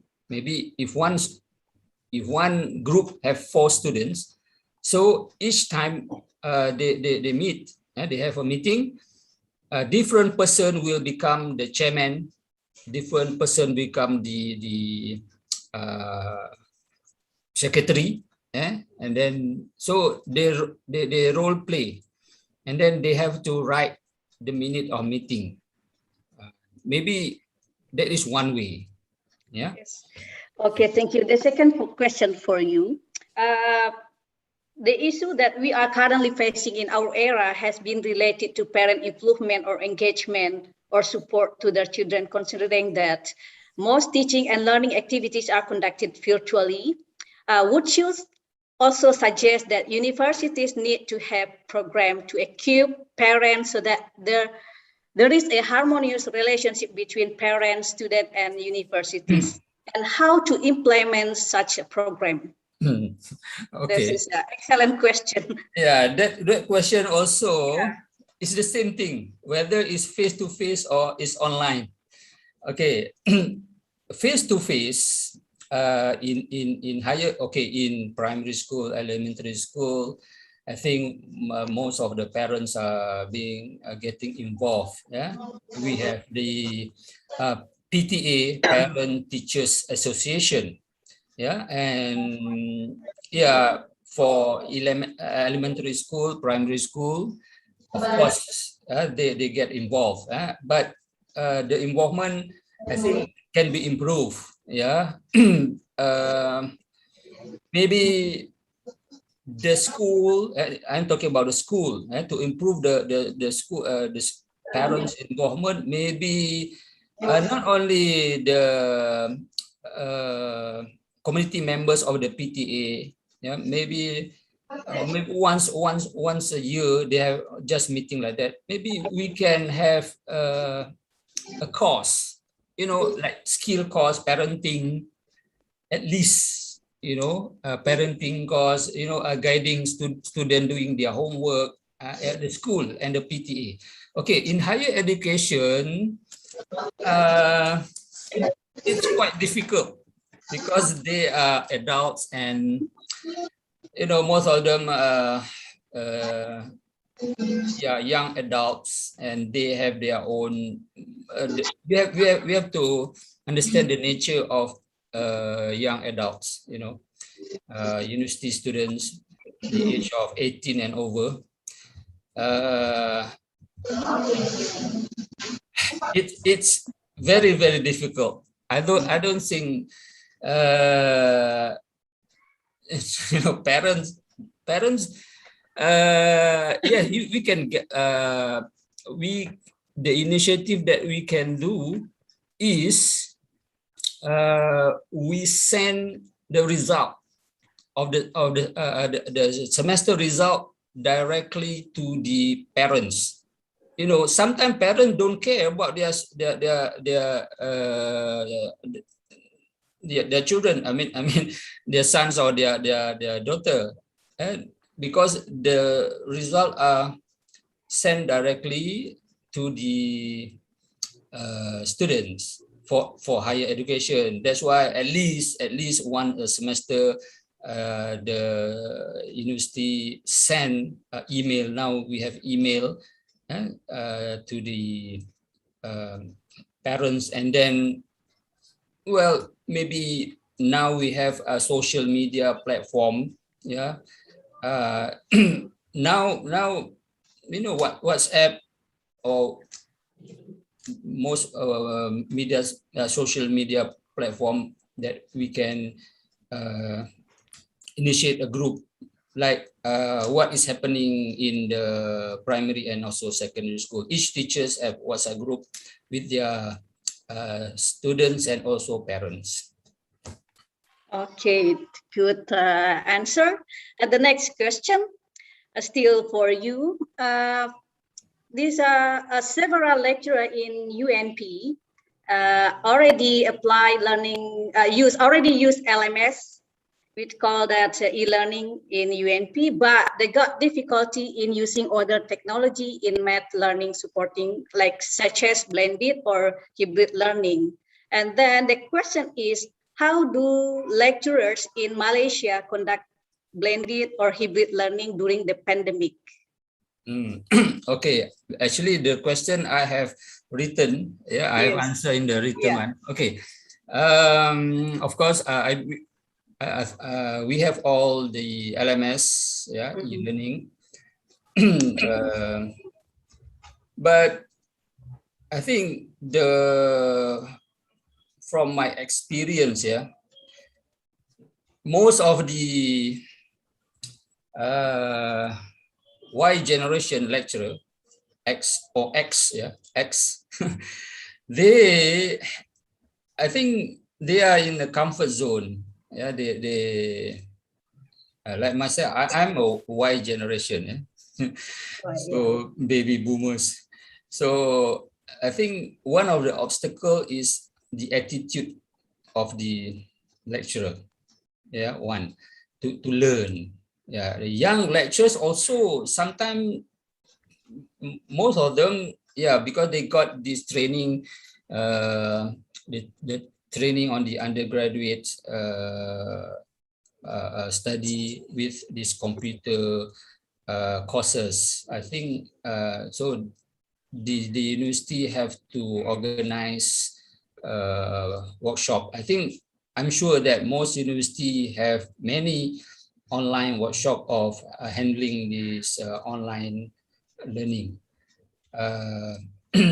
The problem is we are not prepared actually. Yeah, we are not prepared. It's a sudden death, you know. So if we now we know that anything can happen. So the blended learning, the online learning is enhanced and will become a norm, a must. So in our curriculum for teachers, we have to include to enhance. I think using the up-to-date. Most curriculum in the university, sorry to say, sometimes we are using old technologies. If we go into the real situation, we can see that sometimes the curriculum, the teacher curriculum should be changed, should be reviewed. Okay, in Malaysia, okay, my experience, I have answered there. We use Webex, because Webex is easier. We subscribe. Our university subscribe to Webex. We also have Big Blue Button. Big Blue Button sometimes it's not saying that not efficient, but it's Webex is more user friendly. We use the e-learning for deposit our lecture notes, our videos link and all that like that. In mathematics, in practical we are using videos, demonstrator videos, recorded videos, but the problem is assessment issue. Okay, the last question for you. The last point from 10 elementary educational trends is that the experiential learning. What are the main obstacles in Malaysia in implementing that? Oh, experiential learning in Malaysia. What the I mean obstacle? in Malaysia in secondary school. Yes. I mean in primary school. I think in this primary school related to your parent. Yeah. So I saw that one I answered already actually. Once again, yeah. As Prof.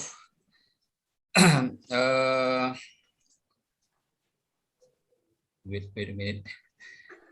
I forgot.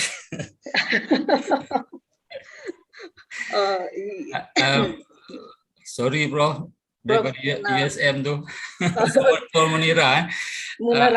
Prof. Munira said that from her research, the teachers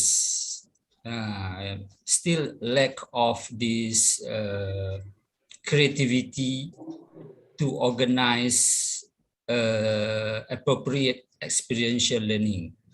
Yeah, I think we need to enhance to the through findings, research findings that are carried out. We have to take note of the finding and use it as our improvement in the curriculum. So in short, it actually it's depend on the teacher. Yeah, it depends on the teacher. In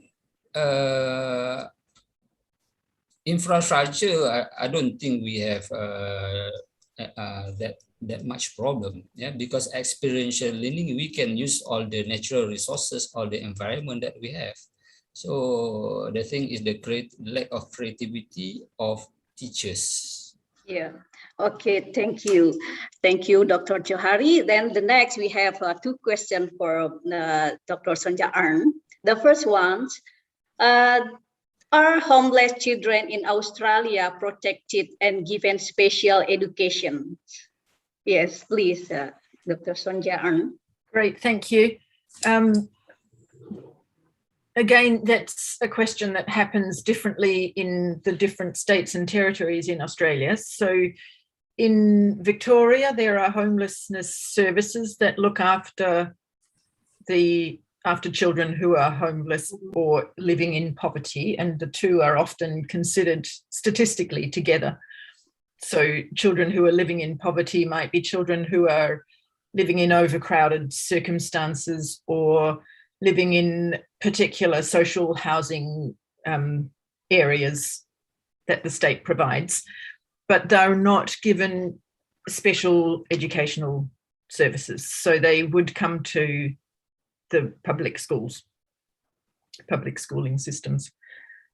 So I hope that that's a simple answer for a very complex problem, but I think that without going into all of the different details there, that's the system, how it works here. So educationally, it makes for the education systems to be even more complex, because it means there are certain areas where there's a more dominant area of, for example, refugees and migrant centres and social housing provision, where those children make up a larger portion of the children in the schools. And so for teachers, that draws even more strongly on the need for intercultural communications and for understandings of differences and diversities and those kinds of things that I was pointing out in my presentation. So I don't know if that's a useful answer to the question. yeah, this is a good answer, because we have a different culture and different education system, both Indonesian and Australian. Okay, thank you. The next questions. From your presentation, she already have especially learned from your presentation how beautiful is it to witness children identity involved as the learning activity progress and as a learning process are messy. It is important to see them as a competent, confident, and capable agents of learning. Would you suggest ideas for teachers' professional development programs and how to incorporate the above view in our curriculum? Yeah. Yes, this too is a very big question. Yeah, very tough question. But it's a question that I'm very passionate about, and one that we work on really hard in our research, because it involves a fundamental rethinking of what we think about teaching, what we think about ourselves as teachers, and what we think about children whom we teach. And so if we're rethinking the whole approach that we take towards teaching, for example, then do we see our teaching as something that has to repair a problem? For example, our children problems that have a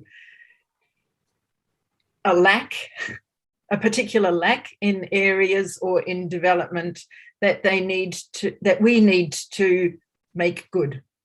Do we need to repair children and make them proper to live in society? And I see this as a really fundamental way of thinking when we're talking about the characters, for example, in Indonesian education systems.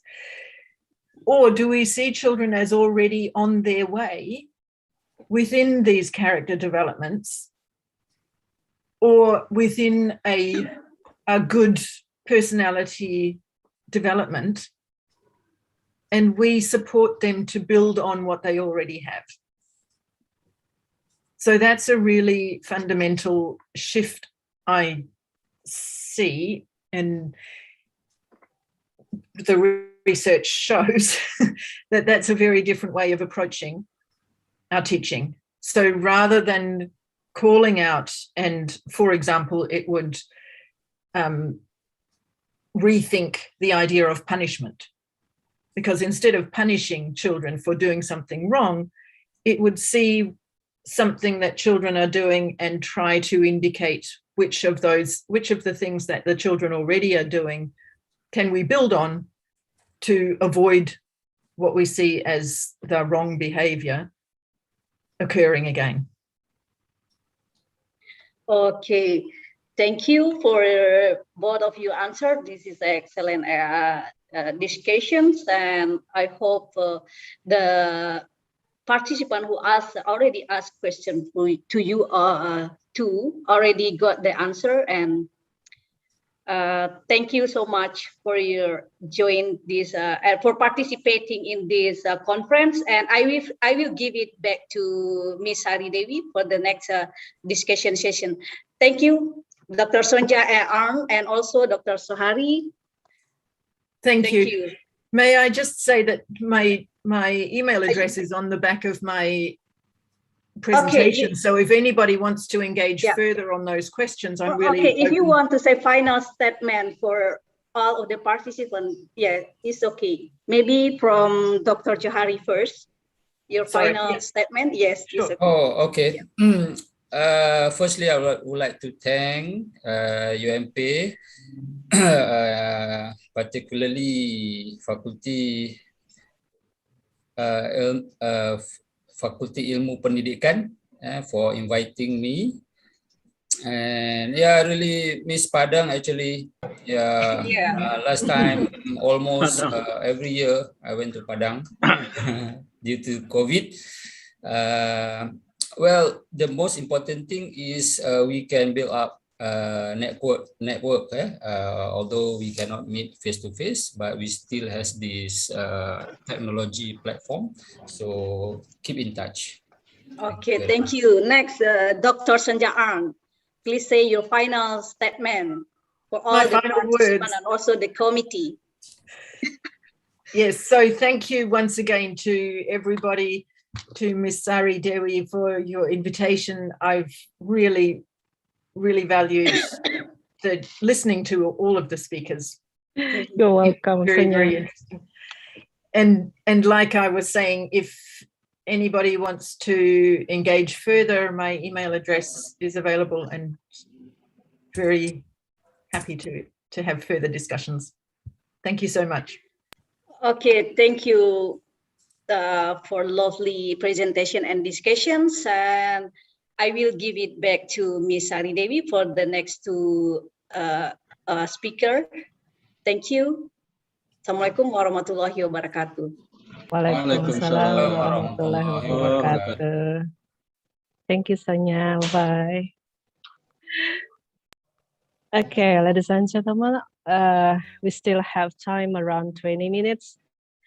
There are so many questions from audience. I would like to invite our panel speakers. The first one, Professor Munira, PhD, and the second one, Assistant Professor Dr. Anda Safri Ama, MPD. Are you still there, Prof? Please open your camera. Yes, Pak Safri Ahmad, are you still there? Open your camera, please. Thank you. Yeah, thank you for keynote speaker from USM, from DH, and Prof. Jari UTM, kemudian Dr. Sonia dari Australia. Cukup membekali kami dengan berbagai konten, mulai dari pendidikan dasar, juga blended learning, kemudian di Australia. Thank you very much. Yeah.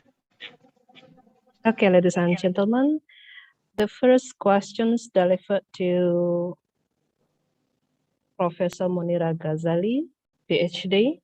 The first questions from Ibu Yulis Hersa.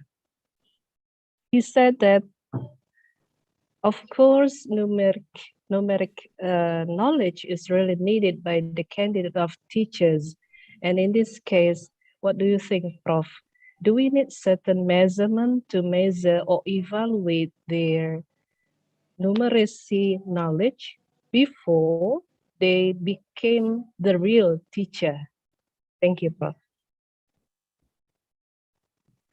Okay, thank you very much, Miss Devi. Assalamualaikum and good afternoon to all the participants and also the presenters. Let me just get this question right. Ibu Yuli is asking whether is there any instrument to measure the numeracy knowledge of people, not only children, but maybe the people who are going to be teachers. Yeah, Ibu Dewi, is that right? Right, the question, okay. Yes, that's right, Prof. Yeah, okay. Numeracy or as a field has been studied not only for young children, but it goes to the whole cross section of the society. Yeah, I have one of my PhD candidates. She has already graduated. She studied the numeracy knowledge of young matriculation students, because in Malaysia, we have students after their Form 5, meaning after 17 years old, before they go to university, they go to preparatory college called matriculation. So there are instruments to study, to understand, because numeracy basically means is the ability to see numbers and apply in the society. There are many definitions. There are also definitions that not only look at the cognitive aspect, but look at the attitude, how people perceive numbers, and looks also at the psychomotor aspects. Yeah. But in Malaysia, for the early childhood and for the primary school, the definition focus on the ability to apply mathematics, numbers in everyday life. That ability to make sense of what is going around. You know, just like to be able to see if, for functional purposes, if you go to the, go shopping, what it means, when the number says something. And to share, sometimes funny things can happen in shops. People will say, one piece, like one box of pencil is 5 ringgit. And they will put there 3 boxes, 15 ringgit.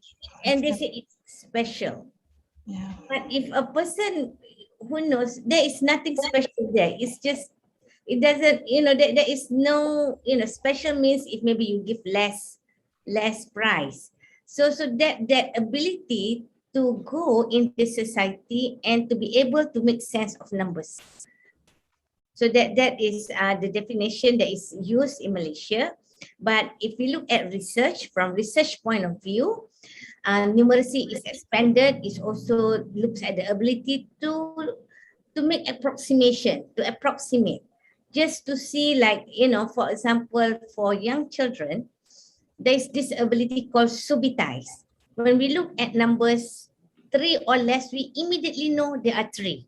But if, even for us, if we look at an audience, like at an audience, we walk into a hall, we are not able to tell the exact number, but we can say, oh, maybe more than 50, maybe between 50 than 100. Yeah, it goes to that, the ability to be able to do that. And in order to sharpen that ability at the young age, there has to be activities that, some people maybe, teachers can say some people are able to approximate, but some children, they will count 1, 2, 3, after that, a lot. They just say a lot. Yeah. So that ability. So coming back to the question, there are instruments, and being numerate is important, especially for young people to be able to function, to be able to go out in the society and make sense of what's happening. For some data, once some data is being reported, when we read or we read online, about some data about rainfall, for example. You know, what does it mean to have sudden amount of rainfall? Does that mean it's going to be flood? So those are important skills. Thank you. I hope that answers the question. Thank you, Prof. Thank you, We Prof. go on to the second questions from Pak Ari Kennedy. 3 questions mainly, Prof. The first question from Ari: what is the main focus of learning process in elementary school in Malaysia? The second one, do you think that the focus of education on attitude, skill, and knowledge aspect is really important than teaching to get knowledge only? And the last one, is there any study of program, especially for PhD program, Prof? Because Ari Kennedy would like to apply maybe scholarship to Malaysia for PhD. Thank you, Prof. Okay, thank you very much, Ms. Devi. So I will answer the first question. All right, first question is, what are the focus for the elementary mathematics in Malaysia? It goes, I think, in line with the development in other countries as well. The focus now is on we call KEBAT, or what we call higher order thinking, which numeracy is part of it, yeah, because people realize it's important to mix, especially in mathematics, yeah, because I can give one example.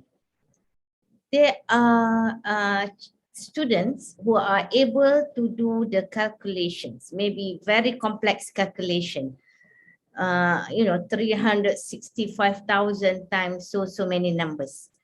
But they are not able to make sense of whether, if you ask them, I can give you this example, 820 plus 820 plus 820 divided by 3. What is the answer? So this is actually the purpose of learning mathematics, is to allow us to be able to think. We should be able to see that if you add 830 3 times and then divide by 3, the answer remains the same. But there are people who actually would do the calculation and do the division. Or now the trend happens, I've seen at supermarkets, at the counter, where, even when you want to minus 0, you do it with the calculator. So why are we not thinking? When we are talking that the focus of our curriculum is to allow for higher order thinking. So that's one. And also aligned with the idea about STEM, we realize that many of the subject is not isolated, but it's very integrated. The world outside, we didn't go out and see this is mathematics, this is science, this is language, but it's the world. So we need to have that skill. So those are the focus in the Malaysian curriculum, STEM and also higher order thinking. And how it's done is through the curriculum. We are also, like many other countries, we are also trying hard, inshallah. Thank you very much. Number 3. Question number 3, yes, most welcome, please apply. There are, of course, there are the requirements, so you need to meet the requirements, but please do apply. Okay. Thank you, Prof. Thank you, Prof. Well, Prof, is there any opportunity for Indonesia students, especially to apply some scholarship for PhD program, Prof, in Malaysia? Okay. I will answer first. Yes, there is, but with the current economic environment, there are less and it might be more competitive, but there is, I know. So recently, University Science Malaysia actually have on its website. You can go to www.ips.usm.my. So there is, but there are always requirements. And also, as I mentioned earlier, Al-Bukhari University, which is a Waqaf university, it has just started the postgraduate program for education, postgraduate for masters and PhD. So there is opportunity. So please go to the website. You can Google, or on my PowerPoint, I give the link. It's Al-Bukhari, ALBUKHARY dot or university, international university. It will take you to the website. Or you have my email. If you have question, please email me and I will see how I might be able to facilitate. I won't be able to promise, but I will try to see, connect you to the right people who are in charge.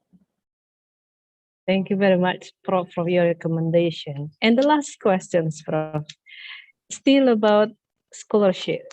Oh. The questions from Ibu Rizda Amini.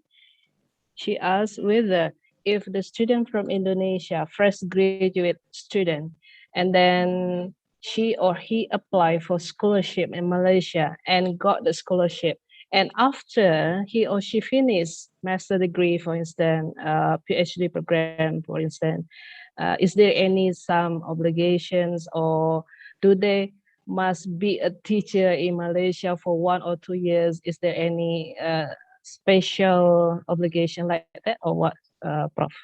Thank you. Okay.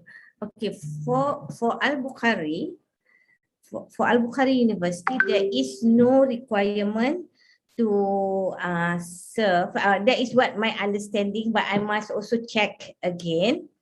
And also for the undergraduate, as I gave in the advertisement just now, it is complete free. It's good. But for the postgraduate, they might require some kind of a little financial commitment. No, not much, but some also some corresponding commitment from the student. But I think since Al-Bukhari is starting the program, is something good. Please do give it a try. All right. And coming back to Ms. Davis' question, to my understanding now, there is no requirement that they have to stay in Malaysia. And I think if I'm not mistaken, because I'm still new there, they are required to go and serve the community where they come from. But that can also be checked later. Okay. Okay, thank you, Prof, for your feedback. And we go on to the next speaker, Bapak Safri Ahmad. Ada satu pertanyaan ini Pak dari audiens terkait mengenai pilar karakter. Nah, sekarang ini sulit sekali ya Pak ya untuk menerapkan karakter itu, dan bahkan kita di kurikulum yang ada di Indonesia mencoba berfokus kepada karakter, kemudian skill dan pengetahuan. Nah, dari 3 aspek itu Pak, bagaimana supaya bisa rangkum menjadi satu dalam proses guru mengintegrasikannya di dalam kelas? Mohon direspon Pak. Terima kasih. Ya, terima kasih atas pertanyaan. Memang inilah tantangan berat di Indonesia ini, masih terkotak-kotaknya antara kognitif, afektif, psikomotor. Sebetulnya kalau ide dan karakter ini yang terintegrasi itu semua bidang studi. Ya, misalnya matematik, tadi sudah saya contohkan. Bahasa Indonesia, kenapa contoh-contoh di dalam membuat kalimat aktif pasif dicontohkan selalu pada kucing atau anjing, ya, Ali mukul anjing. Itu kan aktif pasifnya anjing dipukul Ali. Kenapa tidak ditukar Tuhan mencintai orang-orang yang jujur, atau Tuhan memarahi para koruptor. Nah, para koruptor dimarahi oleh Tuhan. Jadi settingan dalam pembelajaran itu sebetulnya yang perlu diperkokoh. Jadi mata pelajaran pendidikan karakter tidak penting pengintegrasian itu.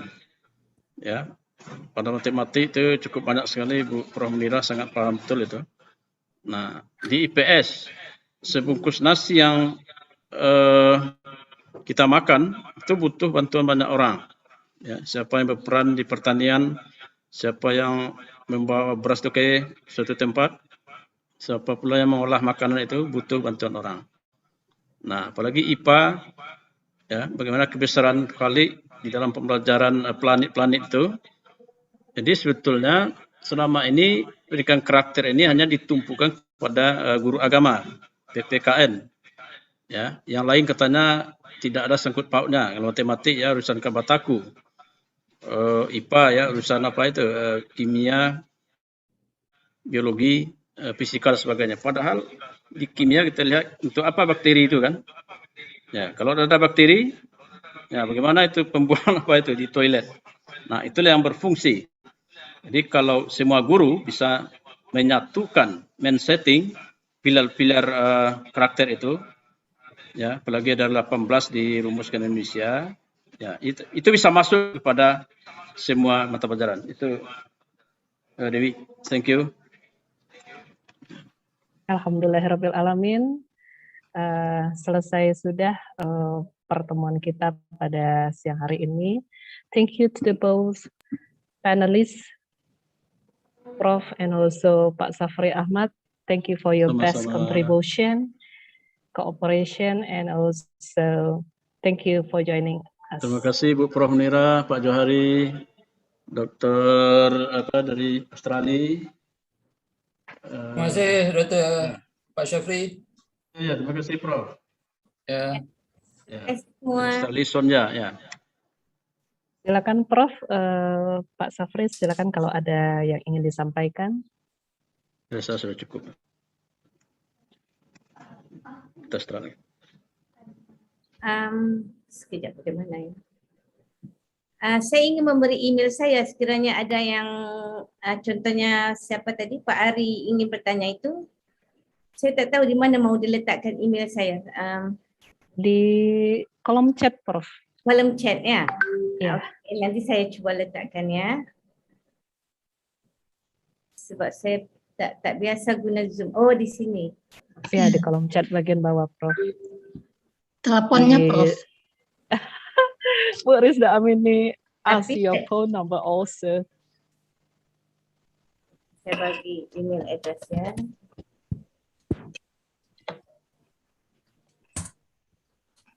Ya, nanti kami mau kerjasama penelitian soalnya Bu Salidewi. Ya, Bu Prof Munira. Ya. Ya, boleh kan Bu Prof? Ya, kerjasama gitu kan. InsyaAllah kita coba. Okey, saya dah berjaya letakkan. Iya. Terima kasih Bu Prof. Sama. Thank you so much to Prof Munira PhD and also Assistant Professor Dr. Safri Ahmad MPD for your best contribution. See you on the next conference. InsyaAllah. Wassalamualaikum warahmatullahi wabarakatuh. Waalaikumsalam warahmatullahi wabarakatuh. Thank you so much for our four speakers for informative, insightful presentations. And thank you so much for the both moderator, Ibu Maiswilena MPD and Ibu Sari Dewi MPD. Well, ladies and gentlemen, we will break until 1:30 p.m. with the fifth keynote speaker, Professor Banula Pupala from Trinava University, Slovakia. So let's break and come back again in this Zoom meeting at 1:30 p.m. SMC, thank you so much. See you at 1:30. Assalamualaikum warahmatullahi wabarakatuh. Waalaikumsalam.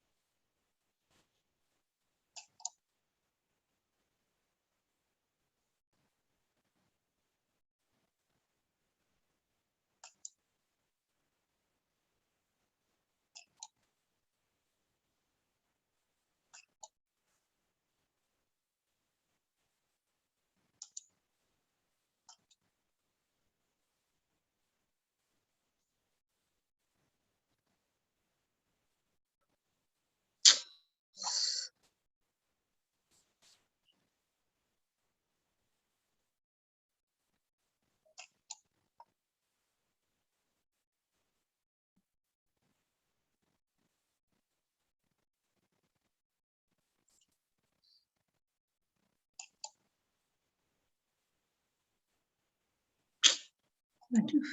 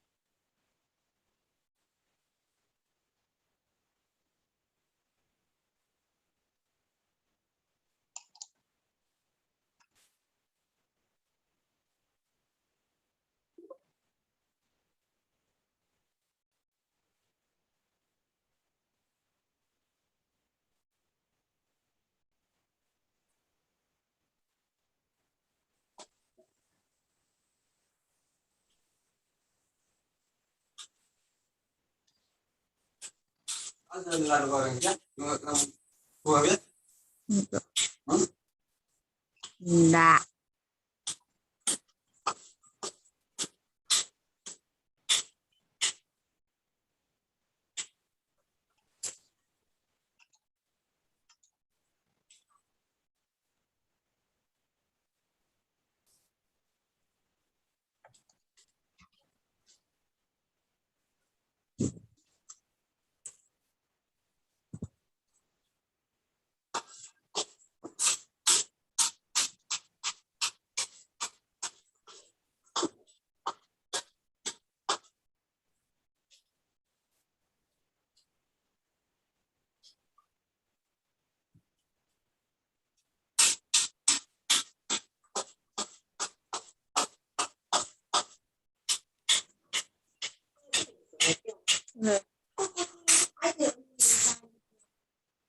Có tiếng ngay.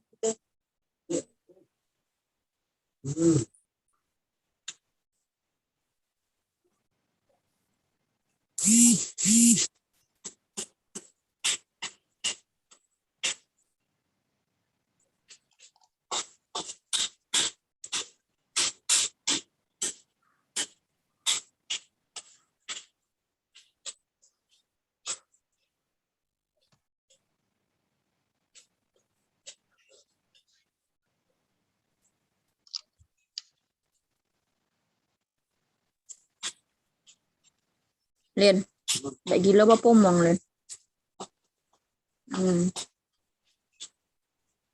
Belum lagi, mah. BTM, ma USM, keren lang. Keren leh. Diri wak yang orang yang banyak gel. Belum lagi.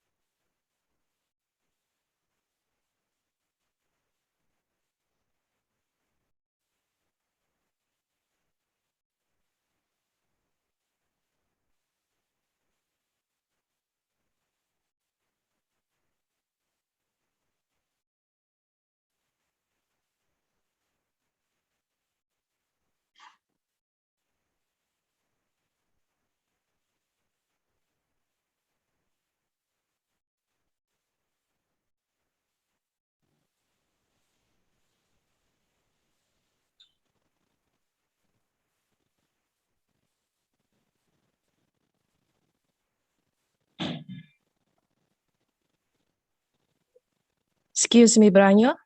Yeah. Oh, you already joined with us. Thank Okay. you.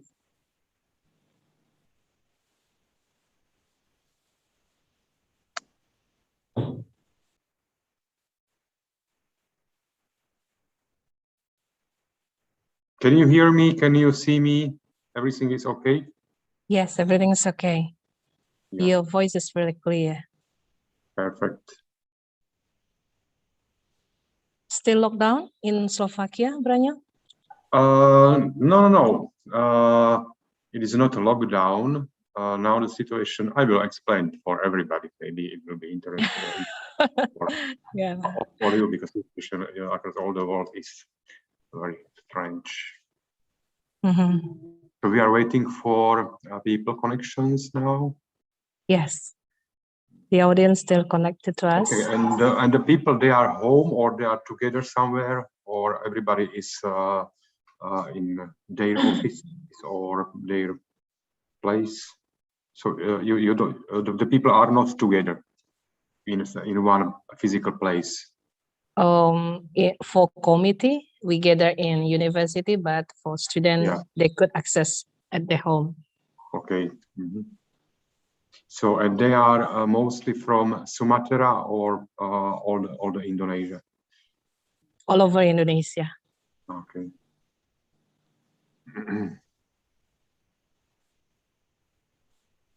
Including Papua? Is there any Papua in the morning audience? The committee says no from Papua. Okay. Aceh, Kalimantan. Yeah. Java. Java. Yeah, Sulawesi as well. What about Sulawesi, Pak Safri? Yeah. Malaysia, Johor. Malaysia.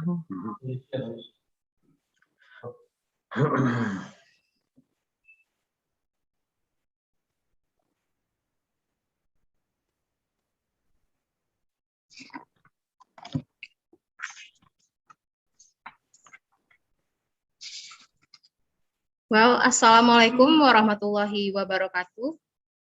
Waalaikumsalam warahmatullahi wabarakatuh.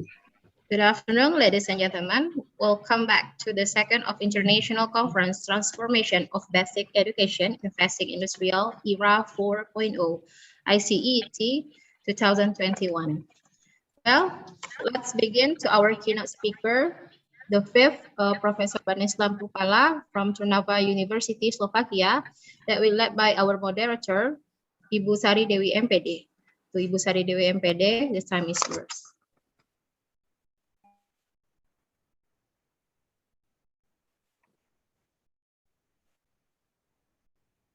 Microphone, I think I cannot hear you. Something doesn't work because no voice. Okay, what about now? Yeah, now it's okay. Thank you, Branya. Ladies and gentlemen, in this afternoon sessions, I would like to introduce you to one of the keynote speaker, Professor Branislav Pupala, PhD. He is one of senior professor at Trnava University in Trnava Faculty of Education, Slovakia. His previous professional experience as a teacher at elementary school, teacher at high school for nurses, research fellow at Slovak Institute for Research in Education, specialist at Meteorological Center, Ministry of Education, Slovakia, and SEO Research Fellow, Slovak Academy Science in Bratislava, Center of Research in Education. His position in National Institute of Education as a member advisor of management, and also positions at national policy level of early childhood education and care in Slovakia, and professional evaluation director of national preschool education curriculum. Director of Master Program in Preschool Education, co-director of Joint Master Program in Preschool Education, director of PhD Program in Education, including Preschool Education, chairman of Kenya Center for Research in Early Childhood and Preschool Education. And his expertise in policy of education, early childhood education and care, In these sessions, I would like to invite Professor Branislav Kupala, PhD, in these sessions. And please, Prof, time is yours. Thank you so much. So, firstly, I would like to tell you good afternoon. It is for you, good afternoon, because I'm sitting home here in my country, which is Slovakia, and we have different time, you know. So, good afternoon for you, but I still have morning. So, there is 8:30. So I woke up just 1 hour before. So we have different time. We have different maybe our setting of the mind is different because I'm more fresh, maybe like you, because you already had some presentations and so on. So just for explanation, that again, I'm speaking now to you from Europe, from Central Europe, because Slovakia is one of the small countries directly in the central of Europe. So it is just my location. The second issue, what I would like to say that unfortunately, just this time, I should have been in Indonesia. Because maybe for everybody or for all of you could be interesting to know that my university, or I can say my department, my university, has a long-term collaboration with Indonesia, especially with the Padang University, and I think it is the main reason why I'm speaking here. And the collaboration means that we have some projects under the agency, which is called Erasmus, and we have a long-term exchange program for teachers and also for students. But what happened, everybody knows, there's a pandemic situation, and our collaboration can be done only like in online form. So it is why I'm speaking that I should have been in Indonesia now, but I am not. I must be home. Also, the students from Padang University, they should have been here in Slovakia. Also, teachers from Padang University should have been here in Slovakia, but there is quite difficult to travel here, to travel across the countries. So we are still home and we can communicate only by this form. Doesn't matter, but it happened. It happened with us during this pandemic time. So this is, I think, this is the main reason that we have long-term collaboration. And why I'm speaking here, it is one of the reason is that I have spent quite long time in Indonesia, so I am a little bit familiar with your educational system, and some of you, maybe you also have some information about Slovakian system or European system, and we are trying to share our ideas, our experiences, and so on. Although our cultures are really very, very different. Our traditions are different, our history is different, and so on. But you know that during the era of globalization, the information are flowing very quickly, and we can share our ideas because the common of the education is still more similar. Please, sorry, translate my previous speech.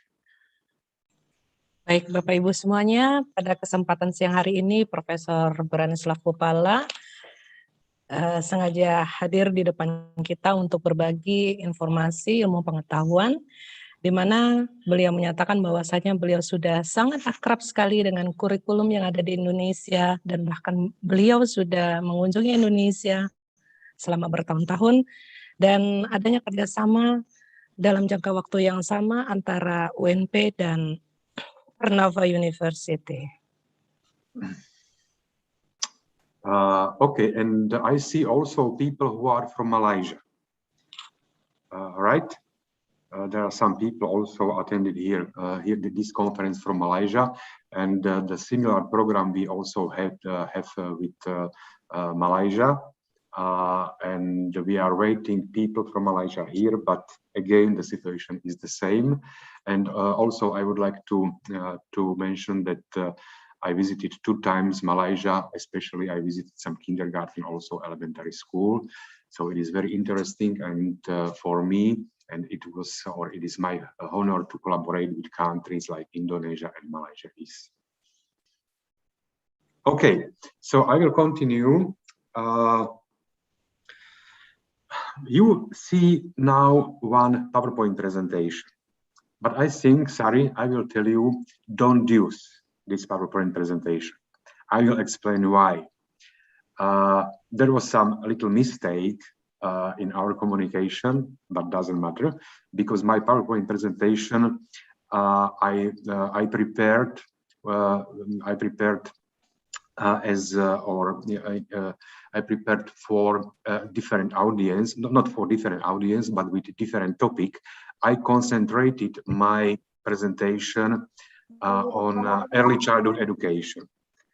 But just yesterday, I found that the main idea or main topic of conference is basic education and elementary education. So I completely changed my idea, what I would like to tell you. But unfortunately for this topic,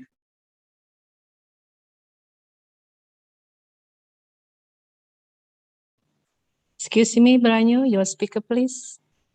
Your speaker is closed. Please open your... Yeah, there was written that somebody unmute me. I don't know why. So I'm going to continue. Again, I will explain you that just yesterday evening I found that I should speak deeply, not about preschool education or early childhood education. I should concentrate my presentation about basic education on elementary education. And it is not a really problem for me. So maybe I am happy that I can change my presentation, and I am not concentrated my presentation to the topic of preschool education, but elementary education. And I will explain you why.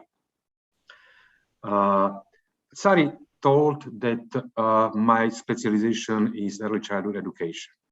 It is true, but it is not my only main topic in my work.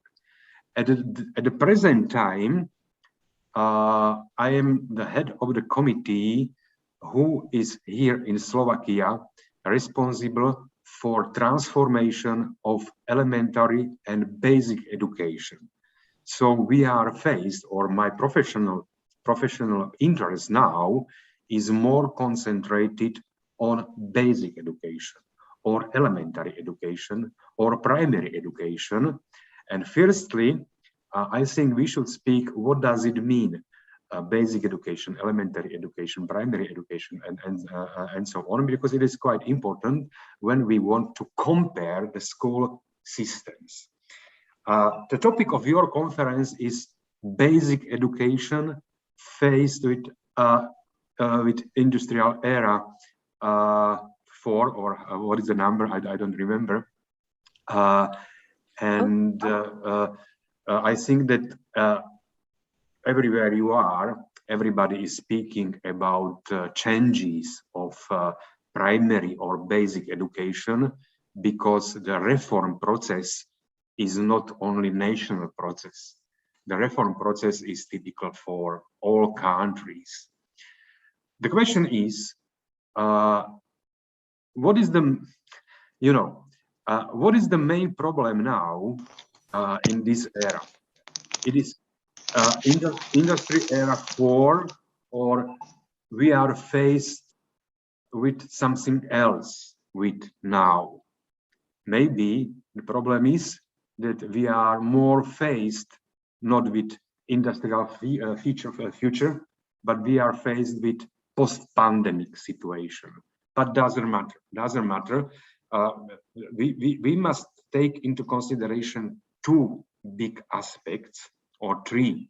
One aspect is future of industry or future of economy. The second aspect is that we are facing with some special conditions for education, which is lockdown connected with pandemic situation. You know, everywhere basic education, early childhood education, including university education, has changed because we had to be adapted in a new kind of education, and we had to decide what is important in this new situation, new organization, and so on. And especially for basic education, it is a big question because it is compulsory.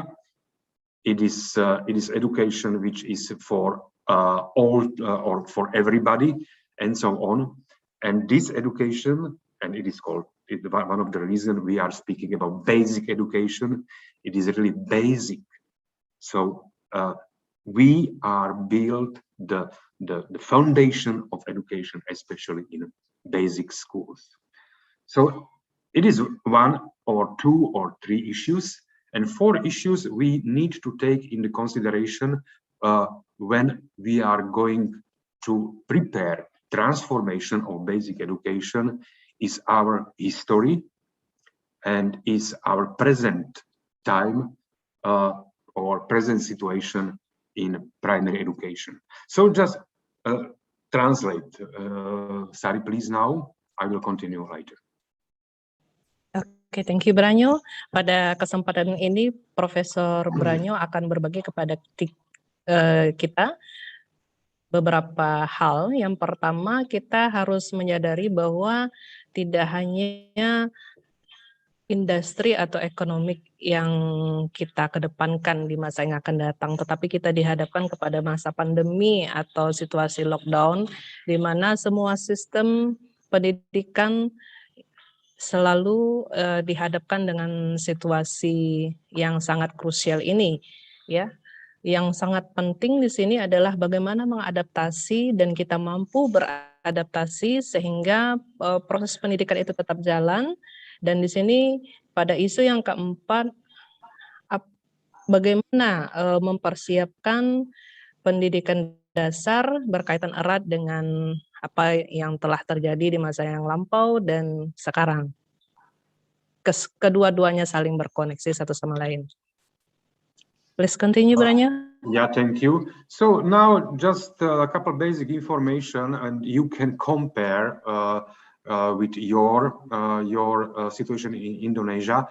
I will very briefly explain you the structure of our school system and what we are speaking about when we are speaking about basic school. In Slovakia, not only in Slovakia, in many European or not only European countries, we have institution which is called basic school.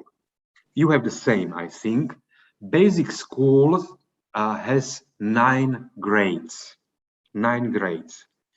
And basic school is divided for 2 parts. It is first level of basic schools. Actually, it is, or we call it internationally, like primary level of education.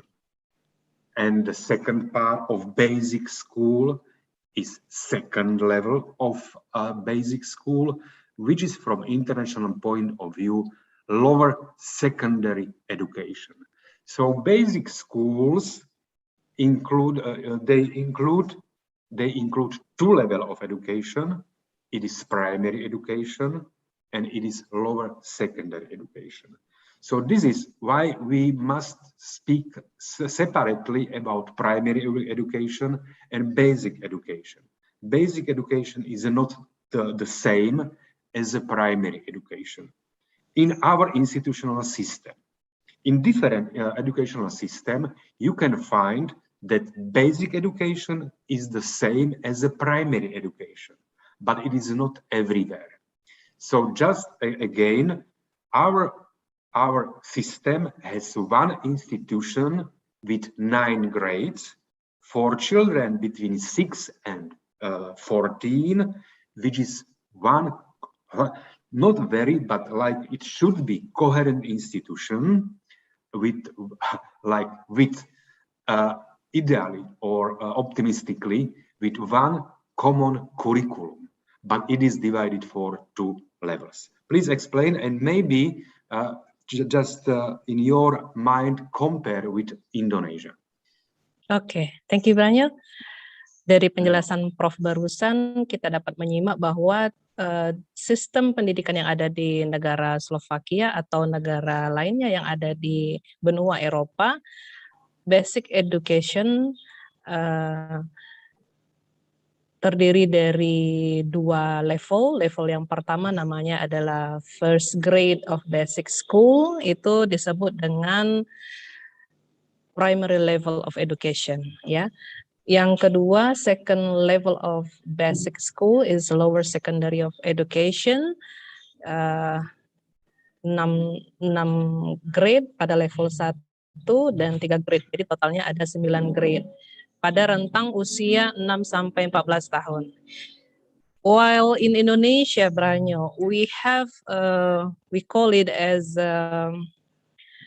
preschool educations for kindergarten student, and we have a basic education only for elementary students, 6 years, and we go on to a uni or high school level, 3 years. So this is different, and it is a very interesting question. So maybe we can compare now the situation in Indonesia and in Slovakia.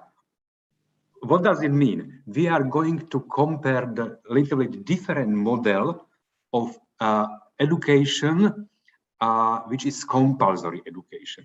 Sari, you mentioned preschool education. Preschool education is part of the educational system, but now we are not speaking about preschool education. We should speak only about one issue regarding preschool education. What is going on in the last 10 years? You should notice across the whole world, especially in Europe. When we are speaking about preschool education is not compulsory. Is usually, or in many countries, it is not compulsory. It is just recommended, and we are happy to have most children in kindergarten. But if you will decide that you don't want to give your child to kindergarten, you don't need to do it. But what is happening last year, including Slovakia? At least 1 year before attending basic education, 1 year of preschool education starts to be compulsory. It means that every child 1 year before entering primary education must attend kindergarten. It is quite important, and it happened just this year also in Slovakia. It means that when we are speaking about this issue, like 1 year of compulsory preschool education, it is preschool education, but it is actually, when it's compulsory, it started to be like 0 class or 0 grade of primary education.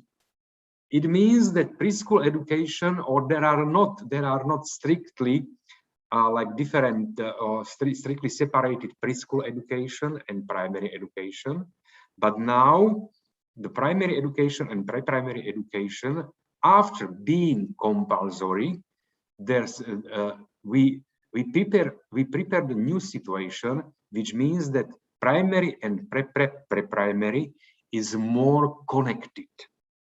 And it is, I think it is, for example, from the curriculum point of view, it is quite an interesting issue, because now we must speak, or we must ask ourselves how the preschool curriculum is connected with primary curriculum. In some countries, the continuity is established very well. In some countries, these curriculums are independent. But now more and more curriculum development started to be started to develop the curriculum which is connected together primary and pre-primary. It is one issue which is important for our thinking about pre-primary education and primary education, and for the question how we are going to see children who are in first grade in basic education. Please translate. Ya, Prof. Branyu barusan menjelaskan kepada kita bahwa dalam kurun waktu 10 tahun terakhir di Slovakia itu tidak ada kewajiban untuk mengikuti taman kanak-kanak. Ya, jadi pendidikan masa prasekolah itu tidak diwajibkan, hanya direkomendasikan kepada orang tua. Jadi orang tua bisa memilih apakah mereka akan memasukkan anak mereka ke taman kanak-kanak atau tidak. Namun 1 tahun terakhir di Slovakia itu namanya ada pre-primary school ya, jadi seluruh anak diwajibkan untuk mengikuti atau masuk ke taman kanak-kanak minimal 1 tahun. Nah, jadi dalam hal ini wajib anak usia dini untuk masuk pendidikan prasekolah 1 tahun sebelum mereka masuk ke pendidikan dasar. Nah, itu ya Bapak Ibu. And the second question, when we are comparing Indonesia system and school systems of European countries, not all countries, but for example Slovakia, that your basic school is actually primary school. But our basic school is not only primary school. Our basic school is primary plus lower secondary. You call this level of education junior, how we told? Junior high school. Junior high school. But junior high school here is part of the basic school. And what are the differences? Listen to me. Your primary or elementary or basic school has 6 grades. It means your primary education is 6 years. Our primary education actually in the basic schools is 4 years. So primary education in Indonesia, 6 years. Primary education in Slovakia, 4 years. There is big question. What is better? How or how the duration of primary education speaks about the quality of primary education. It is quite difficult to explain, but I will tell you one interesting information, because it is very important question. The duration of primary education. The World Bank has a survey or statistics about more than 200 countries, and the statistics compare countries, especially in the point of view how long or how many years primary education has in different countries. And you know what is the result? The result is, if you compare 200 countries, maybe, I'm not sure about the percentage, but maybe 60 or 70% of the countries, they have primary education for 6 years. Less countries have 5 years, and maybe only 20 countries across the world, they have duration of primary education just for 4 years. In Europe, it is Slovakia, it is Austria, it is Bulgaria, and it is Germany. But In European Union as such, the average of duration of primary education is also 6 years. And when I compare, and when we are doing the comparison of the systems, the result is that primary education should have duration at least 5 years. 4 years is quite short time for purposes like to build, to build or to develop the foundation of basic education. It is one of the reasons why we want to change our basic school. The question is, again, it is fine. I think that from this point of view, when you are speaking about your elementary school, your basic school, and you tell that it is for 6 years, it is okay. What is the next question? And okay, when I compare primary education in Slovakia and in Indonesia, I can say that Indonesia is better because of duration of primary education. But there is another point of view. Our basic school has a duration 9 years, and the children from primary education, they continue in the same building, in the same classmates, in the same environment, in one institution, and they are together, the same children, for 9 years. But your children, after completing of elementary school, they are going to change the institution. Maybe they will meet new children, they will move to another place, and so on. And what the research used to speak, this way is not so good then, or when the children are in one institution for more years.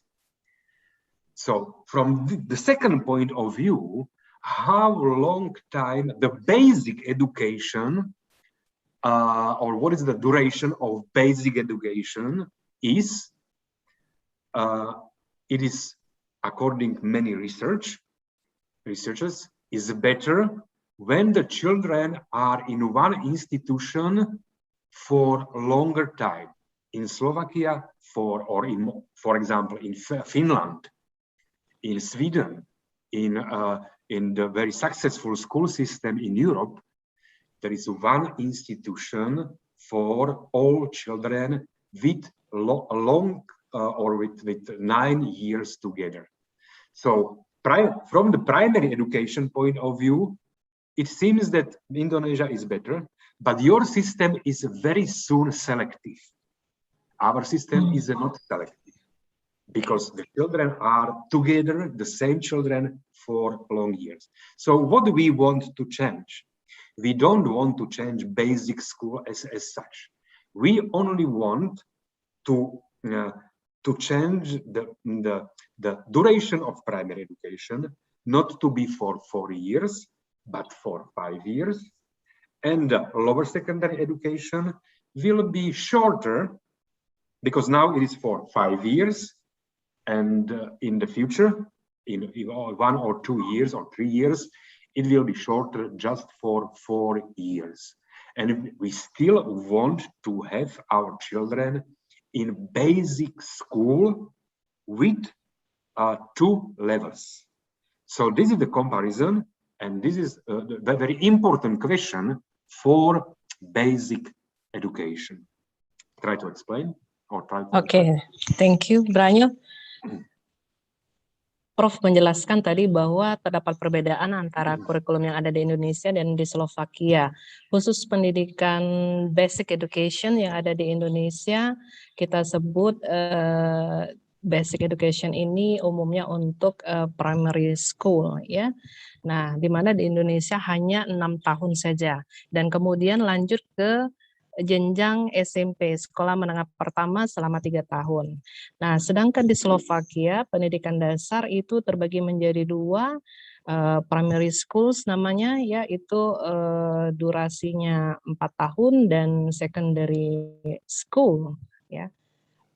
Itu durasinya sekitar 4 sampai 5 tahun. Nah, dari hasil riset 200 negara yang dikomparasi, dari hasil penelitian bahwa 60 sampai 70% negara di dunia yang diteliti ternyata terdapat 60 sampai 70% negara yang di mana pendidikan dasarnya itu berlangsung selama 6 tahun.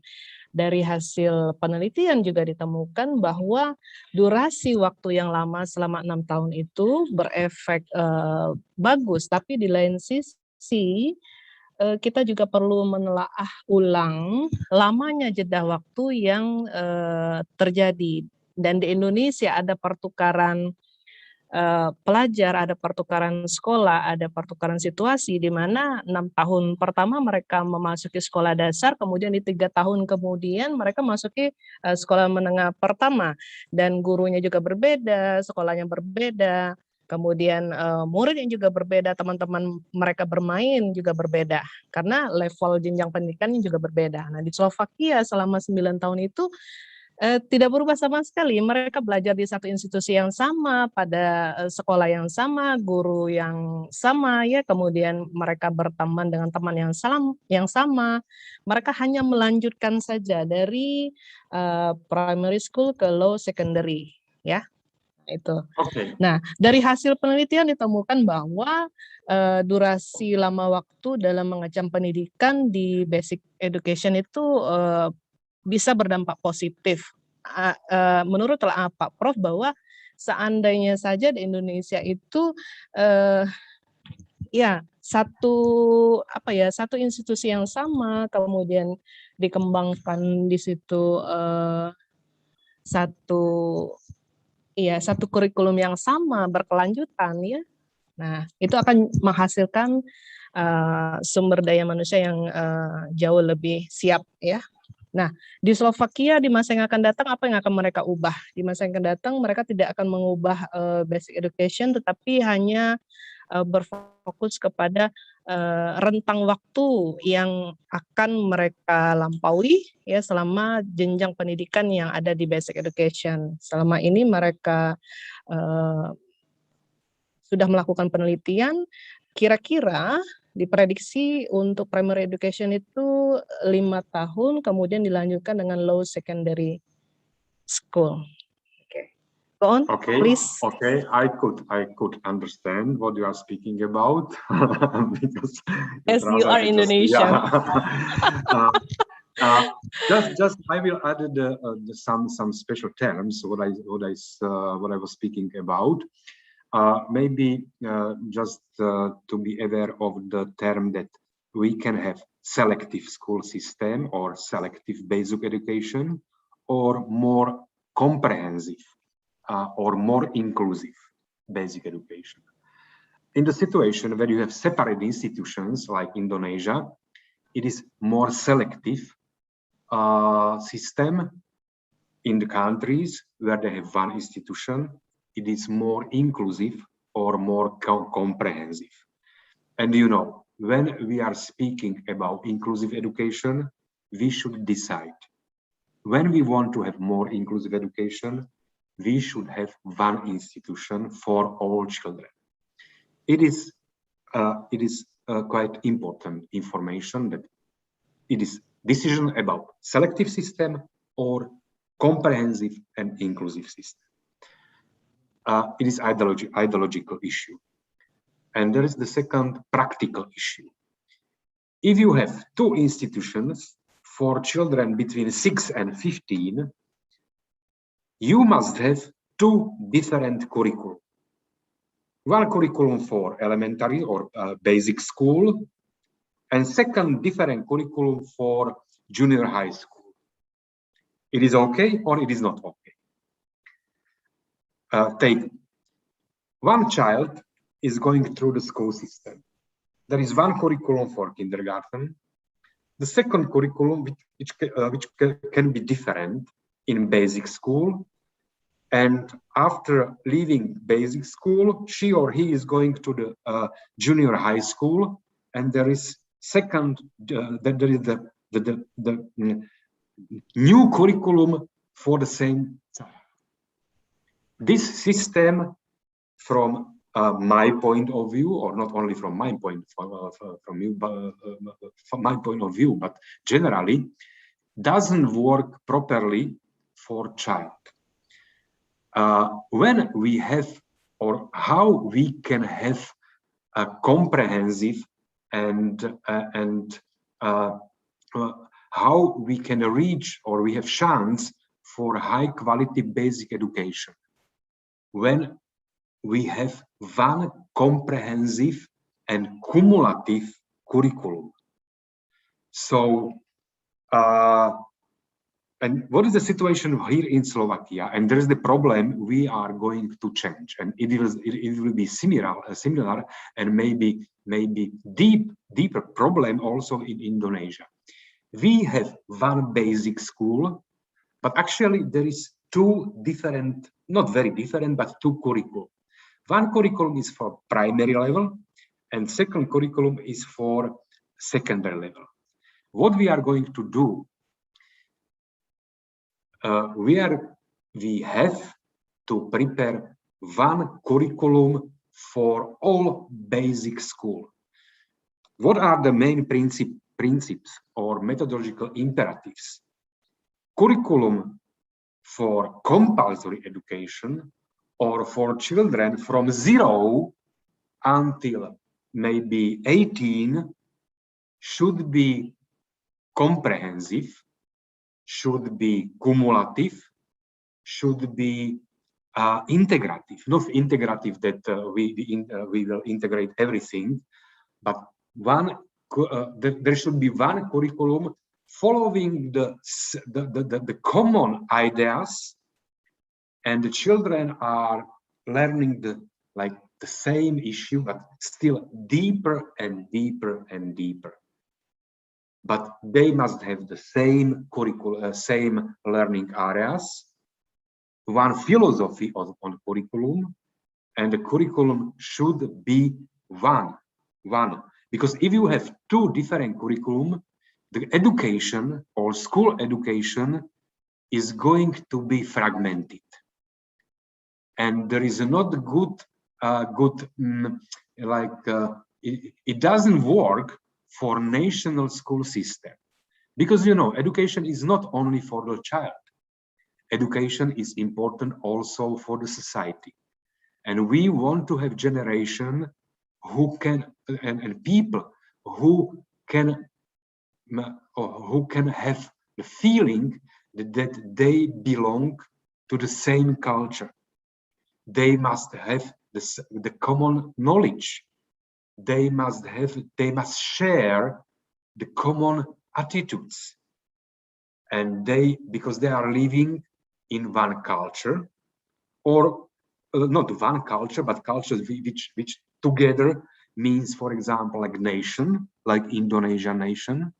And when somebody is Indonesian, even though he or she is in Papua or in Sumatra, they are Indonesian only if they share some common ideas, and they can share the same or common knowledge. So it means it is possible only when we have in the school the common curriculum, which is developed for all educational levels, from pre-primary until higher secondary. And especially it is important for basic education, which has duration at least 9 years. Translate, please. Ya, baik, dari penjelasan Prof tadi dapat kita simpulkan bahwa kita harus memikirkan saat ini pendidikan kita itu harus pendidikan yang inklusif, artinya kita menyajikan satu institusi untuk seluruh siswa atau murid ya. Nah, di mana dari analisis beliau ditemukan bahwa jika pada setiap jenjang pendidikan itu berbeda-beda kurikulumnya, maka hasilnya tidak akan komprehensif. Nah, jadi umpamanya kalau di Indonesia itu kita di Taman Kanak-Kanak ada kurikulum holistik integratif, kemudian di SD ada kurikulum 2013 ya, kemudian nanti di SMP umpamanya yang terpakai apakah itu K13 atau KBK ya. Nah, jadi sebaiknya dari analisis beliau sebagai seorang pakar di bidang pendidikan, beliau menyatakan bahwa kurikulum yang baik itu kalau mereka saling terintegrasi satu sama lain, di mana di sistem pendidikan yang ada di Slovakia saat ini khusus kalau kita berbicara mengenai basic education yang ada di Slovakia, kita akan hanya menemukan 2 kurikulum saja, satu kurikulum khusus. Nah, jadi di masa yang akan datang Slovakia akan berbenah diri terutama dalam meningkatkan kualitas pendidikan ya, di mana pendidikan itu harus lebih kumulatif ya, lebih komprehensif lagi. Nah, thank you, Prof. Go on, please. Okay, I will continue because I think that the time is very short, and if I want to explain everything, I need 1 day for explanation. But so just some ideas. Okay, now what we are going to do? I told you just formally that we want to change the primary education and secondary education in duration, but it is not so important. More important are changes in the curriculum, but not changes in the content. Content is very content of education should be still doesn't need big changes, because the educational area are still the very similar and important: language, mathematics, science, social studies, physical education, and art. It will be still there, and it is okay. But how to build the content inside in these areas, and what is the important? The same areas should be continuously built across or through all school system, from the preschool until the high secondary school. But what we need to change? We need to change the design of the curriculum. So design of curriculum is important, but I don't have time to explain deeply what kind of design of the curriculum we should have. I think well design of Indonesian early childhood education curriculum, and I will tell you it is very strange for me. I can say that design of preschool curriculum doesn't work properly in Indonesia. You have very special system, and it is quite difficult to understand all documents, what is like curriculum documents. And I know that also for teachers, it is not very clear. It is very complicated. It is one of the issue of the curriculum design. The second issue is the curriculum management. Curriculum management means how we should prepare curriculum which is well prepared from the state level, and also which is appropriate also for the school level. I will explain, or I will give you just one example. You can prepare excellent national curriculum at the central level, excellent, methodologically completely clear, but it is nothing when the schools don't understand, or if their ideas are not clear or not close to the formal ideas of the state curriculum. So the changes of the curriculum at the state level is only one aspect. But if we don't work on the not only on the macro level, but also meso level and micro level at the school, we cannot change anything. And there will be big differences what the state speaks about curriculum and what the teachers are doing in the schools. it can be a big problem. And it is also, and it is a big task for curriculum management. If we don't speak, or if we don't have buddies on the meso level, and we don't have teachers who are in accordance what is aimed, or what state should have in the curriculum, it will never work. It will never work. And I think this problem I saw in preschool education in Indonesia. It is not only in Indonesia, it is also in Slovakia. Yeah, we can have fantastic national curriculum, but if you don't, if you are not in one line with teachers, and they must do their school program, it will not work. And it is the problem in many countries, including countries which have which are rich countries with very nice traditions of our history of education. But if you are not in everyday contact with stakeholders, with teachers, with directors, with local organizations, and if you don't have collaboration and you don't share the same ideas, everything will be wrong. And there's the biggest, or I think I feel it as the biggest challenge, you know. And it, for me, it is, in my feeling, it is my biggest problem, because, you know, I think that I have a very nice idea, but my idea is nothing. Is nothing when the people are not understand what we want, what we are speaking about, and so on. Yes. Yeah. So try to explain. And Okay, I will just add. And this is the problem in such small country as Slovakia is. We are very small countries, and we have the problem. I cannot imagine how to manage curriculum in such big country as Indonesia is. I think it is impossible. Oke. Baru saja beliau menjelaskan bahwa ada beberapa perubahan yang harus kita kedepankan ya kalau kita berbicara mengenai kurikulum. Yang pertama itu adalah desain atau rancangan kurikulum. Jadi beliau menganalisis bahwa desain kurikulum yang ada di Indonesia ini tidak bekerja dengan baik karena yang pertama, guru selalu disibukkan dengan konten administrasi yang menyibukkan dan terlalu banyak ya. Jadi sehingga desain kurikulum itu tidak berjalan dengan baik, sehingga guru kelabakan ketika mempersiapkan konten materi ya, berbanding terbalik dengan administratif yang harus mereka persiapkan di awal sebelum mengajar. Nah, ini tidak bagus menurut beliau ya.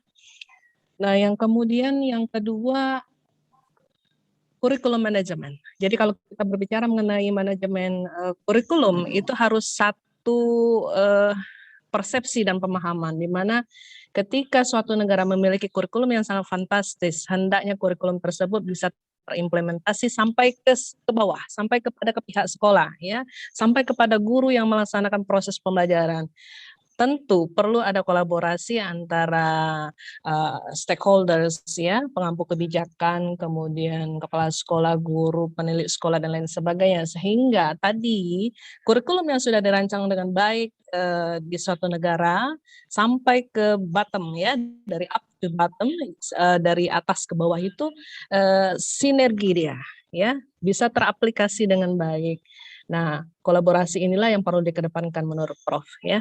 Jadi di Slovakia juga ditemukan masalah yang sama, di mana di meso level dari kurikulum itu sendiri ya, terkait mengenai aspek kolaborasi ini juga perlu dikedepankan.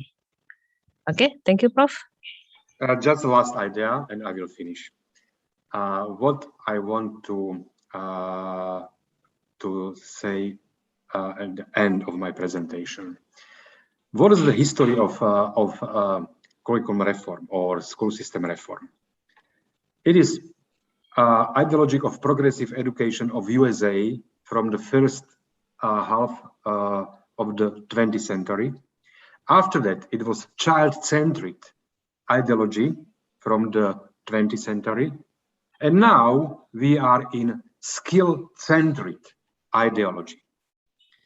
The education, which is called education for industry era, is skill-centric conception. And it is nothing, it is speaking about critical education, about critical thinking, creative thinking, cooperation, and so on. I don't believe of this idea. I believe that education should be based on the common knowledge, should be based on the common attitudes, should be based on the tradition. And my Bible for this conception is the book which is called Why Knowledge Matters. This book is my Bible because it speaks about why the skill-centric of school education doesn't work and how it can destroy our educational system. I will finish now my education. Thank you for attention. Baik, di akhir sesi penjelasan beliau bahwa kalau kita berbicara mengenai revolusi industri, tentu arahnya ini terkait tentang skill ya. Jadi di sini kita tidak lagi membahas mengenai critical thinking dan lain sebagainya, tetapi kita di sini masalah skill ya dalam pengaplikasiannya ya. Jadi skill is more important in Industrial Revolution 4.0. Okay, I would like to invite all participants to ask in the second sessions, question and answer sessions. Please raise your hand, or even you could type your questions on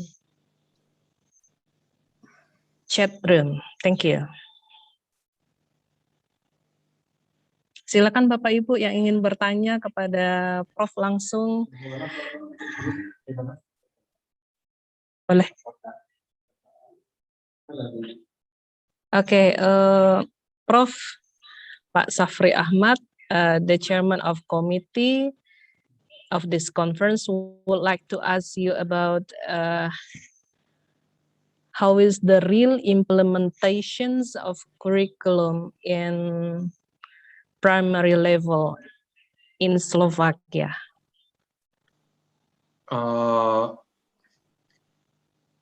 So now we are in the process of the changes. You know, now we have our curriculum which works for 20 years, and we would like to change it. Where is the problem in primary? In primary education, we are still, or everywhere, I think, that the problem is that primary education in some aspects or curriculum is more simple, for example, than or content is simple than pre-primary education. So we would like to change primary curriculum to be more connected with pre-primary education, and because pre-primary education build some knowledges, some skills, and so on, but primary curriculum doesn't follow it. And we want to build the primary education as a continuity with pre-primary education. The second question also, we didn't have time to speak about it, are teachers. Are teachers who are working at primary level, also at pre-primary level, and also for secondary level. Maybe I will give you one idea what I think it is quite success of our system. Our preschool, or some of our preschool teachers have the same qualification as primary teachers, so they can continue, or if they want, the teachers. You know, you as a person, you have qualification for preschools and also for primary. For continuity is extremely good approach.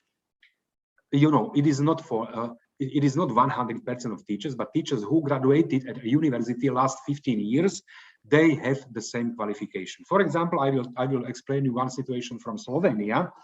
Slovenia has a policy when in first grade in elementary school, the children, they had 2 teachers in one grade, in one classroom. One with qualification of preschool and second like for primary.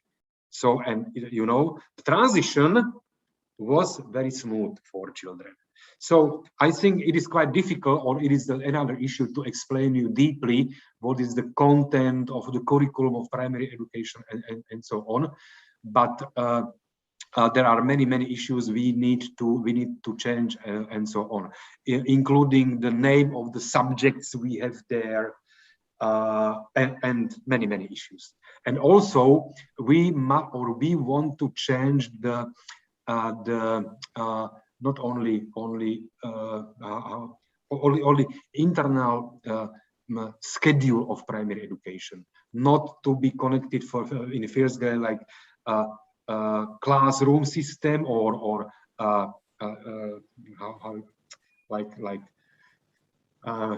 it should be maybe a little bit more similar as a pre-primary, not as a school.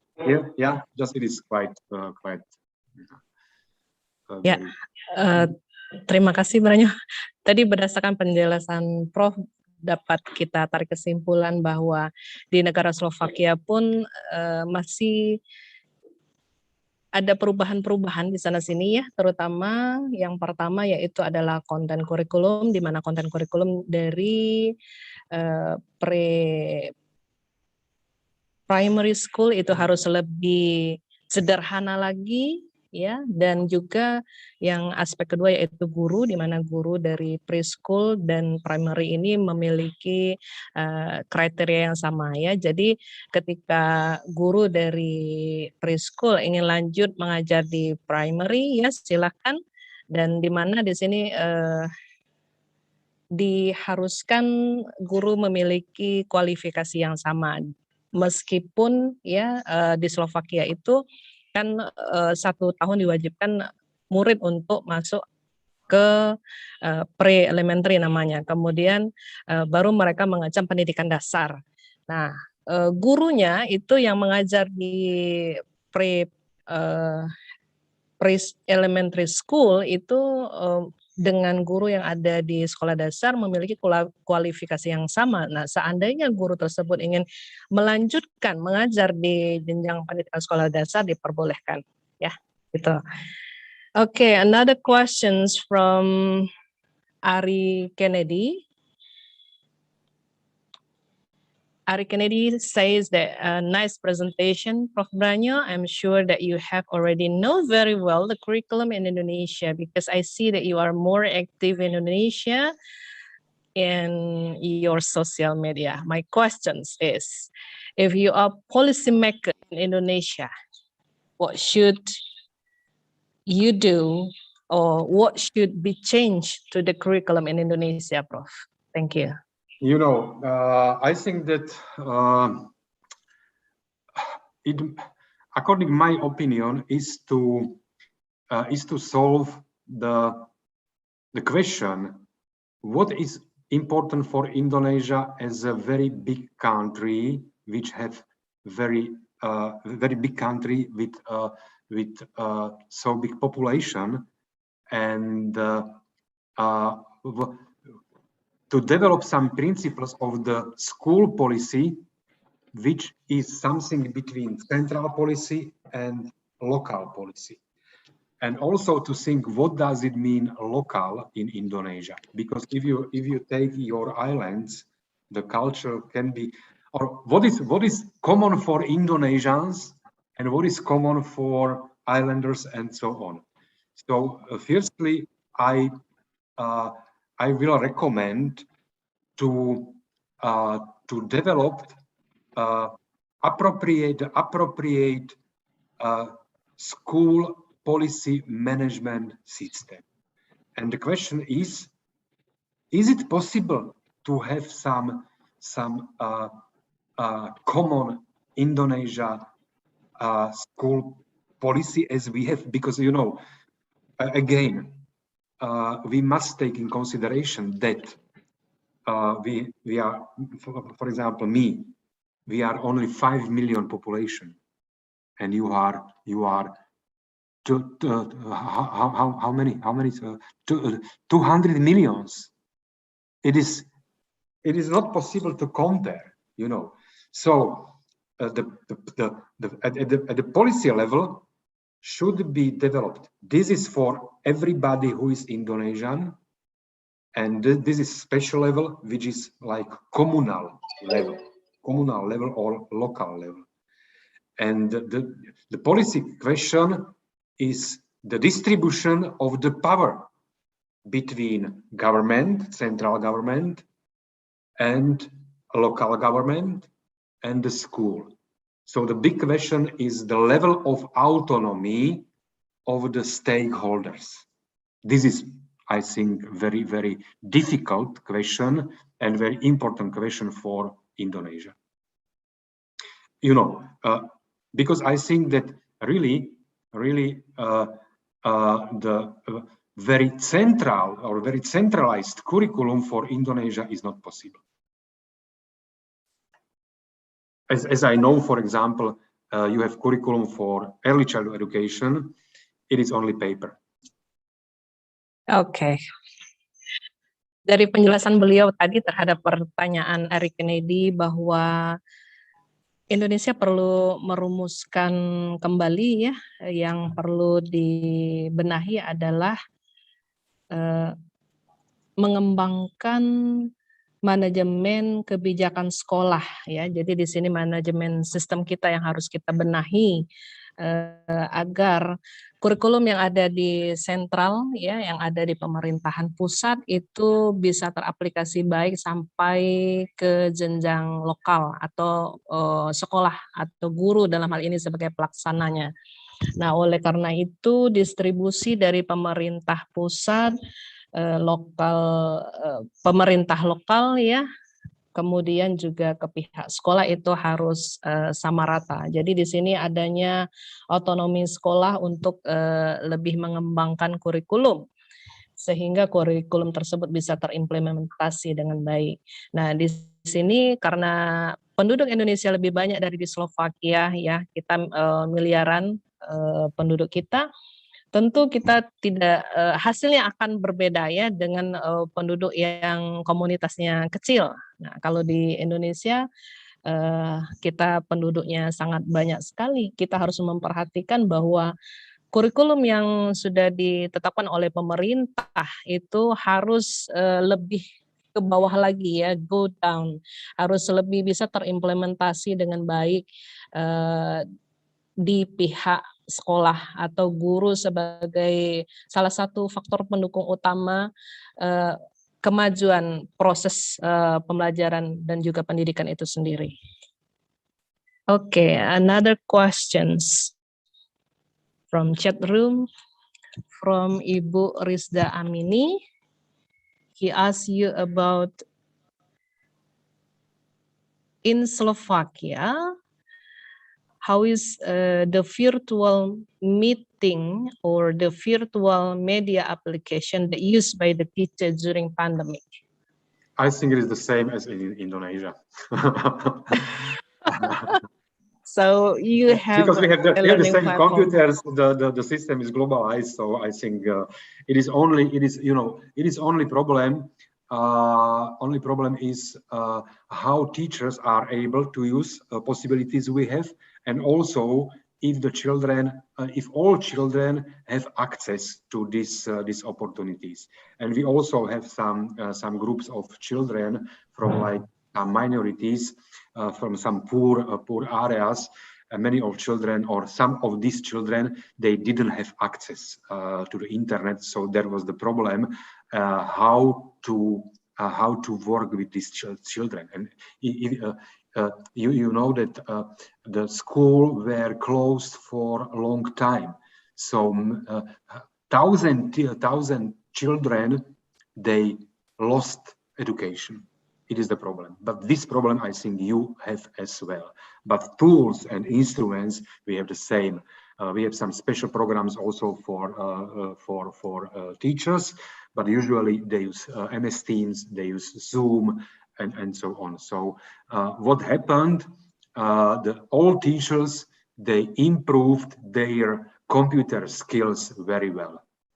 Yeah, so it was useful. The pandemic situation was useful. How to? It was like training so we of have the same computer skills of the situation. teachers. Yeah. Yeah. Kita memiliki kendala yang sama, masalah yang sama di masa pandemi ini, ya, di mana kita dihadapkan dengan pembelajaran virtual. Kata Prof tadi sama saja model pembelajarannya, ya, medianya juga sama, ya, kita menggunakan Zoom meeting dan aplikasi e-learning platform seperti yang ada di Indonesia. Masalahnya nih adalah gurunya, bisa nggak gurunya menggunakan teknologi, bisa nggak gurunya mengaplikasikan teknologi itu dalam proses pembelajaran virtual. Nah, itu yang jadi penekanan utama, ya, menurut Pak Prof.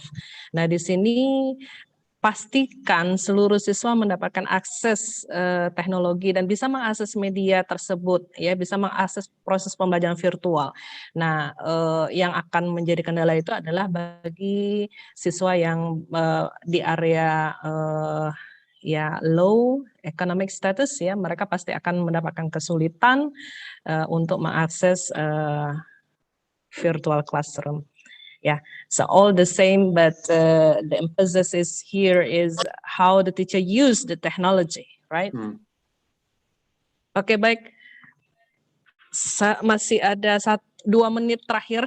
Oke, we still have 2 minutes left, but there is still one question from Yulis Helsa. He asks you about who is the person, the important person that made the curriculum or designed the curriculum in Slovakia? The person or the body or institution, or what is the question?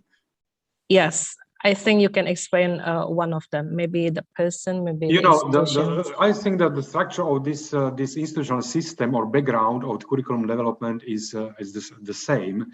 The formal responsibility has Ministry of Education, of course, but depends who is Minister of Education. Some Ministry of Education, there are political persons and they don't understand deeply about curriculum development. But here in Slovakia and everywhere, or in many countries, we have institution which is called very freely translated. It is a state educational institute which has responsibility for curriculum development. So, and now I'm working at university, but my main job now is at this institution, and my responsibility is to be like the manager of curriculum development for elementary school. So it is like Ministry of Education with the National Educational Institute, which is like Curriculum Development Institute. Ya, berdasarkan penjelasan Pak Prof tadi, kurikulum didesain oleh Kementerian Pendidikan yang ada di Slovakia, ya, dan beliau di sini peranannya sebagai manajer implementasi dari kurikulum yang terlaksana di primary school education. Okay, Branyo, could you please give one motivation sentence for student of primary education to be a good teacher? What should they do? Special request. It is not easy to explain. No. I think that you know what I think, especially. Okay, you must be motivated to do this job. My recommendation is you don't think about this job as a job for all your life. I think that to be a good teacher, you cannot be for 40 years. Sometimes try to change your job and you will have different experience and you can go back to be teacher and you will be better teacher when you will try different jobs. For example, in the office, in the shops and everywhere, And because if you are very long time with children, you will be like child.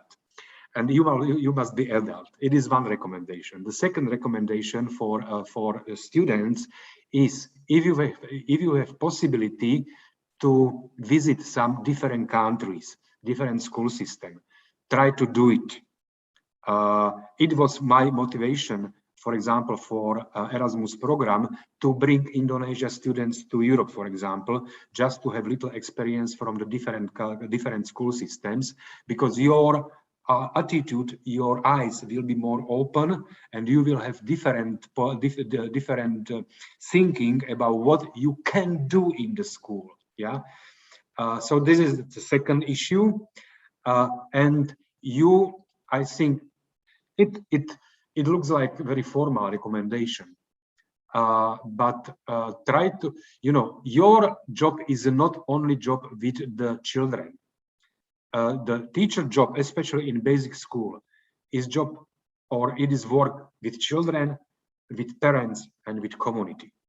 It is quite. It is very important to know that you are there not only for children, you are there for community when the children are living. Berdasarkan penjelasan Prof tadi ya, kita dapat menarik kesimpulan bahwa untuk menjadi guru sekolah dasar yang baik atau profesional itu yang pertama harus ada motivasi dari dalam diri. Itu yang terpenting. Kemudian yang kedua, kunjungilah beberapa sekolah atau beberapa negara sehingga saudara bisa mendapatkan pengalaman yang lebih, bisa dapat pemahaman yang lebih terkait mengenai kurikulum, pelaksanaannya seperti apa dan lain sebagainya. Nah, bila perlu saudara ditantang ini ya oleh Pak Prof untuk berganti atau alih profesi dari guru, kemudian saudara di sini mengganti profesi saudara ya menjadi instruktur dan lain sebagainya. Kemudian kembali lagi untuk menjadi guru, diyakini bahwa ketika saudara kembali lagi menjadi guru, saudara akan kembali menjadi guru yang jauh lebih baik lagi. Ini panjang ya. Oke, Branyo. Thank you for your coming. Thank you for your explanations. And maybe if there is a good opportunity for us to be primary school education teachers in Slovakia, it will be good. So please open the opportunity. Okay. So thank you so much. I was happy to speak with you, to meet Indonesian people, and I hope the situation in pandemic will be still better, because I cannot wait to be back in Indonesia. Okay, so welcome home to Indonesia. It was my pleasure to speak to you. Thank you, Prof. Yeah, thank you. Thank you. Bye bye. Yeah, bye bye. Bye bye. Informasi pula diserang ke moderator.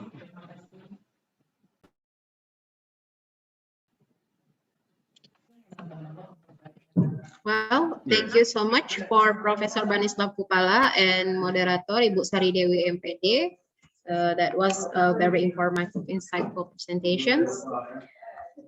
Coming up to the last session, we are going to have a parallel session until 4 p.m. So that will be lit in moderator in your each group. So if you're just a participant, so you can choose any breakout room you want to in. But if you are a presenter, so please choose the room that you have placed in. So we have in the breakout room, there are 4 rooms here. So in the room 1 will be presented by Ibu Reviona Andika. And then in the room 2 will be moderated by me myself, Atika Ulia. And in the moderator room 3 by Bapak Atriwaldi MPD, and also in room 4 will be moderated by Ibu Dia Stefani Suherman MPD. So for the presenters, please change your name with please press _room_name for the presenters. And for the participants, just write your name with *_ your name. Okay. So let's come back again to this main room in the 4 p.m. for the closing ceremony. Okay. Thank you so much.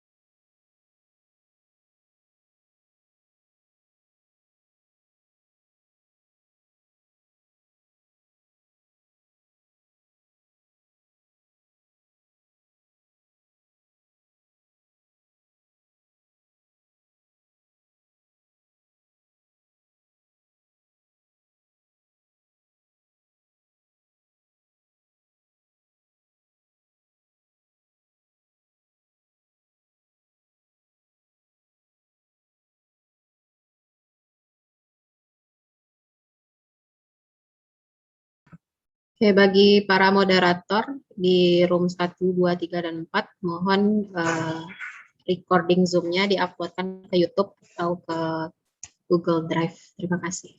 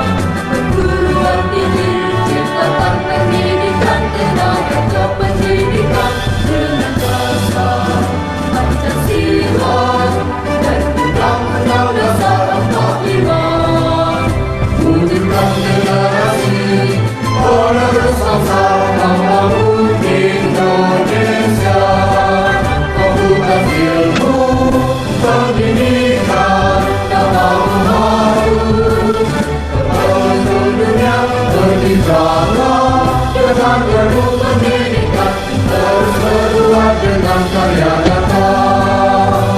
Mari kita bangun UNB, mari kita jaga. Mari kita bangun UNB jaya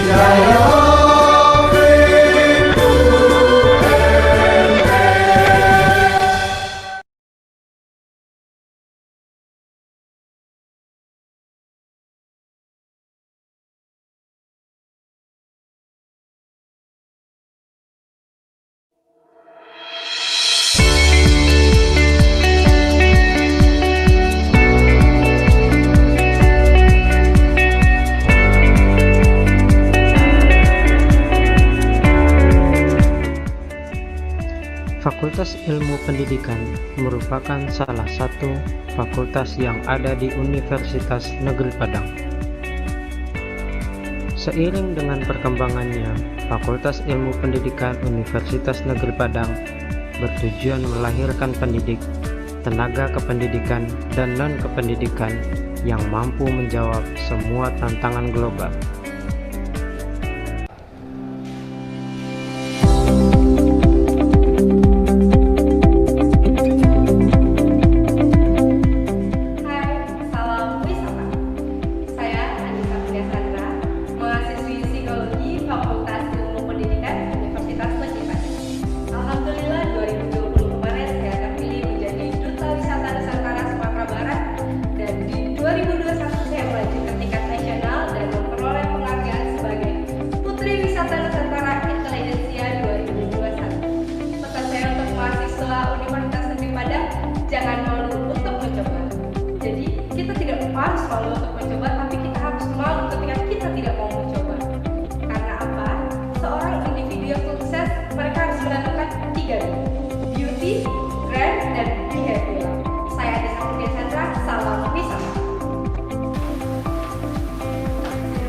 Assalamualaikum warahmatullahi wabarakatuh.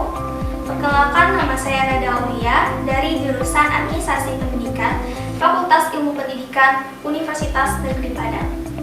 Selama belajar 1 tahun di Fakultas Ilmu Pendidikan, terutama pada jurusan Administrasi Pendidikan, saya berhasil mengembangkan bakat dan minat saya di bidang tilawatul Quran. Dan pada tahun 2021, saya mendapatkan juara 1 pada lomba musabaqah tilawatul Quran mahasiswa yang diselenggarakan oleh Universitas Negeri Padang. Setiap perjuangan pasti ada hasilnya. Gagal memberikan pelajaran dan sukses memberikan kebahagiaan. Sekian, terima kasih. Assalamualaikum warahmatullahi wabarakatuh. Assalamualaikum warahmatullahi wabarakatuh. Saya Azmi Ade Karina, mahasiswa jurusan Bimbingan dan Konseling Fakultas Ilmu Pendidikan Universitas Negeri Padang. Alhamdulillah, pada tahun 2021 ini saya mendapatkan juara 2 mahasiswa berprestasi tingkat Fakultas Ilmu Pendidikan. Sebagai mahasiswa berprestasi, saya mengajak teman-teman berkarya dan semangat dalam berkompetisi. Menyerah dalam membuat suatu hal yang baru. Karena masa Kalau masuk, beliau kok. Mempersiapkannya hari ini. Baik, tetap semangat. Take your time. Assalamualaikum warahmatullahi wabarakatuh. Beliau semangat. Salam semangat mahasiswa. Halo, saya Resa Tifeni Azahra, mahasiswa jurusan PG PAUD. Alhamdulillah, saya pernah meraih juara 2 nasional permainan tepuk yang diselenggarakan oleh Jurnal Obsesi pada tahun 2021. Menurut saya, prestasi tersebut merupakan hak semua orang. Maka dari itu, jangan malu untuk mencoba, karena selagi kita mencoba, kesempatan untuk meraih prestasi tersebut akan ada. Semangat! Halo semua, saya Rahmi Hanifah, mahasiswi pendidikan guru sekolah dasar, Fakultas Ilmu Pendidikan Universitas Negeri Padang. Alhamdulillah, pada tahun 2021, saya menjuarai musabaqah tilawatil Quran antar mahasiswa Universitas Negeri Padang, cabang Tartil Quran.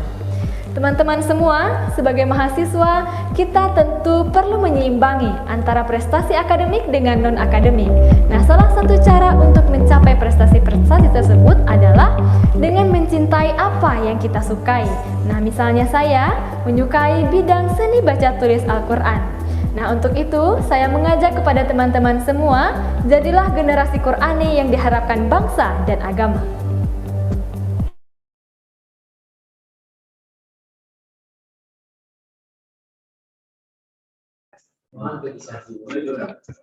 Well, ladies and gentlemen, sorry for the inconvenience.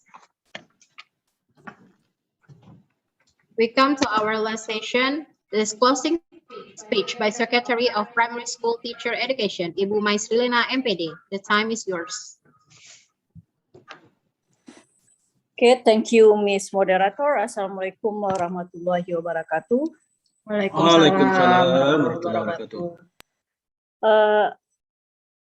Alhamdulillah, at the end we are finally finish our conference today, and I would like to say thank to all the distinguished keynote speaker and also all the participants who participate in this event to make this conference success, and also as I would like to thanks to the committee of this conference to make this conference run well, and all of the participants can participate in this conference well, and we are really sorry if there is any mistake or during this conference, because we have the same event held at the same time.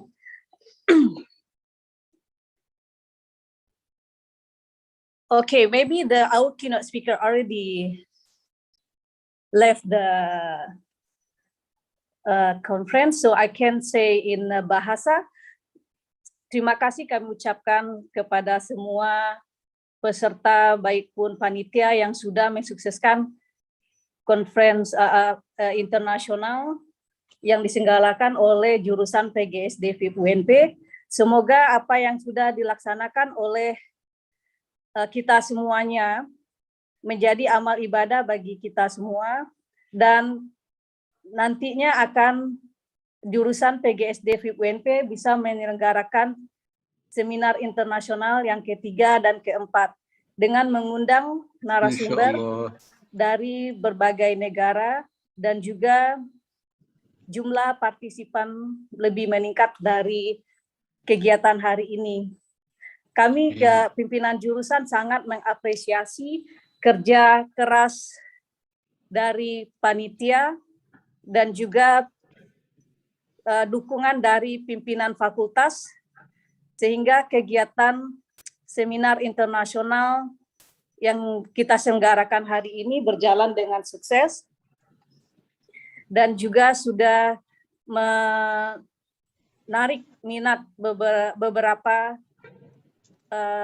presenter baik dari dalam dan luar negeri, dan Terima kasih yang sebesarnya kami ucapkan kepada penyelenggara, terutama kepada Bapak Dr. Andes Safri Ahmad, PhD, yang sudah sukses memimpin seminar internasional ini, sehingga semua panitia bekerja keras untuk menyelenggarakan kegiatan ini dan akhirnya berjalan dengan baik. Mohon maaf jika ada hal-hal yang tidak berkenan selama proses berjalannya seminar ini. Terima kasih kami ucapkan, wabillahi taufik wa hidayah. Wassalamualaikum warahmatullahi wabarakatuh. Waalaikumsalam warahmatullahi wabarakatuh. Kita perlu ucapan terima kasih kolaborasi dengan USM. Assalamualaikum Bu Munira dan kawan-kawan. Bu Muzirah. Ya, waalaikumsalam. Alhamdulillah, Tania sudah sukses. Ya, sama juga Syafri, Tania dan rakan-rakan Dr. Syafri. Ya, mudah-mudahan kolaborasi ini berjalan terus, Puan Dokter.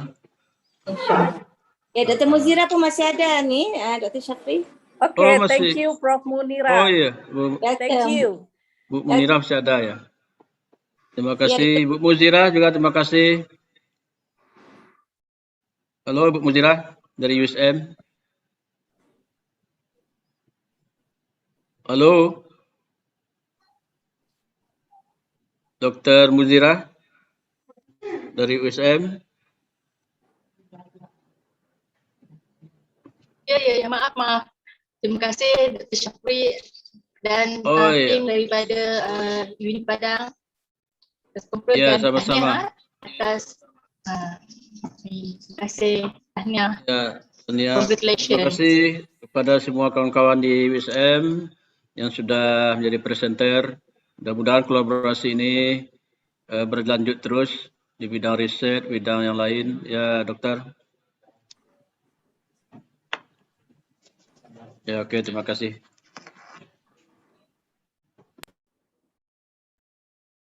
Okay, thank you so much to Miss Rilena MPD for closing speech. And I'm as the MC, want to say thank you so much for all excellencies, Rector and Vice Rector, and Executive Conference, Bapak Dr. Andes Safri Ahmad, Head of Program Studi, Primary School Teacher Education, Ibu Drayeti Aryani, and also Secretary of Study Program Imitation, Ms. Rilena MPD, and also our 5th keynote speakers and honorable co-hosts, distinguished guests, and all the committee, presenters, and all the participants. So for the closing statement, let's say Alhamdulillah, we are very sorry for all mistake and inconvenience. Well, ladies and gentlemen, thank you so much for your attention. See you in next event. Wassalamualaikum warahmatullahi wabarakatuh. Waalaikumsalam warahmatullahi wabarakatuh. Waalaikumsalam warahmatullahi wabarakatuh. Foto bersamanya, iya nggak panitia? Foto bersama penutupan ada nggak? Baik, foto untuk slide pertama, silakan Bu Ari. Slide pertama. Slide 12.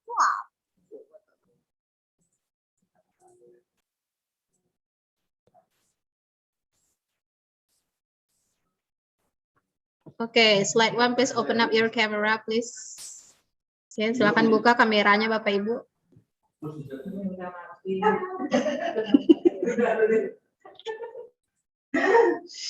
Oke, sudah Ibu Ari, slide pertama. Slide pertama, oke, slide kedua.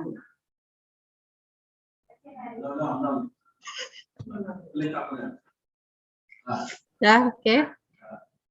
Slide pertama. Sudah, Ari? Ya, slide kedua, Bapak Ibu. Sudah, oke. So, thank you so much, Bapak Ibu. Semoga bisa mengikuti kembali untuk ICCET yang ketiga tahun depan.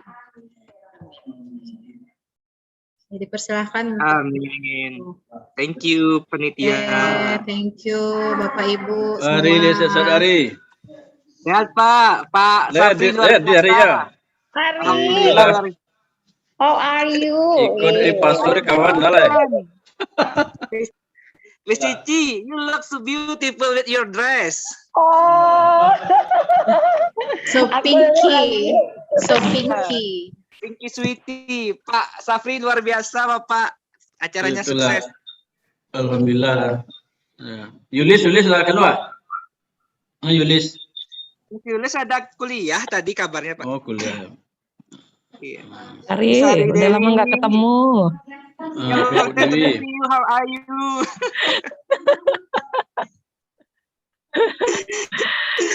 Sehat-sehat. Miss. Miss safari seminar ya Miss ya. Di mana-mana ada Miss Dari Dewi. Oh. Luar biasa.